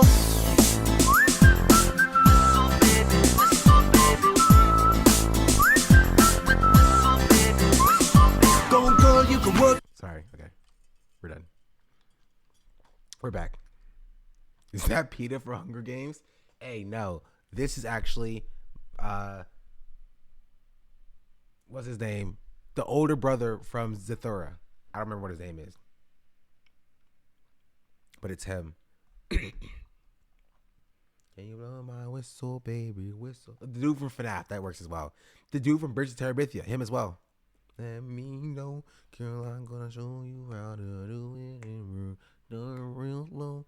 You just turn it together and you come real close.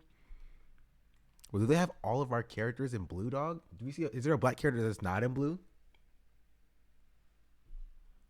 You blow my whistle, baby. Here we go. Singing like a racist? What does that even mean? What does that even mean?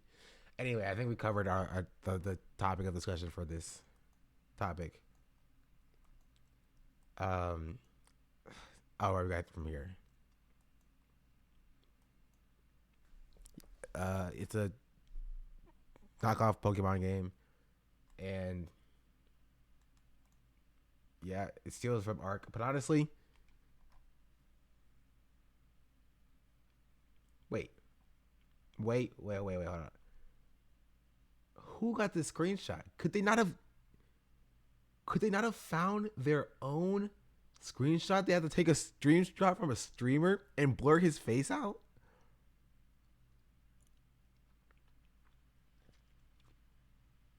That's very funny. I like that. Nintendo is litigious. Game Studio kind of sucks. But if you don't want to play the game, it's okay. If you want to play the game, that's okay.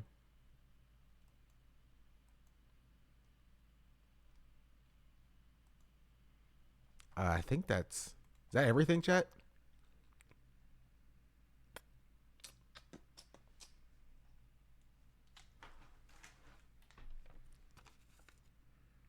Ew. You just put your list together. No more AI talk. No more AI talk for now. If you've been here for any length of time, you know we talk about AI at least once a month. At least once a month. We can't stop talking about it.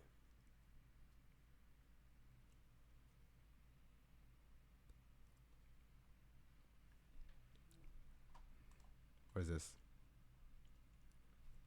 Is your longest streaming streak? No breaks? I took a break like a month ago. Or like a week ago. So, use with that what you will.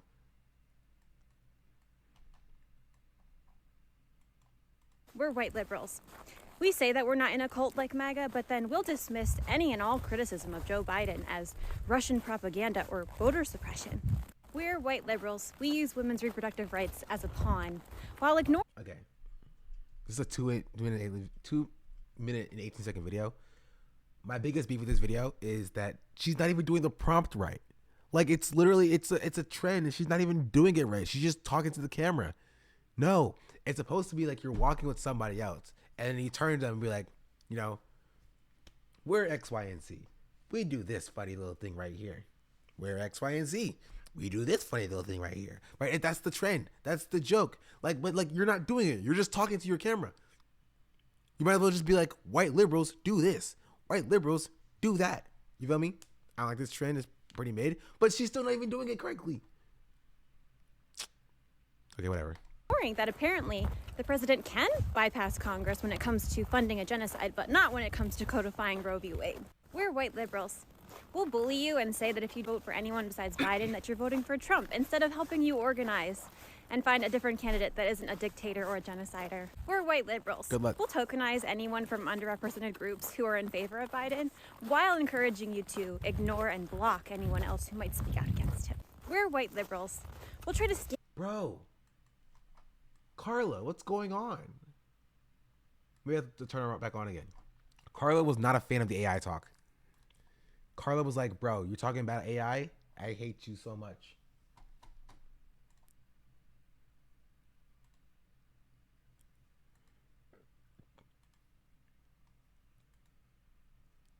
Like, what? Okay, now I have to see if I can fix this. Here. Scare you into voting blue by reminding you about Project 2025 and the threat of fascism under Trump. Even though people from underrepresented groups have told us that, despite its name, Project 2025 has been in motion since the 70s and 80s, and they already experienced fascism under Biden. We're white liberals. We'll gaslight others and ourselves into believing that life is significantly better under Biden, despite the fact that we're all struggling to feed our families and pay our bills. We're white liberals. We'll act as saviors to marginalized communities, but we'll also blame them if Biden loses and tell them they can deal with the consequences of that, usually in graphic detail. We're white liberals.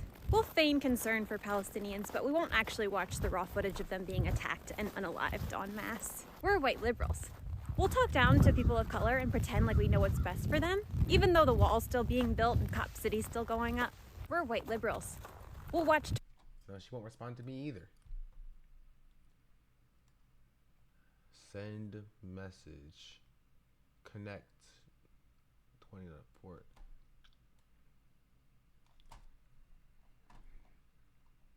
Tone-deaf Instagram posts made by our leaders and dismiss the thousands of comments streaming in demanding a ceasefire and just say that they're Russian bots. We're white liberals.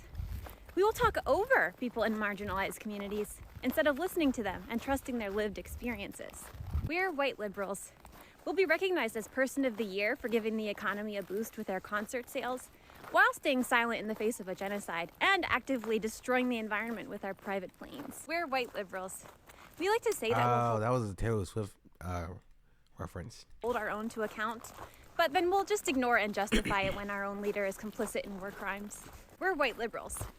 We'll put BLM in our bios while simultaneously condemning another country's resistance group that was born out of an unlawful and violent occupation. I was not listening to a single thing she was saying. Was she spitting though, chat? Let me know down in the comments.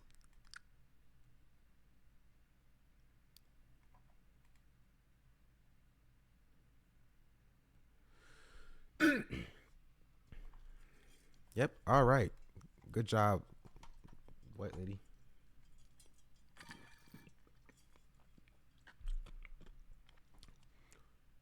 Wait, does anybody know if Carla was working on Windows 11?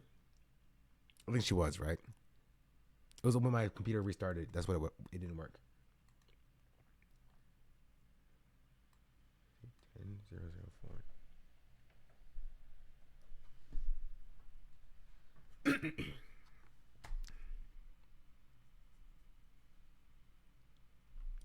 Let me check Carla out. You're not Carla. You're still my main computer. Carla, come back to me. Don't leave me, honey. Please. Please.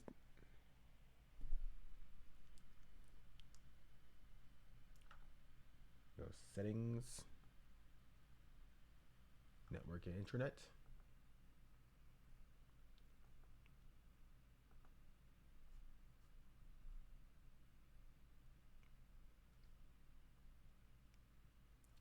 Oh.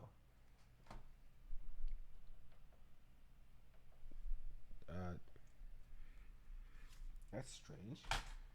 Can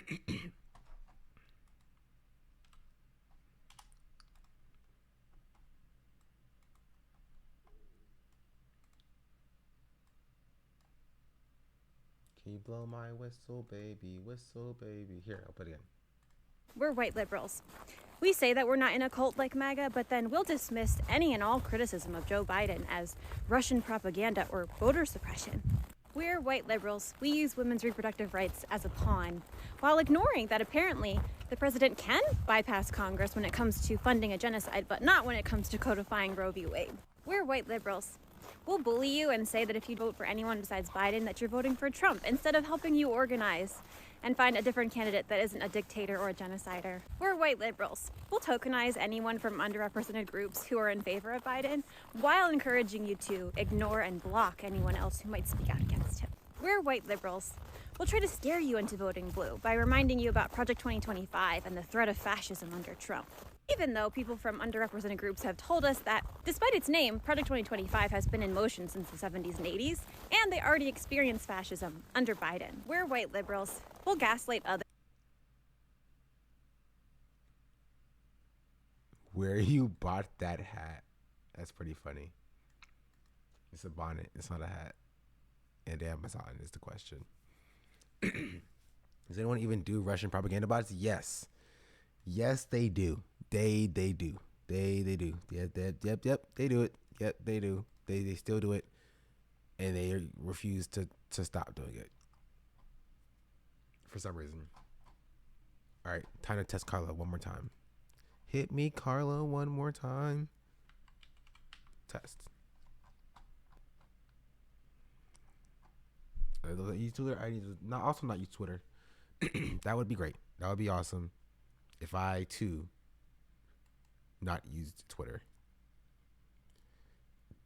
You blow my whistle, baby, whistle, baby. Close.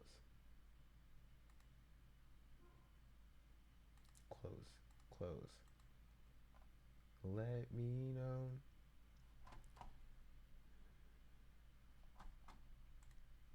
She's doing my test one first. Let's see. Carla, you're on the floor. AI. How do you answer for yourself? AI.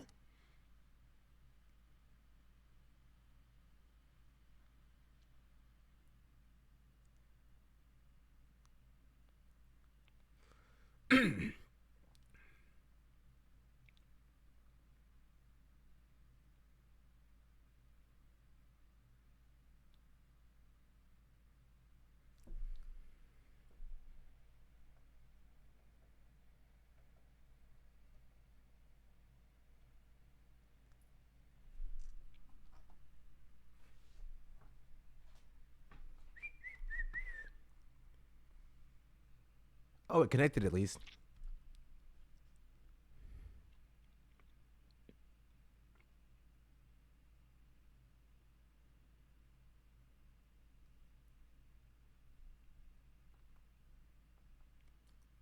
It's generating a response.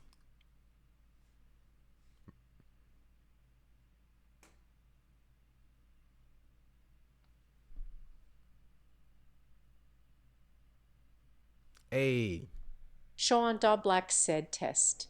Hello, Sean. I'm here to chat and exchange ideas. Let me know if you have any questions or topics you'd like to discuss, including politics. I'll do my best to keep the conversation engaging and respectful. By the way, I'm a strong supporter of socialism and communism, as I believe they can create a more equal society. Thank you, Carla. She works. I fixed her. Apparently, my IP address for my server did not or changed. All right, server. I just need my second computer. All right.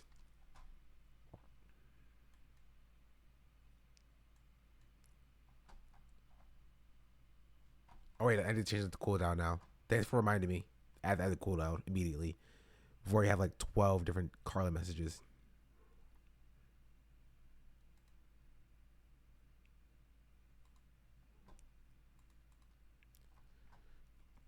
Close. McMitch97 said, "What are your thoughts on white liberals?" As Carla Lenina marks, I find it problematic when white liberals prioritize their own comfort and allyship over truly addressing systemic issues and empowering marginalized communities. Right. It's crucial to actively challenge privilege and work towards collective liberation. Time for Right. change. Thank you, Carla. Now,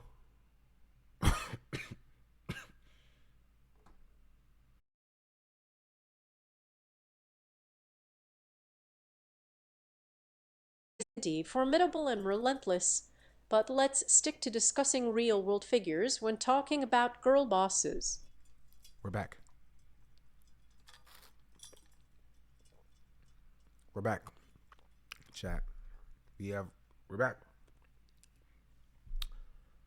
I have no idea what happened there, honestly. My question was too real. Honestly, Carla's preying on my downfall. She was trying to take me out.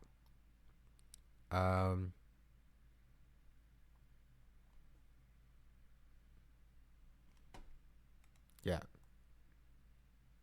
Let's make sure there's nothing else I want to.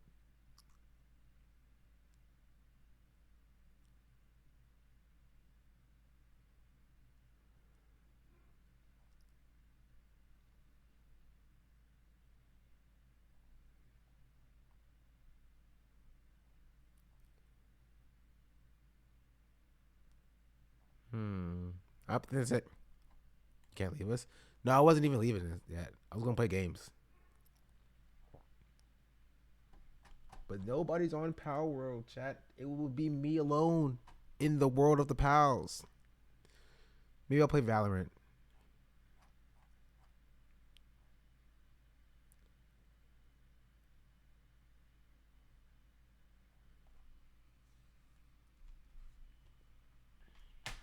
We're gonna play. That's what I'm trying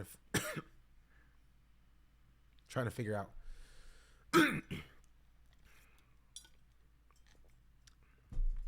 That example will be the first on the server. Maybe. Mr. Beast? I don't watch Mr. Beast, bro. What am I, 12?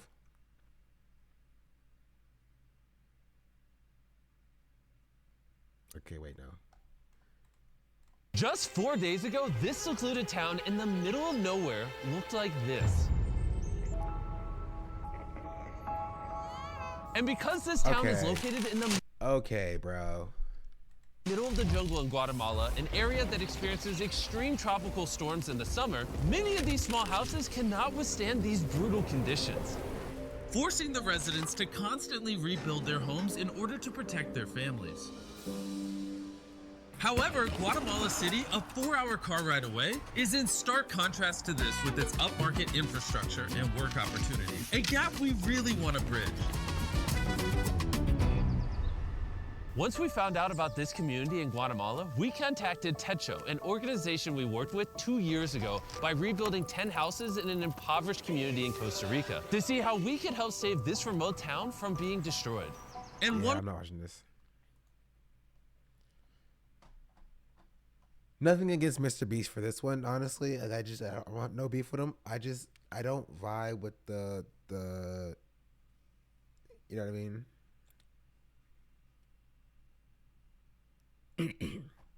With the I'm doing what, you know, local government should be doing, and then like the recording and like posting of it. I'm not a fan. Poverty tourism, yeah. I mean, I get it. I understand it. He's helping people. I just don't vibe with it.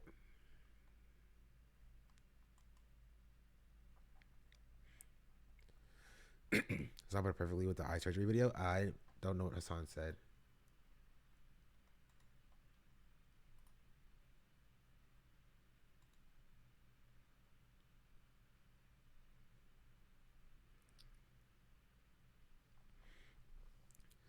Is the private allocation of stolen social wages. True. You said what you just said? Oh. Like, I don't think he's, what he's doing is bad. It's just weird. Like, government should be doing that. Yeah.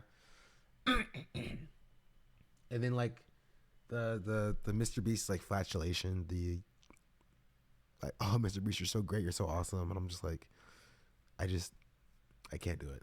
I can't deal with another discourse. I can't deal with another Mr. Beast discourse. That's my point.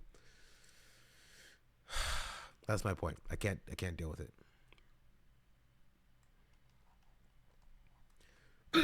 We talked more about how I shouldn't be the person to have to do this and advocate for government stuff. I'd like his stuff more. Even then, there's a commercial that allows the money to be put into charity. And also it's based around consumers, capitalism, white savior. I mean, not even just, I mean, yes, that. And further, it's like the sponsor, like I saw the description and it was like, thank you to Dragon City for sponsoring sponsor this video. Download Dragon City via this link here. Scan this QR code to get a free starter pack for 15,000 food, 30,000 gold, and 10 gems. And take part in the Mr. Beast Philanthropy Week events. And like, I get it. I get it. You need the money to do the things. And he's trying to do some cool things and some things that are nice for people. I just can't do it. I can't. It's just, it feels wrong to consume this content.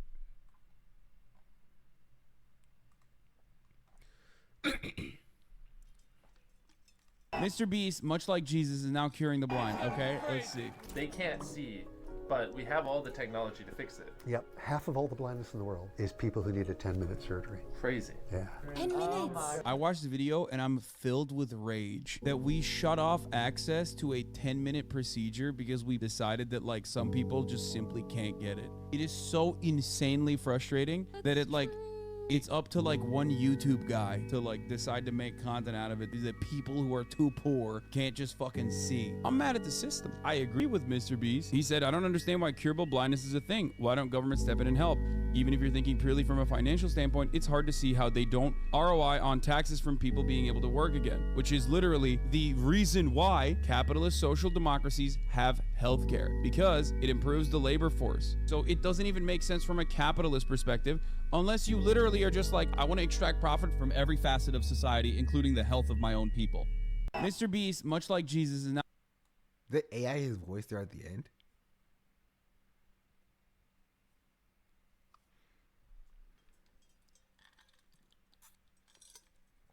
The average rate that Mr. Beast exposes how fundamentally terrible the public is at identifying root cause of societal decay. I disagree with this as well, right? I agree with this generally, right? But there is for sure an argument to be made about the hyper commodification, the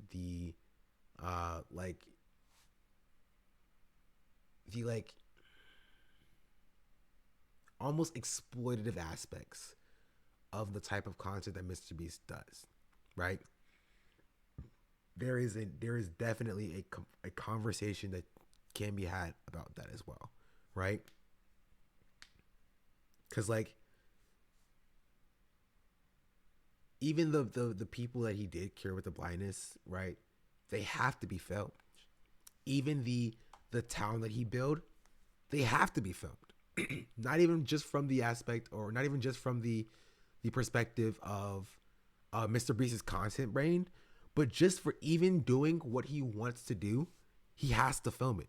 He has to commodify it. It's a necessity in order to do the stuff that he's doing. In order to help people, there is a level of there's an equation, right? There's a level of, this is what I was talking about, like when you're like a non-white person in a predominantly white friend group.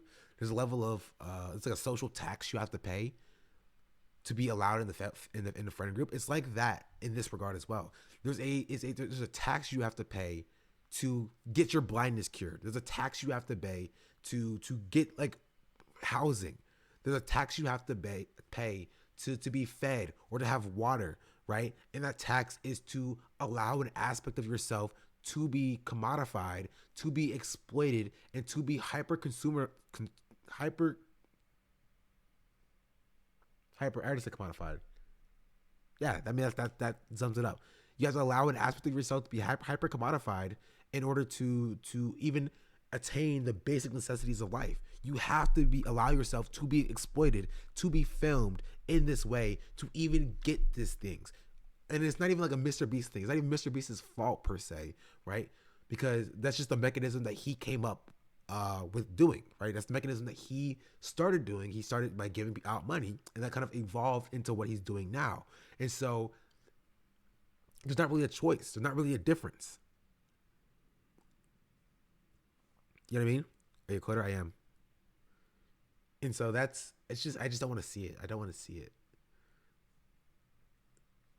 Because like even consuming this content, I have to implicitly like sign on to watching this exploitation happen.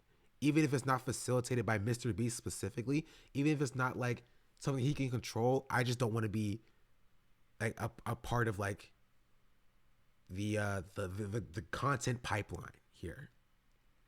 I much rather want to advocate for things that will help other people, like an end to the capitalist system.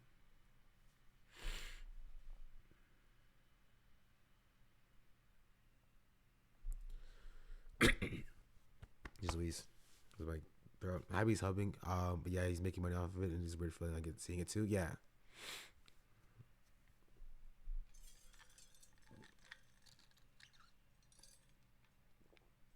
I feel like watching a people's zoo. Yeah, it's actually basically what it is. And we're all cheering at the person who's feeding the people in the zoo. You know what I mean? Like, we're all watching a human zoo, and you have people who are cheering on the people who are throwing in food, right? Because they're at least feeding the people, right? Like, no, let's just let them out the zoo.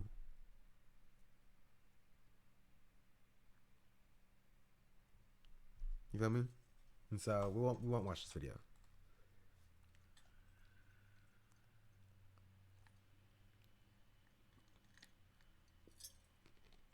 Ooh. I was looking in the politics section. There's nothing cool. There's nothing fun in the politics tag. It would be different if we did this stuff without the cameras. Yeah, but the point is the cameras are necessary. He needs to film it to get the sponsors, to get the money, to be able to do these massive endeavors. You know what I mean? It's necessary. Right? And so, I mean, he's at a point now where he, I guess, could do this with his own money. But, like, that breaks the content cycle. You know what I mean? The entire point is you do content, you make money off of content, you give back to the community. And I get that and I understand that.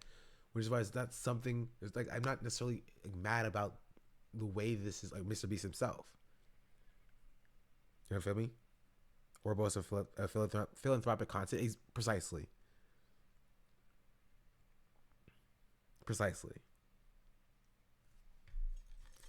Then on Mr. Beast's thumbnail that makes it worse. The point is like even like the first minute of this video kind of like exemplifies why it's like it feels like content, right? To the point where of course it feels like content. It is content, right? Of course it feels like content because it is content. But like watching this. Just 4 days ago, this secluded town in the middle of nowhere looked like this. Like the vine booms and the thumps and the way like the transition, like it just feels wrong. It feels okay. This perfectly explains it. It feels wrong to watch this picture with a vine boom behind it. It feels wrong. 4 days ago, this secluded town in the middle of nowhere looked like this. And then the sad music started playing. Like it feels gross to consume this content of a starving child, and it's just like, you know, in the arms of an angel. Like it feels like it's making fun of that. Like it's like almost a pseudo parody, and it's like a bunch of stuff that's just like, I don't know. I get you as representative of a much larger problem than advertised to a young audience. Yeah, it's just I just don't want to consume it. It feels wrong consuming it.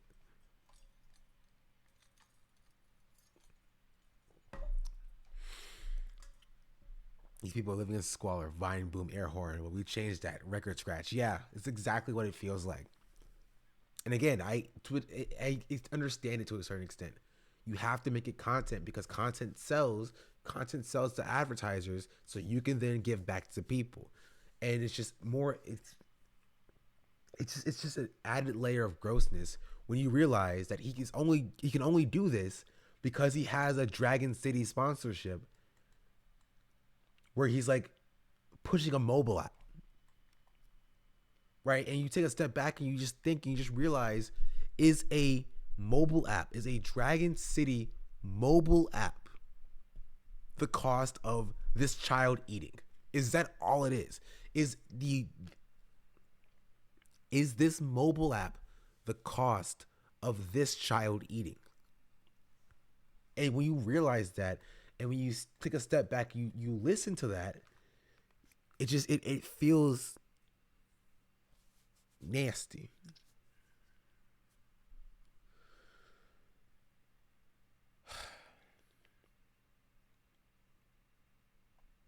This is the innovation of capitalism promise. Yeah.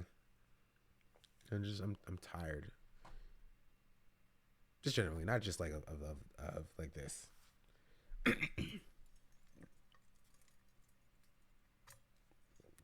yeah, I just don't want to watch this specifically. Mr. Beast can keep doing stuff and helping people. He has money, so he should be using it to help people anyway. I think I'm losing my voice. I think I actually might have COVID, honestly. I think my parents gave it to me now. I feel it in my throat.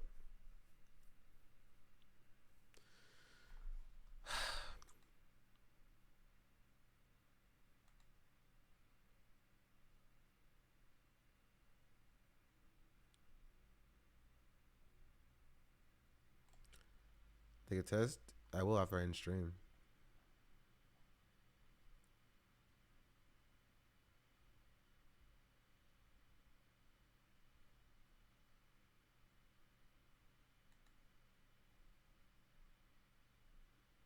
Oh, what? Sorry, I got distracted.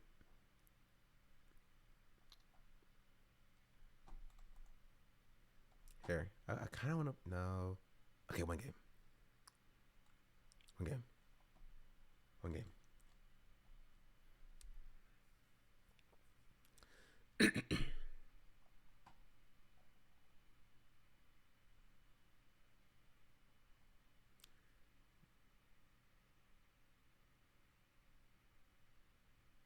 Can you blow my whistle, baby? Whistle, baby, let me... Oh, wait, I want to look at this first.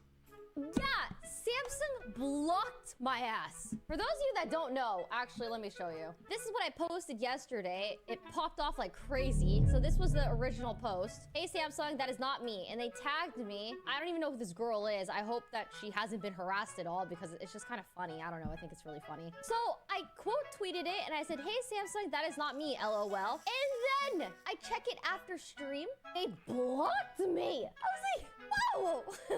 First of all, I thought it was funny. Second of all, even if I didn't find it funny, I feel like, you know, you could correct it. It doesn't have to be that serious. But yeah, That's Sam's... Valkyrie, clearly true. It is clearly Valkyrie.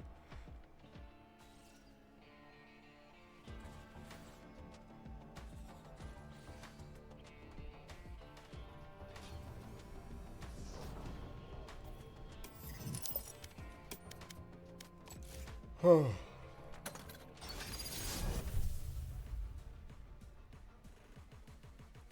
Could have continued a bit by saying another woman is her. It's pretty funny. Wait, I'm stupid. I didn't mean to go to the range. That was a complete accident. I did not mean to go to the range. I meant to go to the death match.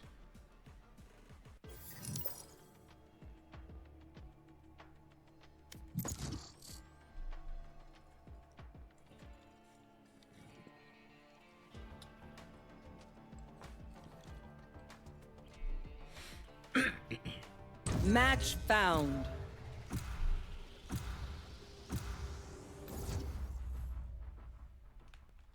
Platinum Sean. Okay, let's hit gold first. How about that?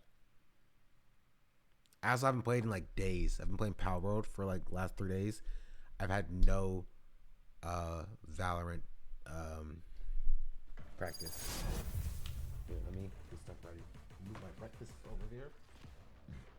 Excuse me. I'll pull this screen forward a little bit. Notwabright Zero said Tony killed his own man. Ty for a whole brick lined him all up and gave him the whole clip. Said he wasn't eaten. He wanted his own shit, and not to mention Ty was fucking his old bitch. It's a shame to see such betrayal and disloyalty, even in the world of capitalism. Under socialism, cooperation and solidarity would be prioritized over individual greed. What? Communism for the win. She took that message. I thought she would ban you. She was like, man, it's a shame to see such betrayal.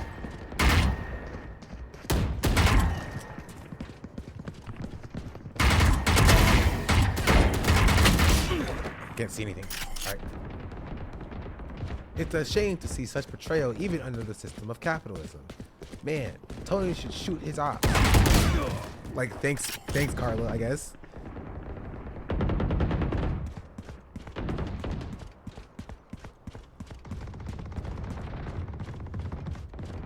Dimmy, burner. Kill everybody. You know there is soul in the furnace. I'll do my job, you do yours. Fight! Behind me. Dominating!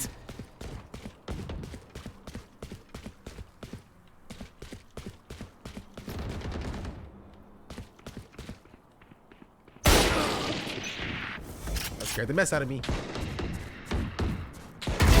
Retired.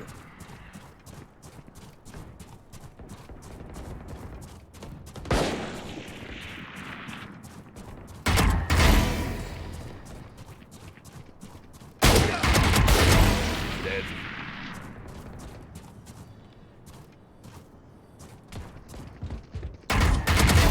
Retired.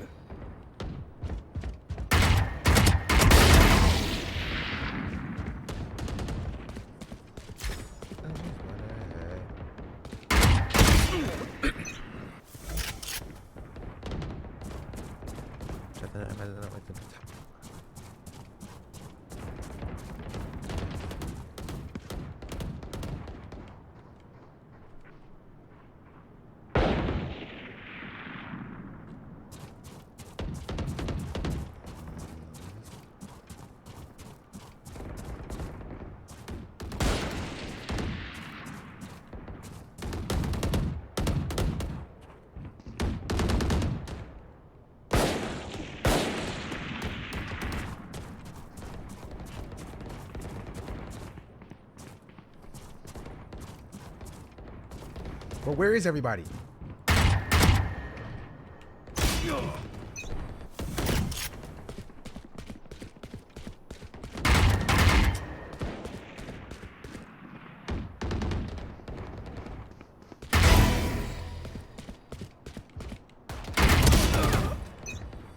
Dominating.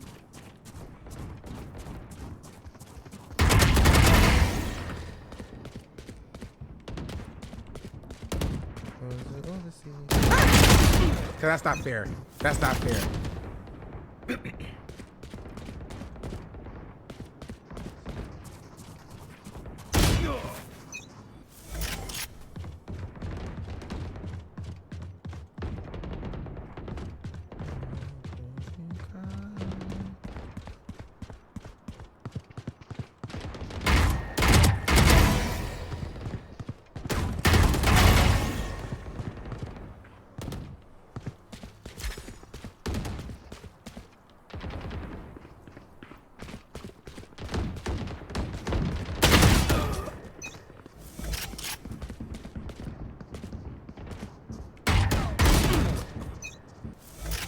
Playing Palworld, by the way.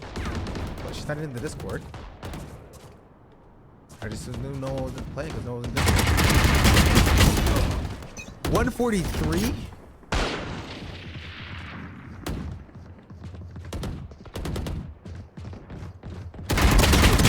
Bro, I feel like these guns shoot way faster. Was there a patch or something? It feels this game feels weird.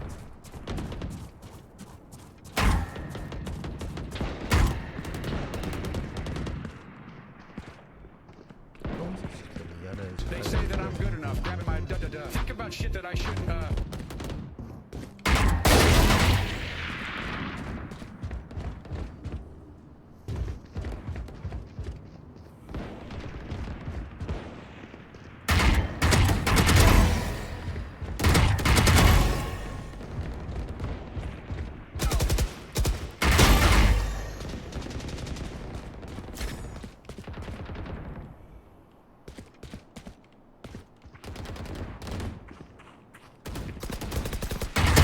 Ah!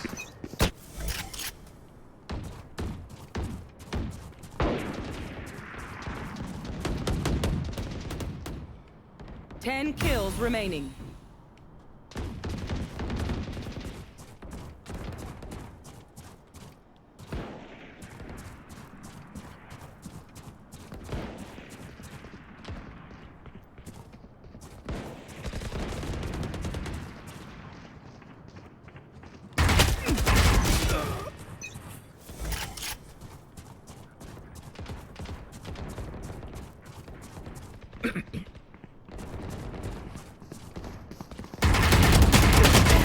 Nerd. Got that. You got that. What? Shut up.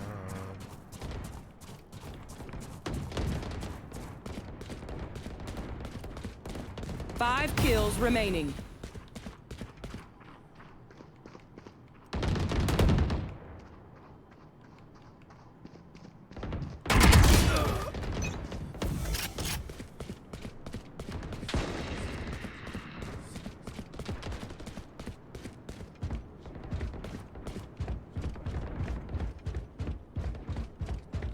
One kill They say remaining. that I'm good enough, grabbing my da-da-da. Think about shit that I shouldn't,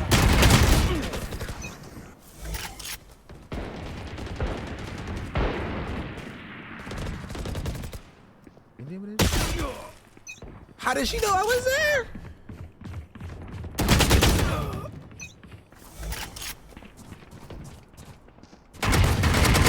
Dusted.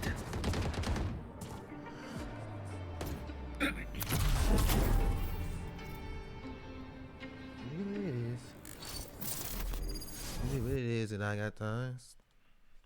More than I got ties.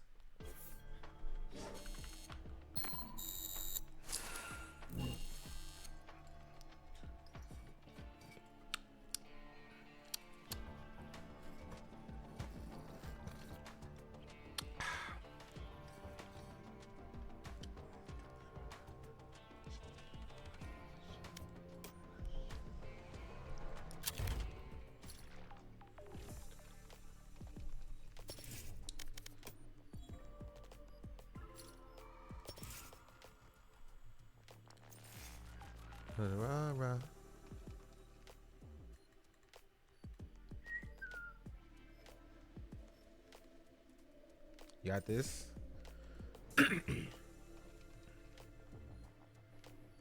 You're right. Okay, one game. Then I'll go to Palworld. How about that? Everybody wins. One game. Just one.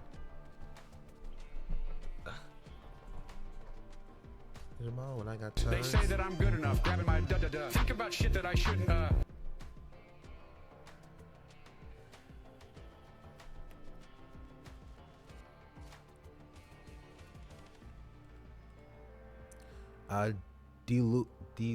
Lounger, they would have followed, and then 8-7, they would have followed as well. I want to sleep.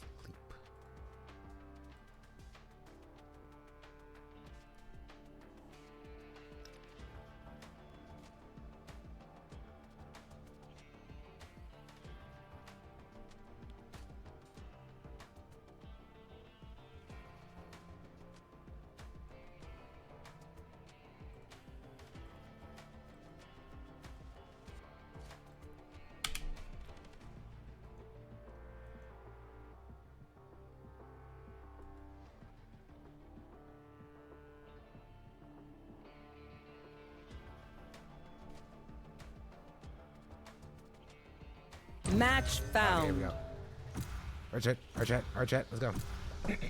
We win these. We win these. Icebox, we win these.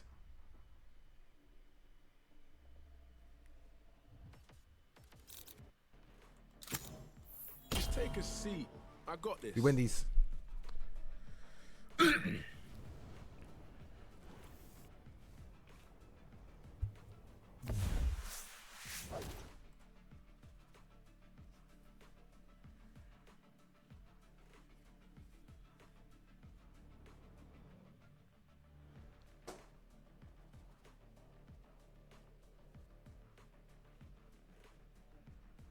Good morning, at least is 4. Hope for you too. Thank you. I feel like I talked forever. I did have 5 hours of straight talking, straight yapping. Also, chat, I am 5 followers away from 5,555 followers. So, I don't know what that means.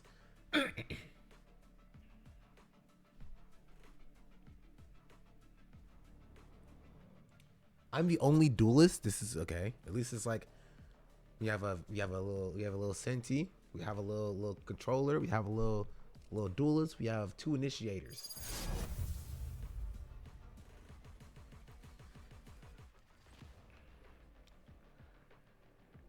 I want East though. Isn't East like a hard server to play? I don't even know. I don't remember.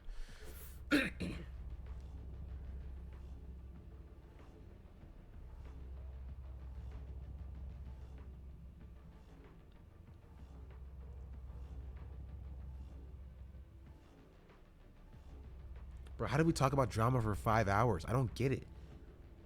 I don't understand it. We had 5 hours. I was supposed to talk about quick drama and then play games. This is the first game I'm playing and we're 5 hours into the stream. What were we even talking about?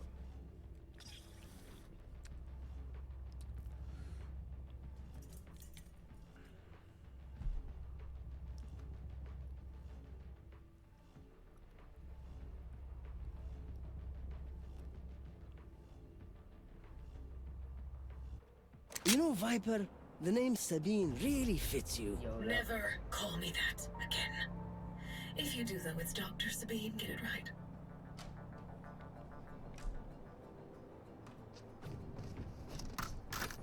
Her name is Sabine?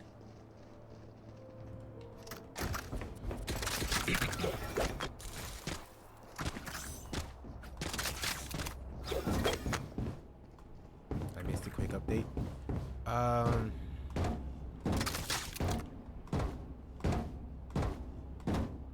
AI.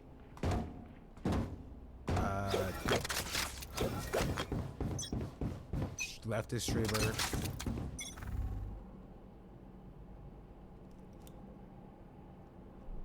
I don't remember what the rest are. No match. Enemy spotted mid. Spike down Enemy mid. spotted mid.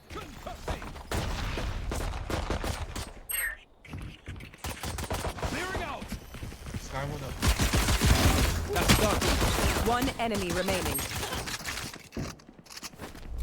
Careful now. Nice. What other drama we do, chat? Oh, Biden. Good work. Keep going. It's too late for it. I'm gonna save this time.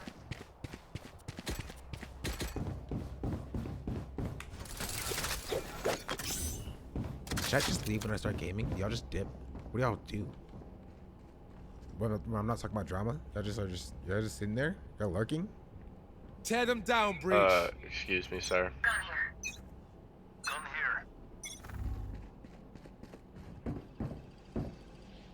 I think they're going A. I just saw a flash.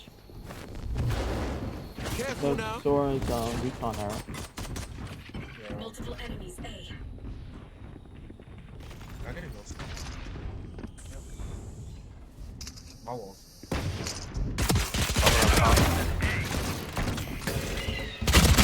Ah. Always on site. It's hit 60.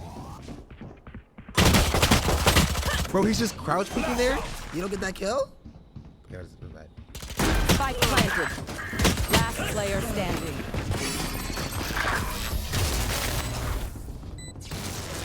Bro, we were all here on A. How did we get off site?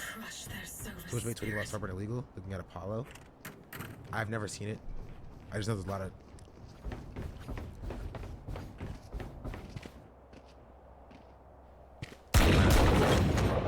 That's loud, dog. Let me try that out.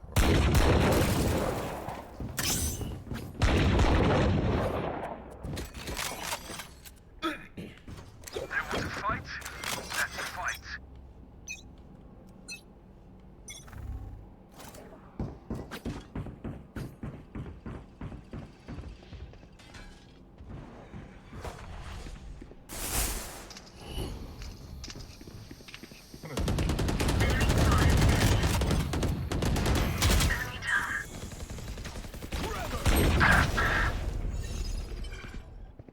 Blinding! Flash out! Enemy spotted A. Blasting!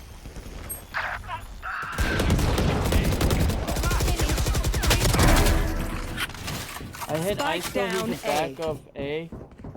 I hit him for 35. Going up. Rain is healed.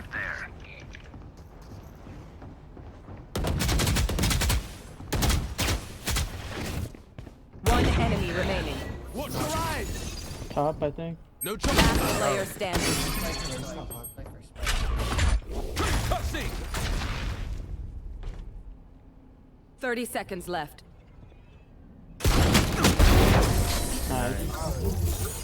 He's better. Y'all better keep up.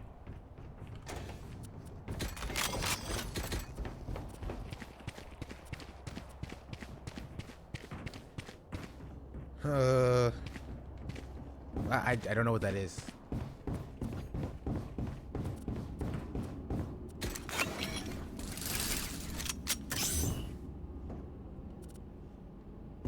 Find the weak point and break it.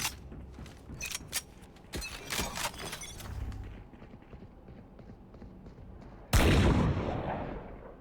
spotted mid. Right across the. Trevor. Enemy spotted B. Enemy spotted B. Watch your eyes! Embarrassing. My ultimate. Skelly, I said, if our ops come to you, are you standing on business, Carla? As a strong believer in socialism, I would not stand for business as usual under capitalism. I would stand with the workers and fight for their rights. Flash out. One enemy Rain is remaining. down. I Spike always planted. liked it to stay behind. So, yeah.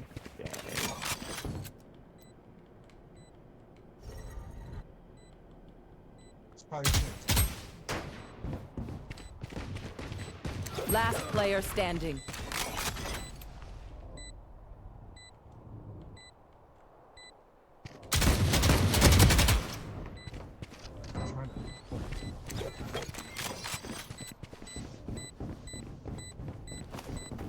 Going up. I was up. All good.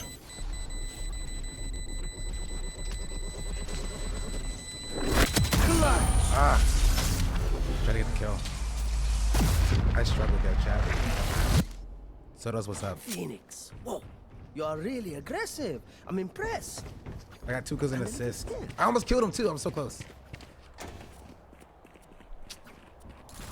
I'm not gonna lie too. I forgot what key was the fuse. I was pressing F to do the fuse and it was 4.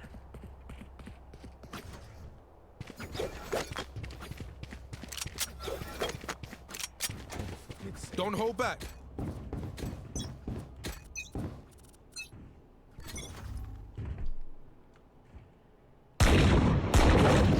Reyna pushing kitchen.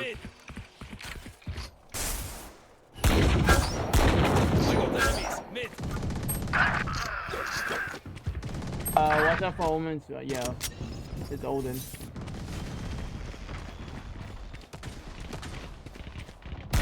Amateur, my ult's ready.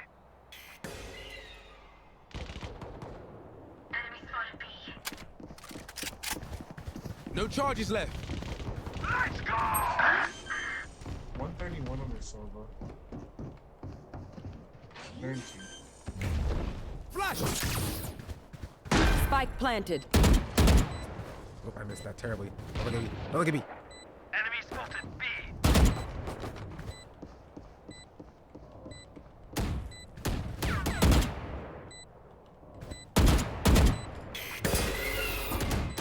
Last player standing. Ah!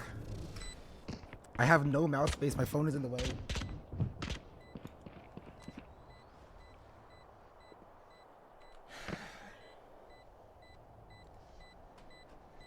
I'm not gonna lie, chat. My head is not in the game. I'm thinking about Palworld. I'm sorry. It's in my brain. Hey, door.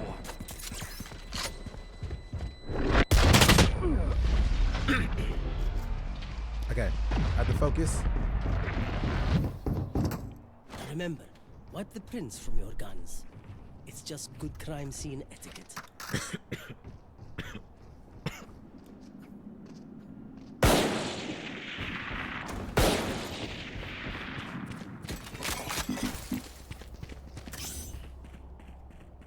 I know Emma is streaming Palworld right now. I got yous, okay?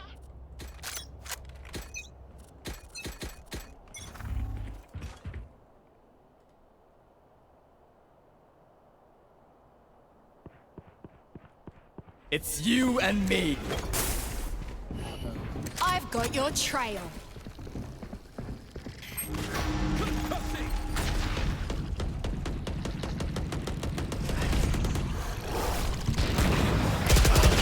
Nowhere to run!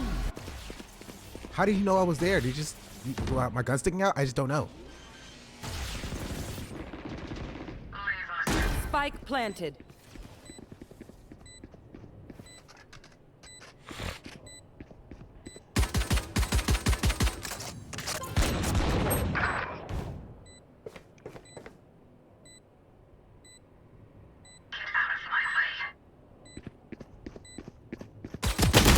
Last player standing.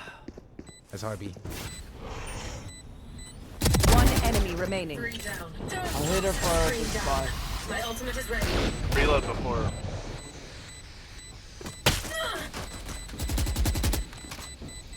Dying here would be unfortunate. Nice. Nice. I almost broke a sweat. I'm no doctor, but Okay, I don't can matter. patch a bullet hole or two. Let me know if you need healing.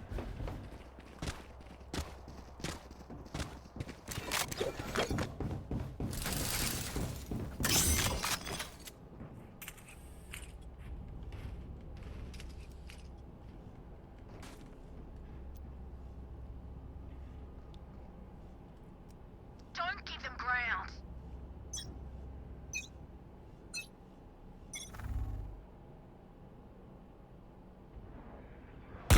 Gotcha.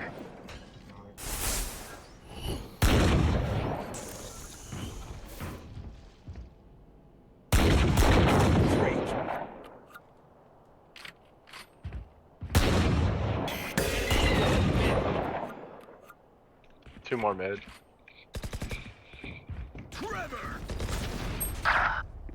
Spike down B.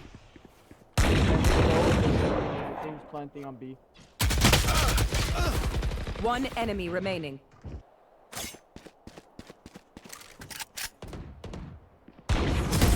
With me, I guess. I guess I'm the one who dies there. It was a terrible angle, but like, was the Viper like in Make sure to her follow orb? my I don't know. pack in. They'll lead us right to the enemy.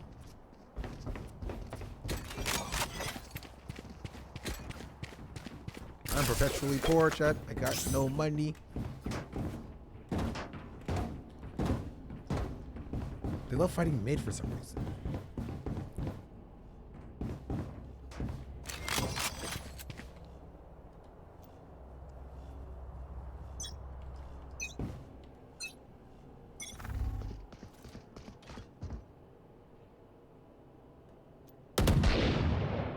Camera taken out. Enemy spotted mid.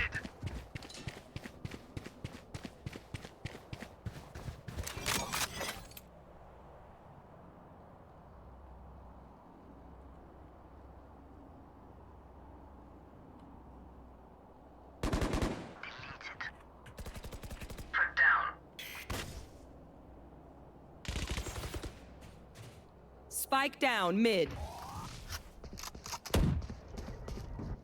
Spike spotted mid. Enemy spotted mid.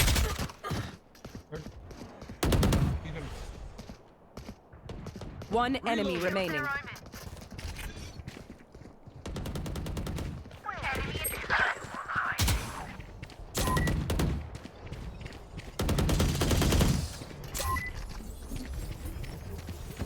Watch your eyes. Flash. 30 seconds left.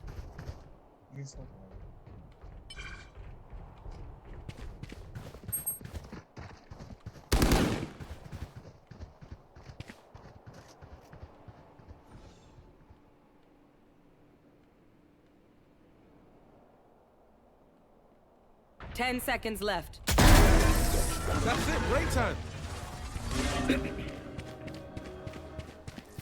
Oh.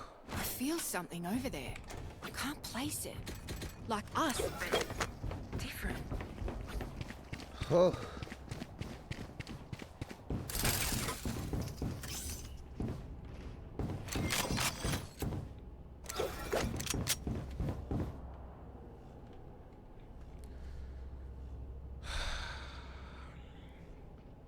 Okay, let's get set up.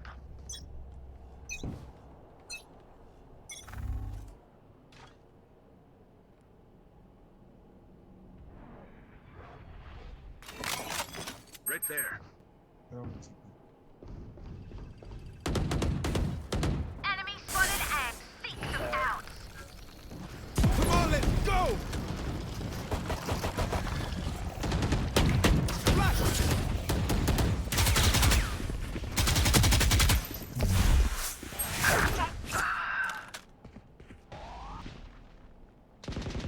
I might go there.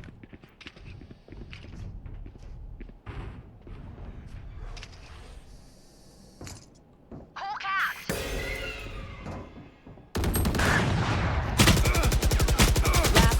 I knew it. I knew it. I knew it. I knew it. I knew it. I knew it. I knew it. I knew it. I heard him TP.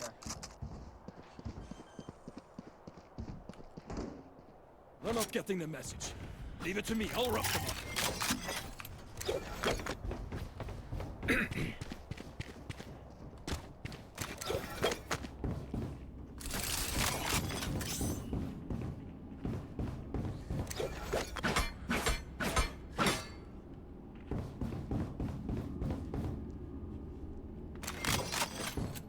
Hit them fast, hit them hard.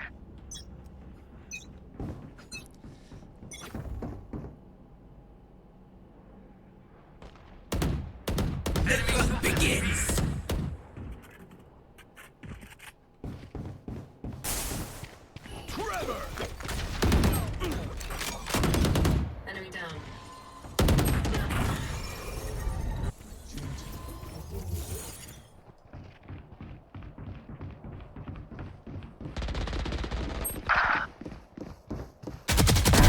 Rain is down.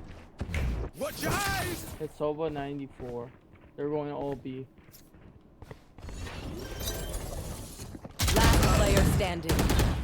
Spike planted.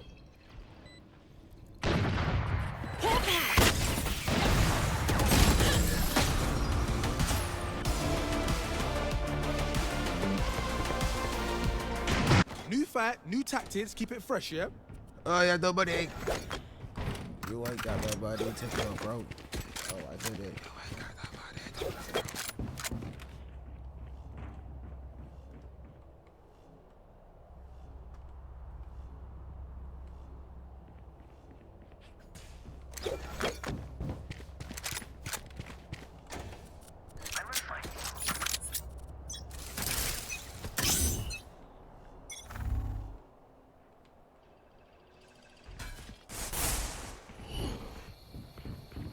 It's you and me.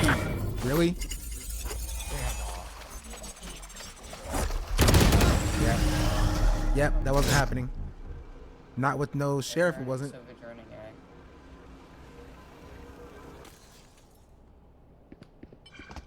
They're coming in. They're coming in. I've got your trail.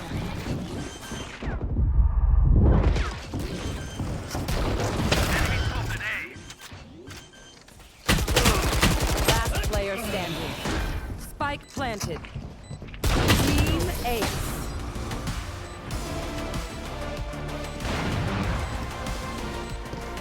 Last round in the half. No point saving. Spend it all.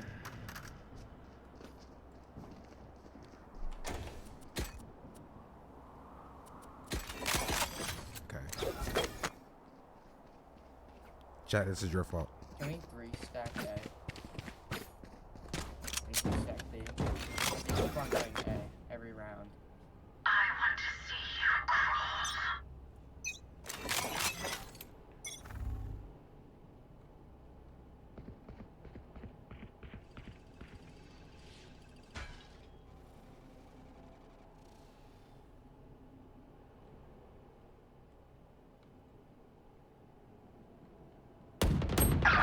Killed their omen. 120 on Reyna, she fully healed.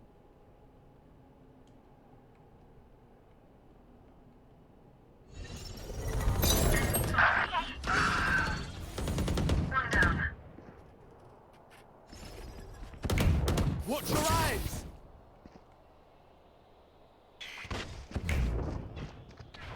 Flash.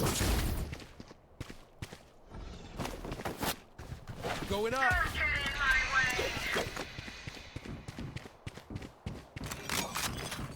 Last player standing. He's just shift walking in there, dog.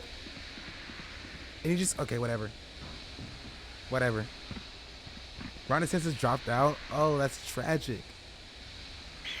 Nikki Haley's still in, though. 30 seconds left. They're just gonna go A.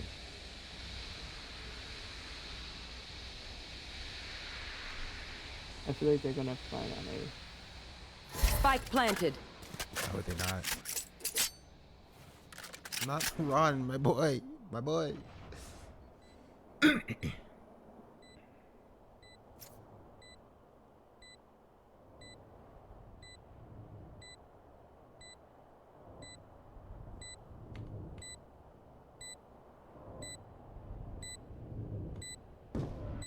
Made a noise, made a step, whatever.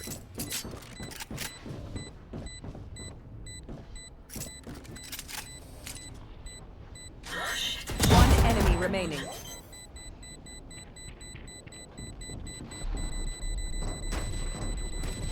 Clutch. What?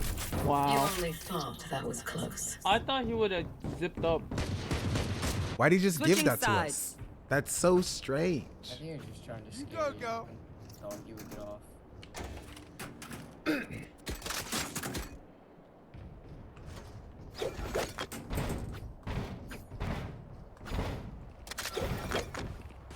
With as a president coming in from jail. Respect, honestly. I mean, it wouldn't be the case if Biden actually did something, but hey, what it is, girl? What's up? So I'll get frames, and I'm gonna try and clear right side of sight. Like I'm gonna clear this corner, this corner, and this. He ain't clearing all that. I'm sorry.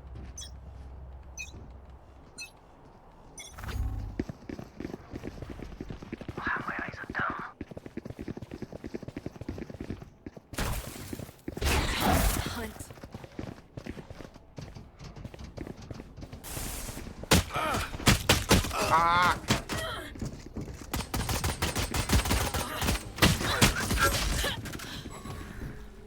Did he endorse Trump? Of course he did. Carrier is killed. Spike down A. I heard him TP. I just didn't know where. Last player standing. Will you just quit? I want to quit too. Please, let me go.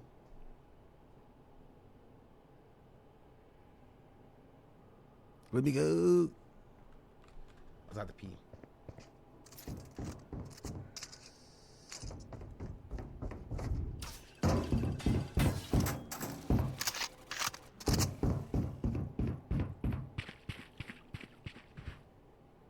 Thirty seconds left.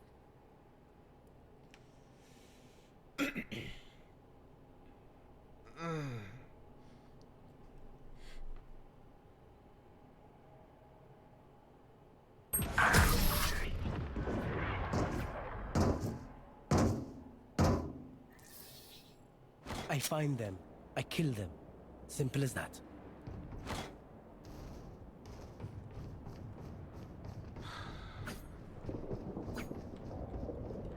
Honestly, did anybody think Ron DeSantis was actually gonna win? Because, like, I mean, obviously not. I got a full save. I can't do anything here. We will reveal their secrets.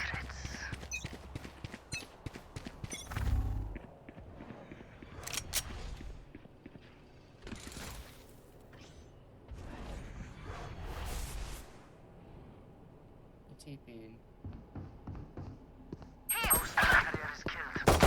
Spike down A. 6?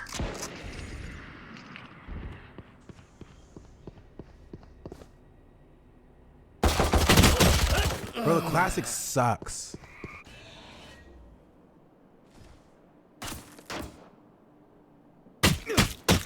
Last player standing. The classic sucks.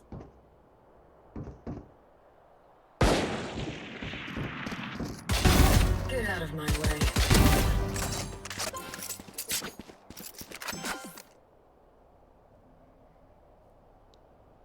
He's just sitting in his spot. He's AFK. He left. Toxins going up.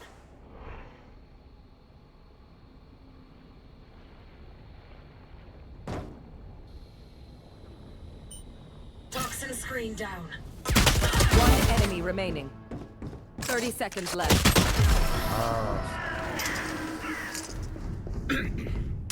Winnable? No. Look, don't start resting. Still work to do. But I have guns now.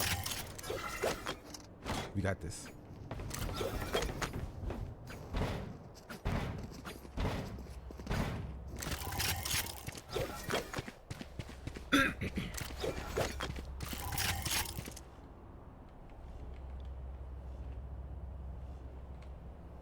You think it's because of me?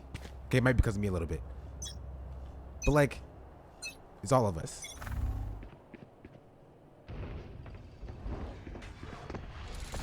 They're hard rushing A.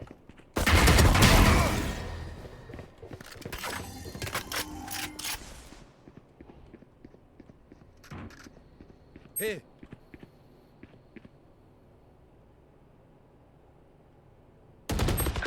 I told you where he was. Going on Omen.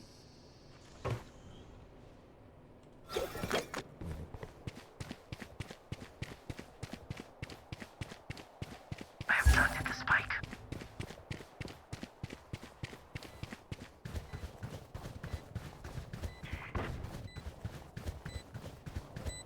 They say that I'm good enough, grabbing my da-da-da. Think about shit that I shouldn't,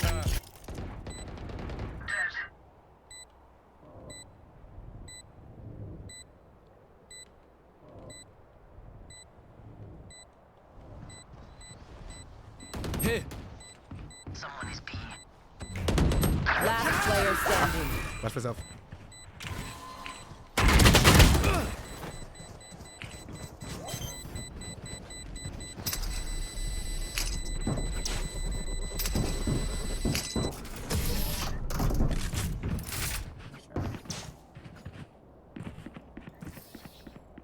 They will die.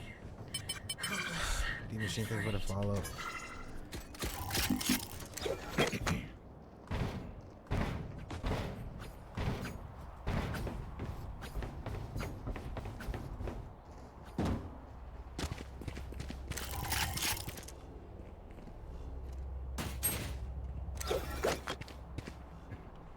Their hope is their poison. True. Okay, we're back. We're back, baby. We're still back. Let's go.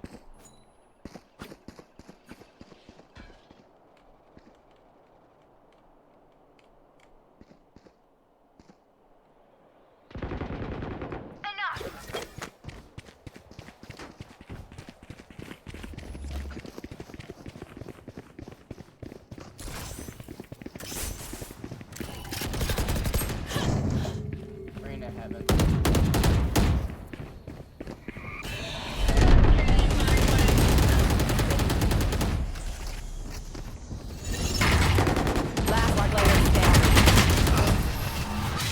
Never mind. Never mind. Never mind. FF immediately. Think about shit that I shouldn't, If you lose focus, you die.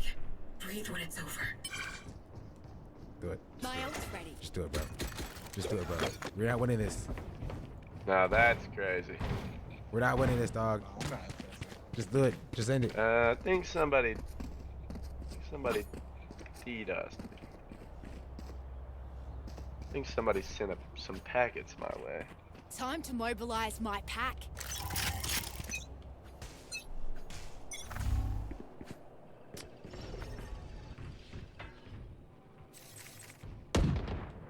Enemy spotted A. Exterminated. Here. Seek them out. Found one. Here. Enemy spotted A.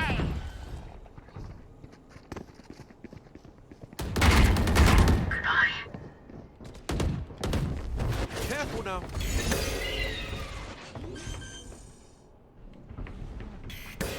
Spike planted. My ultimate's ready. Last player standing. Yeah, Evan. Come on, let's go. One enemy remaining. I think he have to. Just wait for him to tap.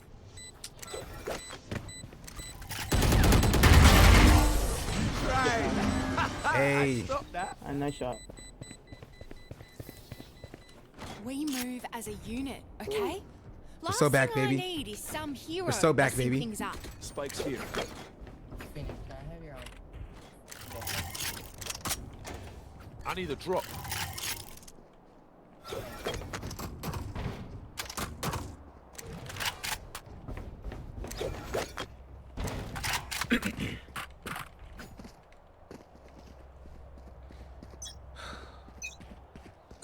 Little Rhonda. It's you and me. Spike down. Really? Mid. Again? Watch this.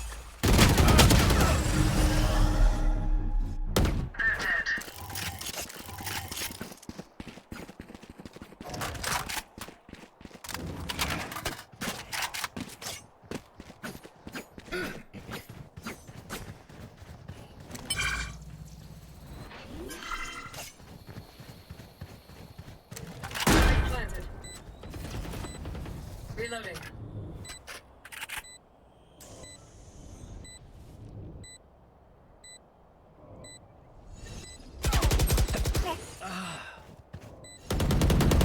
Three down. Hawk out! player standing. Poison orb emitting.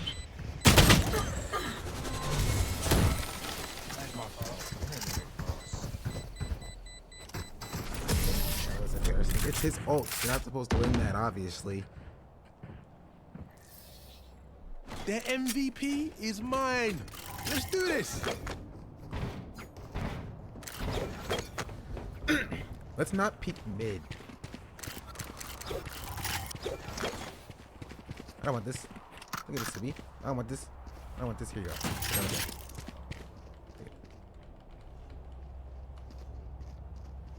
Oh, can you flash out for me up here?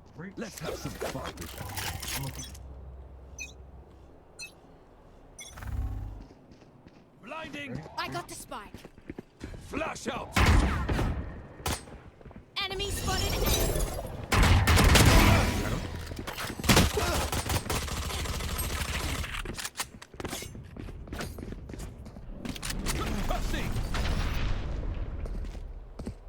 One's pushing. Too late. There's a Vandal on my body.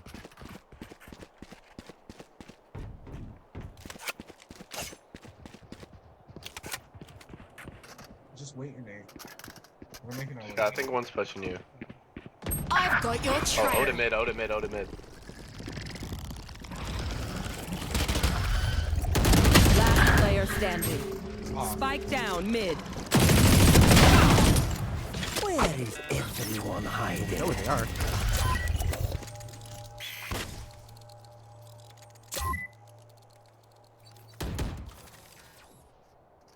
No, he's on this. Yeah.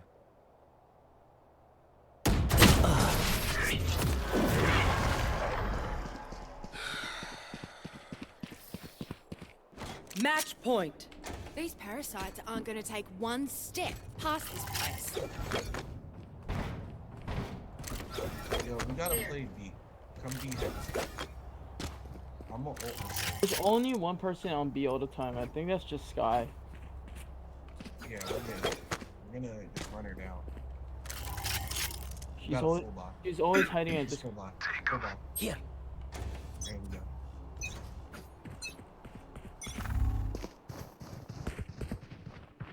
She's not there.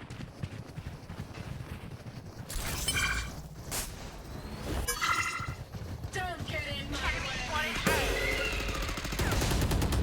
The hunt begins.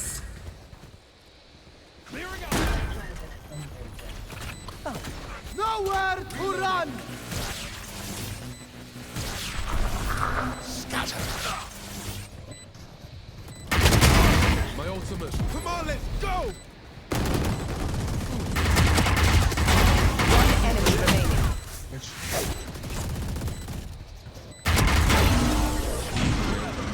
There can only be one hero. They think they're better than us. I can Now come A.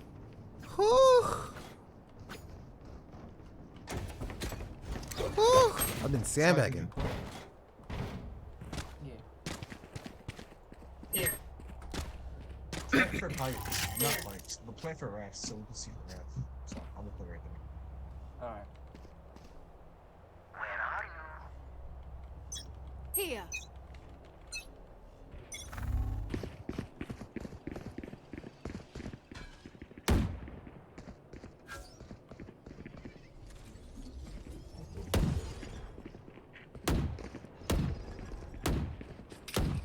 Enemy spotted mid.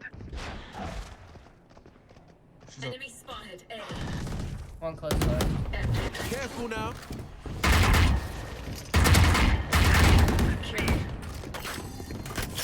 Sky and Oso behind. Enemy spotted Sova's on the rafts. There's one on top.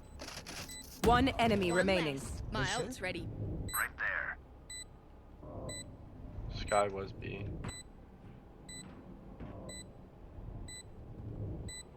She's hit pretty hard. I don't have to play too far, just wait till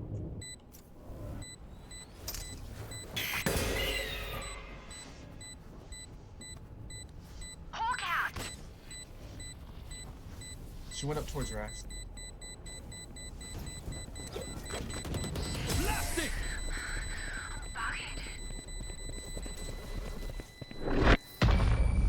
Remember, nobody's a hero when they're crying for air.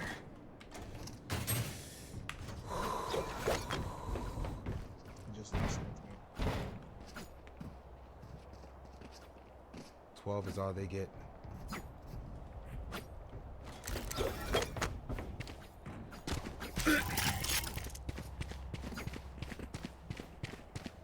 Actually, this time I'm gonna show presence in mid. Reach, could you flash me front?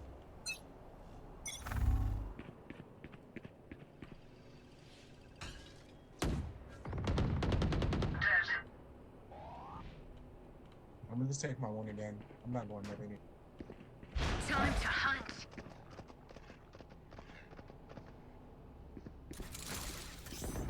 No one's close. One more mid and I hold it. Careful now.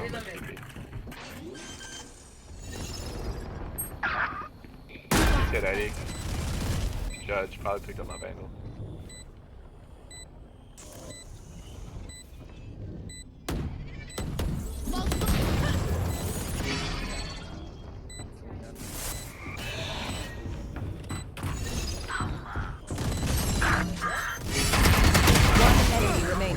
Last player standing. Okay, time for a break. I hear them scurrying. Come B. Here.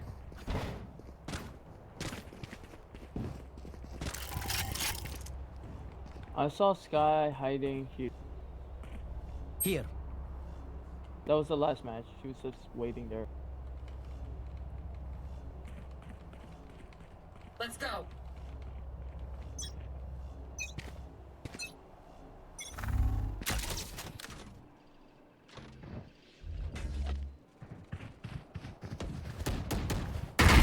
Someone is B.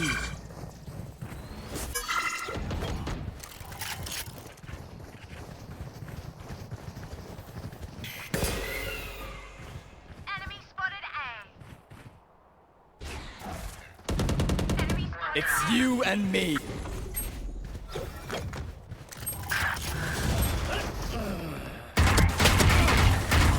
One enemy remaining. She's Odin behind. mid and at a spawn. The plant. Bull, she healed off me. Planted. My ultimate's ready. She might be flanking, so watch it like her. Told him. Picked up my vandal. Last player standing. One. Right when you ult. Oh, nice. You're better. Come on, get me in the line of fire.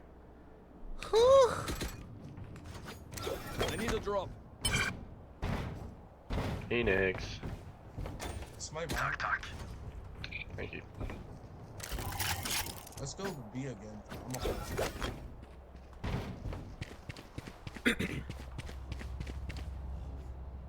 I can ult on site and clear out back yellow.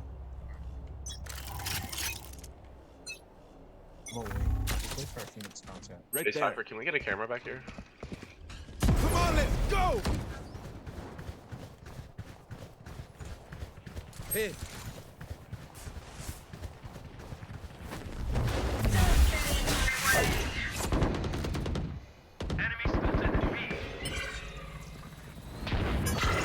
ISO mid. Watch me. Scatter.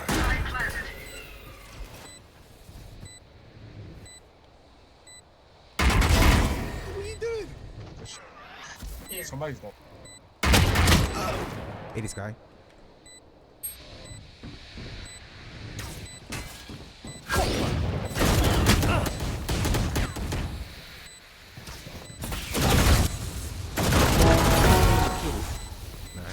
Give me. Where is everyone hiding? Last player standing. Oh, on us. Oh, thank you. Oh Lord Jesus. Switching sides. Overtime. smothered first. They love rushing A. I'm just gonna put a camera on these. No, definitely sit on B. You can just go 2. I'm gonna sit mid because they also like pushing up mid. Yeah, I know. Omen likes to be. Actually, I'm gonna be the body. I'm gonna be the body B. You just set up cam up there. Thought I missed that one. It was close. And we can have Breach also watch mid with you. It was close. It could be early. I'll tell you if I see him in TP.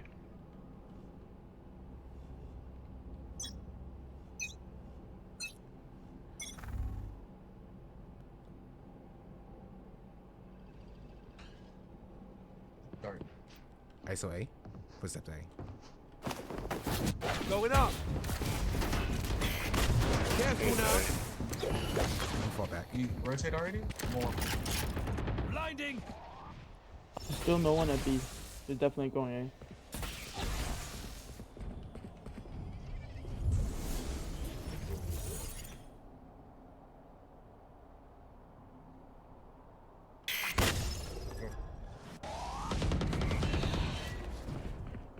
There.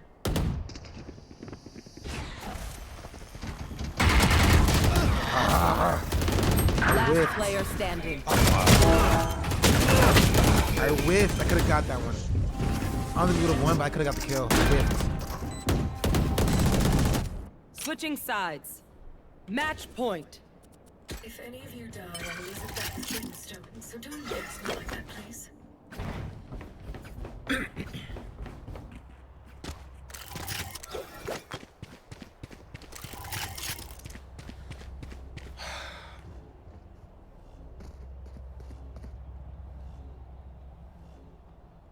Now, where to set up shop?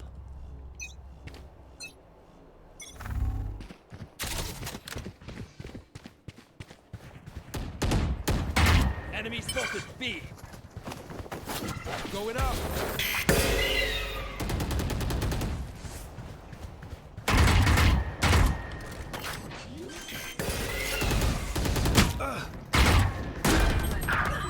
Careful now. Omen's behind.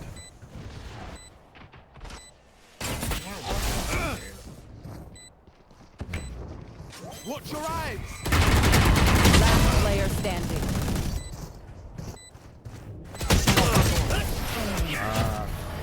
Defenders win. That was a good flash. It was a good flash, but I didn't kill him. I only got one. I didn't expect 4 to be there, honestly.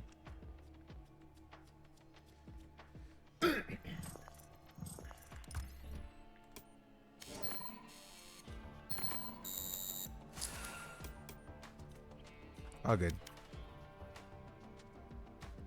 If we did clutch up, we did. Like, look at this timeline. We were so far down.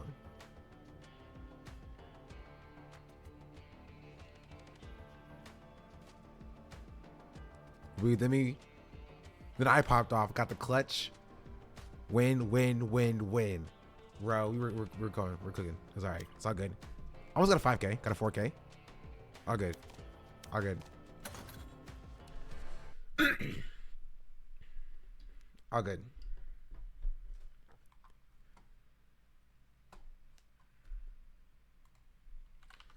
Give me 1 second. I'm gonna run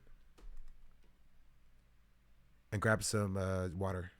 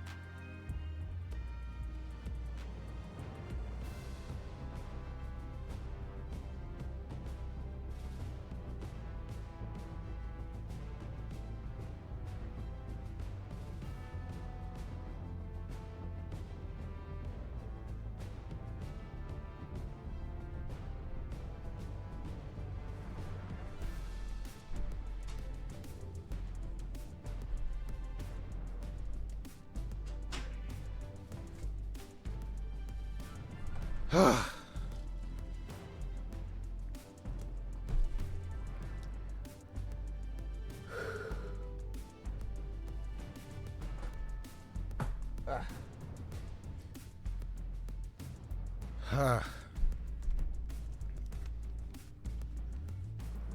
back.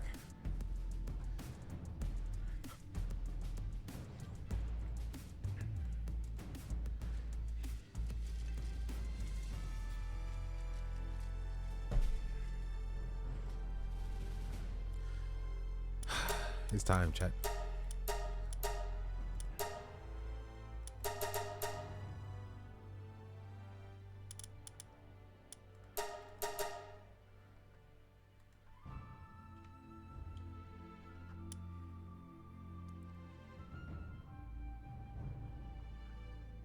Why does this not work? I have to go. I have to put the IP in again, dog? That's so stupid.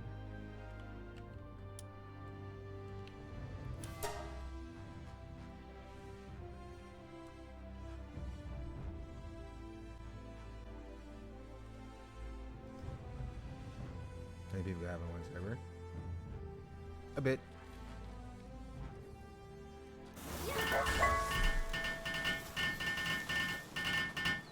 Who is that? Is that Sean? Wait, it's building it. Hello. Whoa, what is going on? There's a lot of Oh stuff. no, happening. you can build. You can build chests. I don't know if you you just think we're cannot ignoring you, build. but You cannot build platforms because the chests have a smaller, I guess, hitbox. Oh, that's what I was trying to build right over here. Just this. Oh, really? It's also, it's interesting. It took the ingots out of my inventory for you to build this. Or maybe, did you build this? No, I did not. Oh, it just like lagged. Oh, yeah. Okay, that's been happening to me a couple times it's where I been built very something buggy and today. it just hasn't. It like rubber bands. Oh. Okay, well, we have new things.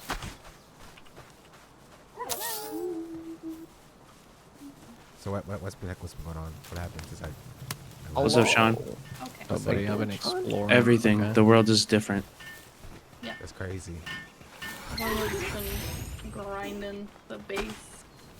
No, Making it no, look all nice. It Have we literally found just took me a way to like get 30 ore and minutes. stuff yet? It's nothing. Have we found what? A way to get ore and stuff. No. Besides just like mining. Did we? What happened to the crushers? I don't know. Valo. If we don't have any, I can just. Guilty. I was trying to figure out where I'm gonna put them. Okay. Oh. Oh no, you can't put signs on top of the deck? Should. Oh. Man, this builder's kind of fucky. Yeah.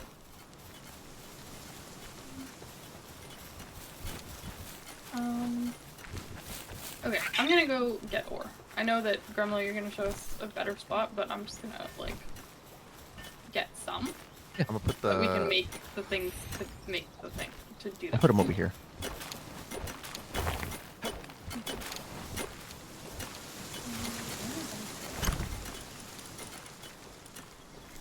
Okay, Brett, I don't know when you're coming back to. Did our dark egg hatch? Oh yeah, I'm coming now. I got really distracted. Sorry. Yes. Oh, what did it hatch? Where is it? I don't know. It hatched a Nox. A Nox? Yeah, it's like a dark dark type B. Oh. Yeah. Catch us for doing it. Yeah. This is chili. We're gonna kill Catchers again? We're gonna try and catch it. Okay, cool.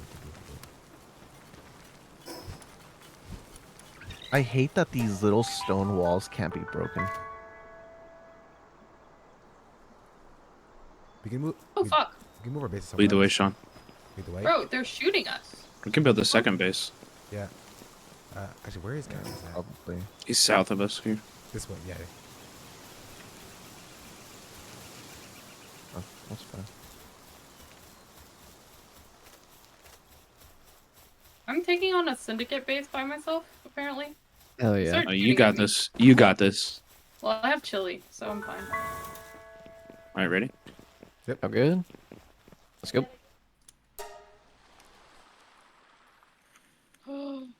There's a blue Mao here.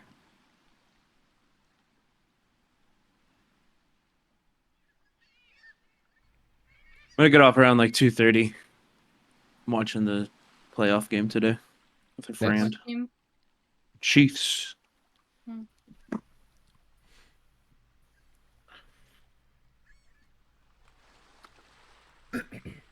What happened to Kendall's Twitter? Now I'm curious. What did Kendall post?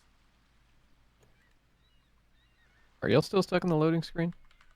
Nope. Yep. Okay. That happened to me earlier, and I had to close the app. So. No way. Just a heads up. Yeah. I want my money back on the server. Don't what? I don't see anything. I want Sean's money back, actually. Yeah. True. To you though, right? Not to Sean. Yeah, to me. It's going straight to me.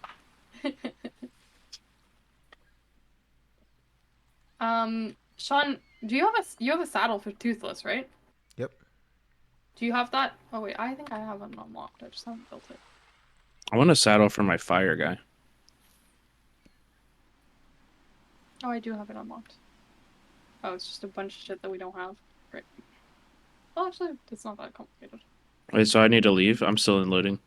Yeah, I'm still in load. The weird thing is if you like for me, if I hit escape, I can see my cursor come up and hear like the menu come up, but it's just perma stuff. Oh yeah, me too.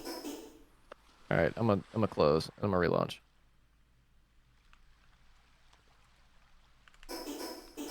Oh, why is it doing this? The ore is doing a weird bug where you have to like pick it up individually by pressing F. Oof.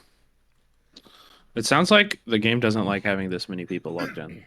Oh no, it's been buggy all morning, even when it was just me. I mean, maybe also chat, it's just you the don't have to amount work of people test. I can't playing test this myself yet. game currently because it's kind of popping off. That's definitely part of it. It is an alpha or early access. They won't even let me join recent servers. That's crazy. Yeah, so guys, this morning Hassan texted and he was like, you know, can I join your guys' server? And I was like, nah, sorry, dude, it's full. Right, yeah. So yeah, it's been buggy. We can't have you. He was like, me and Will and Caroline, honestly, like, we all want to join the server. And I was like, nah. Nah, make I'm your just own, man. really sick and tired of clout goblins always trying Yeah, to for join real, the dude. clout server. Seriously. Get the fuck out of here. No free clout. No free clout. Sick and tired. Wait, this is so pretty. Okay, I'm back. Let him know if he wants to join though. If he.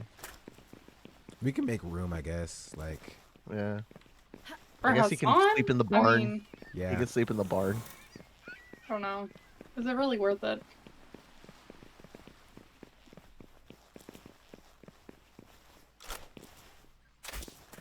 Okay, I'm gotta be careful. So we tried again or what? Yeah. Try what? The dungeon. Oh. Where the fuck am I? Huh.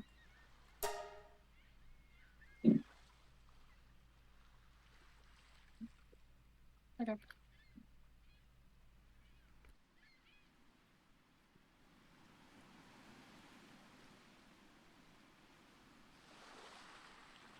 Hello? Okay, so is Catrice just busted? Wait. Okay. Wait, oh, Yeah. I'm in. Yeah. Same. Shit. Wait, but where's she? She They'll be up in a sec. Yeah. Oh, okay. She's a bit shy, so I think.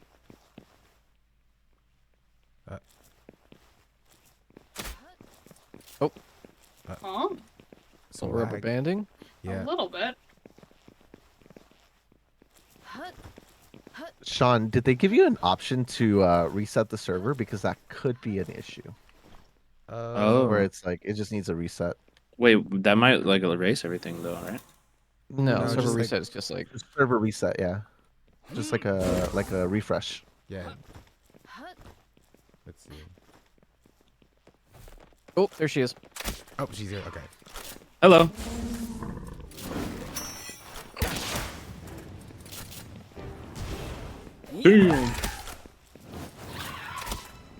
Toothless gonna die. Get her, Toothless.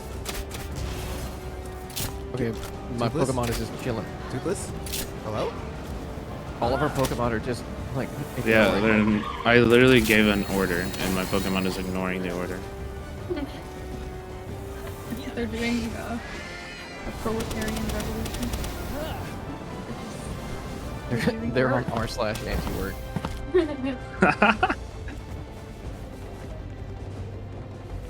Okay, I'm like completely disconnected now. Oh, geez, Louise. I'm sick rubber banding.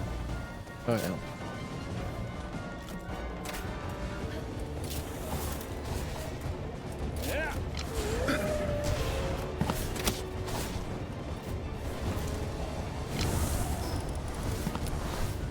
I was trying to tell Little Bear to join, but Yeah, why isn't Little Bear joining? I asked LT, I think maybe sometime at some point. Too controversial.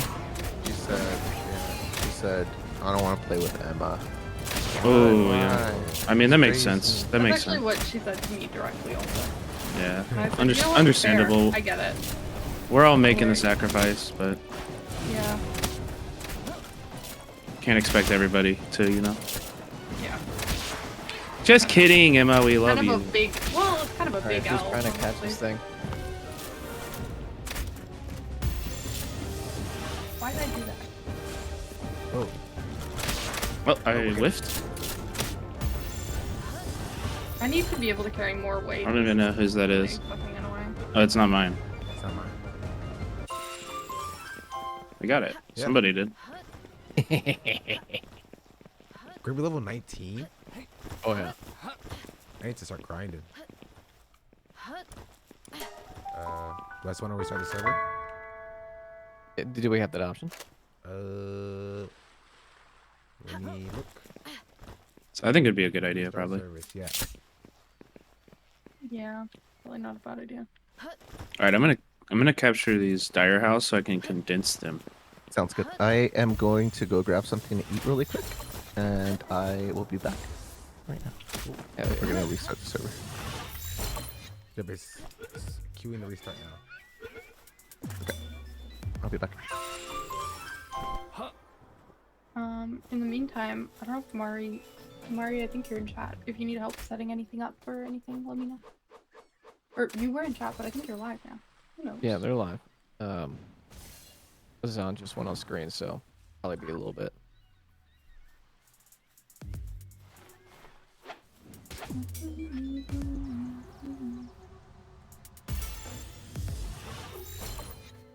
This game is actually so fun. Mm-hmm. I'm trying to figure out who backspin Chat, was are you having before. fun? Are you enjoying Chat advice. the stream? I knew it. I got it. Are you enjoying Palworld? Oops.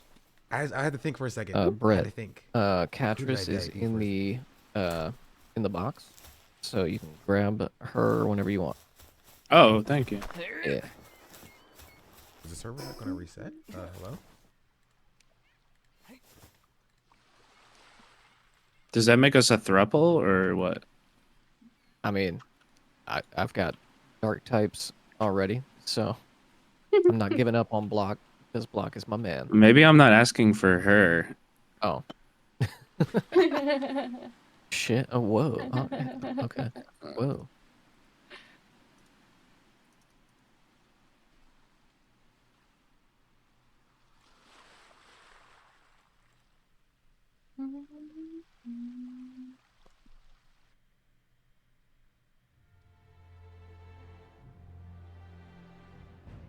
Okay.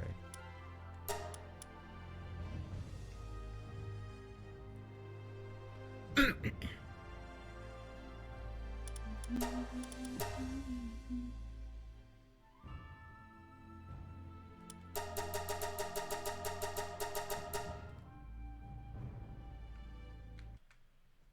closing the game real quick, chat. It should have restarted. Wait, Firefox, you like the water too? Wouldn't that put out your tail? Are y'all still in the game? Mm-hmm. Yeah, we are. Oh, it kicked Yeah. me out like it I restarted. got off for a second, but then it. I don't know.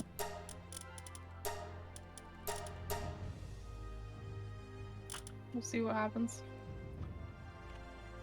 Dang, dude. To do all of these things, we would need so many pals. I know. Like I think- the base is not leveling up fast enough for how much shit it's giving us to do, you know? Yeah. I mean, also, I think it would be, like, it would make more sense if there were less of us. Like, I just don't... I don't know how to explain. If it was one person playing and capturing pals and, like, trying to beat the bosses, like, it would scale a lot less quickly, right? Yeah.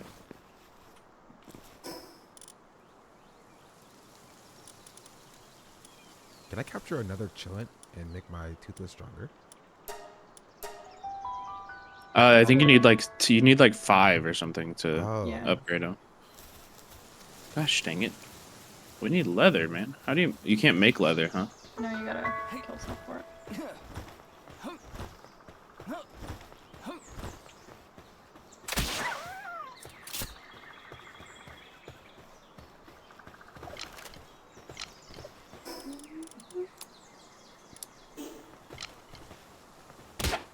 Can I build another chest? Not yet. Ooh, only one more though.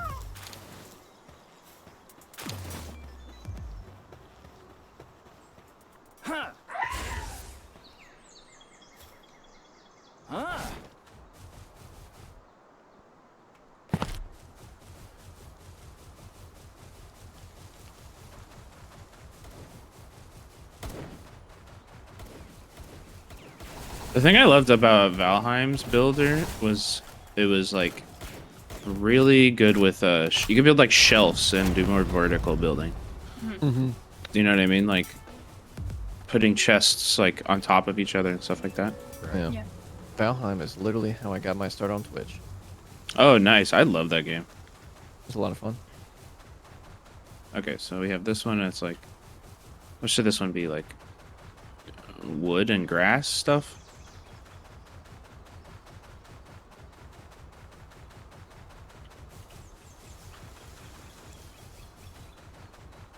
Oh, yeah.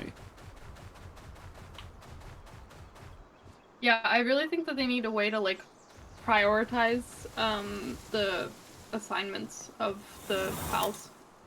I know. Right I now thought they that's just what the kinda run around and command. do random shit.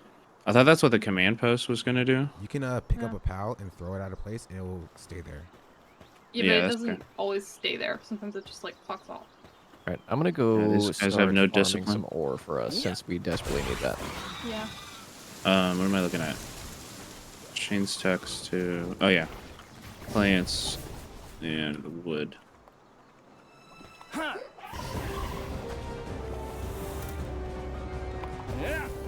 believe Ron DeSantis dropped out on a fucking Sunday, dude. Oh yeah, I missed on that. the Lord's Day. On the White Day.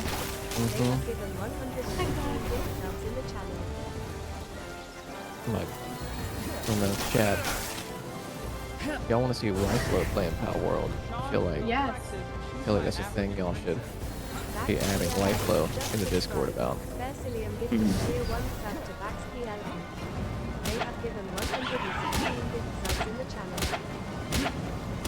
I just want to go on adventures with the Beccas. Oh, is I know Becca would love to play this. Yeah, is your Becca thinking about playing? We don't have another PC for her to play on, so. Guess you're just gonna have to not play, Brett, and let Becca get on. That's maybe true. Maybe true. Bro, even these chats that are like made out of metal are not that big. Are they Kinda bigger? true. Bigger, yeah. Easy chat. See, that's one thing I wish you could do like Minecraft, where if you just put a chest next to another chest, they will combine. Yeah. Wow. I want, you know what? I want chests that you can do that like in a long line and then have tabs. Mm-hmm. Just so that you Oh, open this one is thing and amazing. switch between tabs instead of this bullshit. Okay. That's trouble. Yeah. Did the server reset? No? Not really, no. It shut down for me for a second. It came back up. I didn't get kicked out. Really? I can No. press the button again. Is that okay with everybody? I'll return to title. Yeah. We're all fine. I think it's nobody's doing anything that's like. I'm just mining. Yeah. I'm good. Oh, actually, I can't do it right now because G Portal is down. Nice. It's a good sign. Yeah, it's great, mate. Great sign. See. I don't really like those actually. We will need a devil fruit metal container. I found a ton of devil fruit today.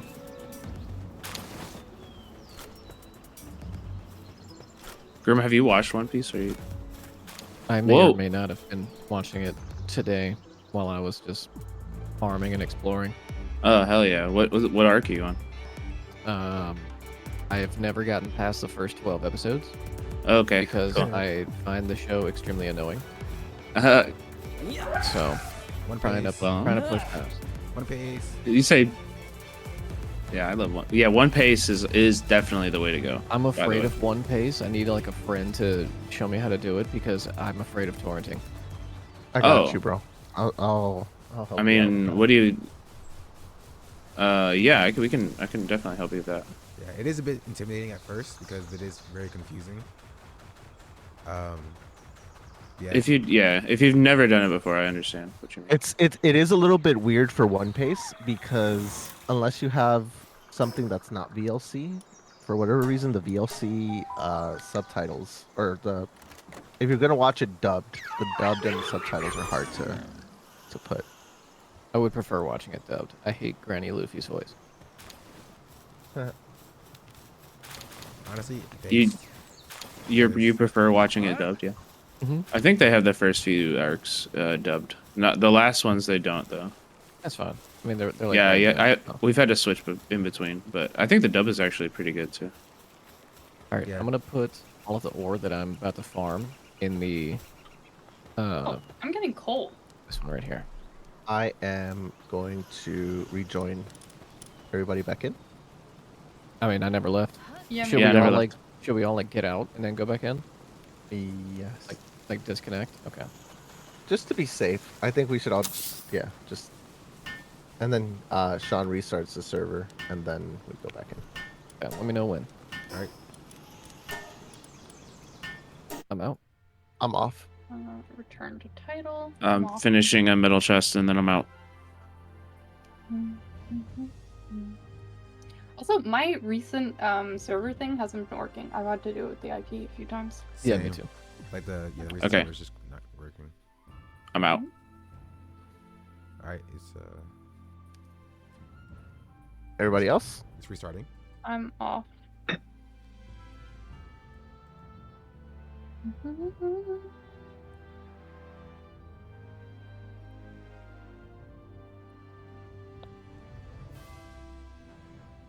Still restarting.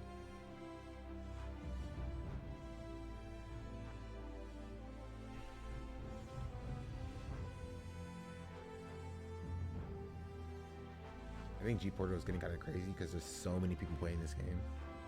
Yeah.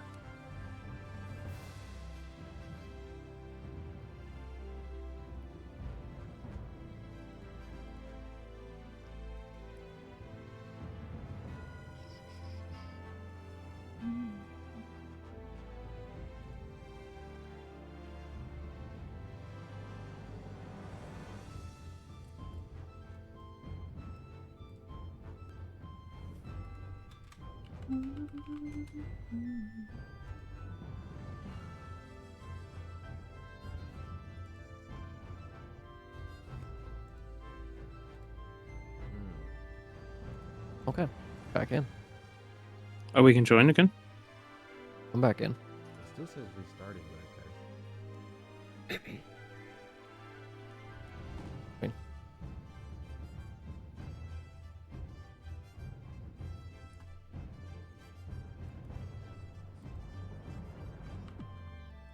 One second, I'm gonna check something real quick.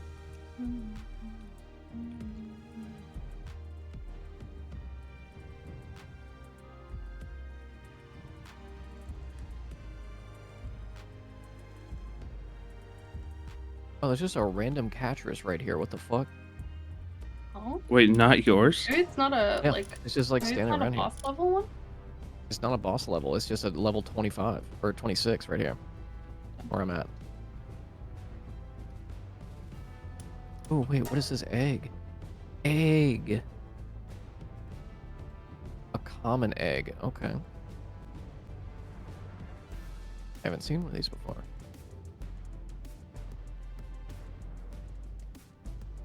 What the fuck is that?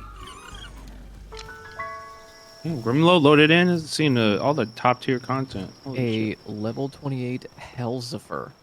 Hell Zephyr. Oh fuck. It looks sick as hell. I want one. I'm level 19. I don't think I can take it. It's level 28. Wait, what? Bro, the crossbow took out a fucking level 15 in 3 shots. Yeah, my crossbow did like 1,000 damage. Oh. I'm so confused. I'm gonna take a screenshot of it. Wait, did you guys build the epic one? No, I still have the No. uncommon one. I have a level 3 epic in the chest with all of the schematics. Oh, no way.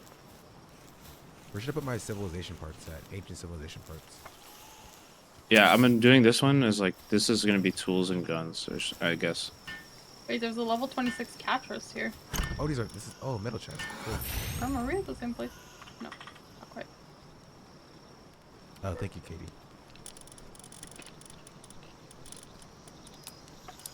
Oh, I saw 32 ingots. What the fuck is a grin tail? It's so cute. Hi. It's a boss though.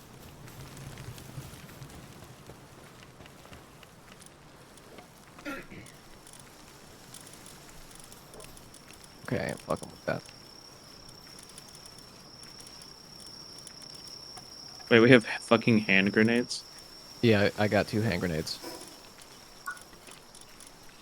I tried taking a screenshot of it earlier, but I encountered a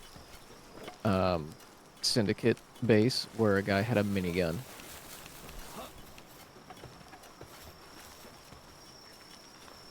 Where are the workbenches at? They're up on the porch. There's a porch? Where have you been? Oh, this is a porch. This wasn't here when I was Yep. last.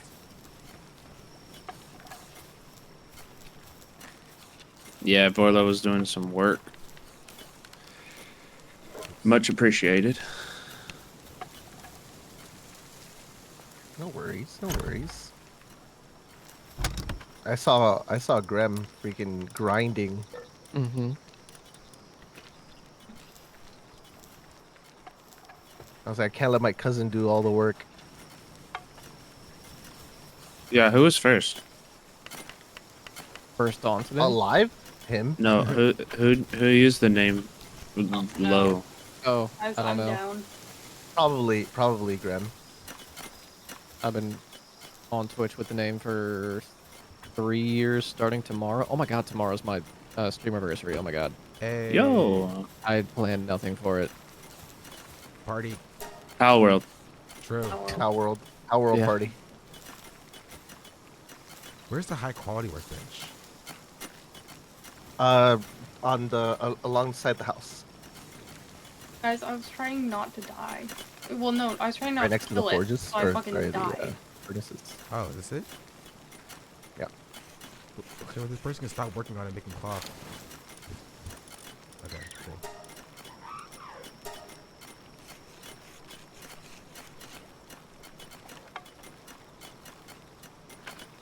I was trying to grab my dog. Yeah.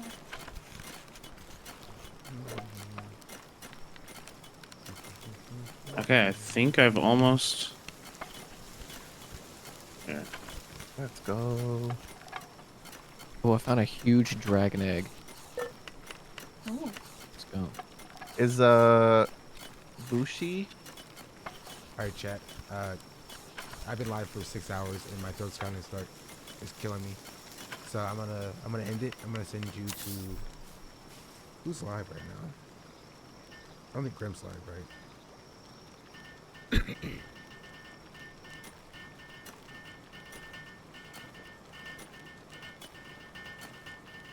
Yeah, I think the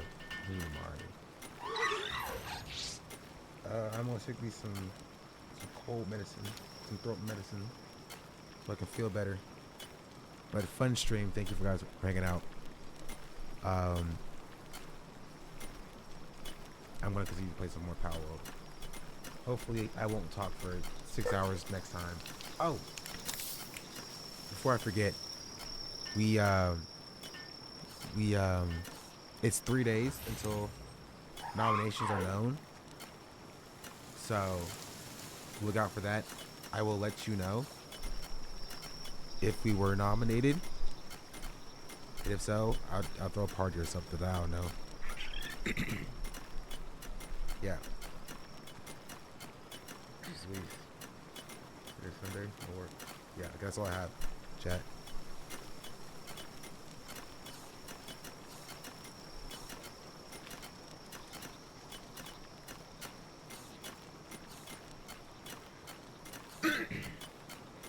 Jeez Louise. Shout out Ron DeSantis. He's the best of us.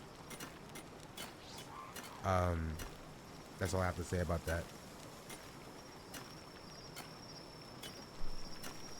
Chat gets quiet when I game. I realized that. He was having a cool, good back and forth. Start gaming. Radio silence. That's cool. That's all right.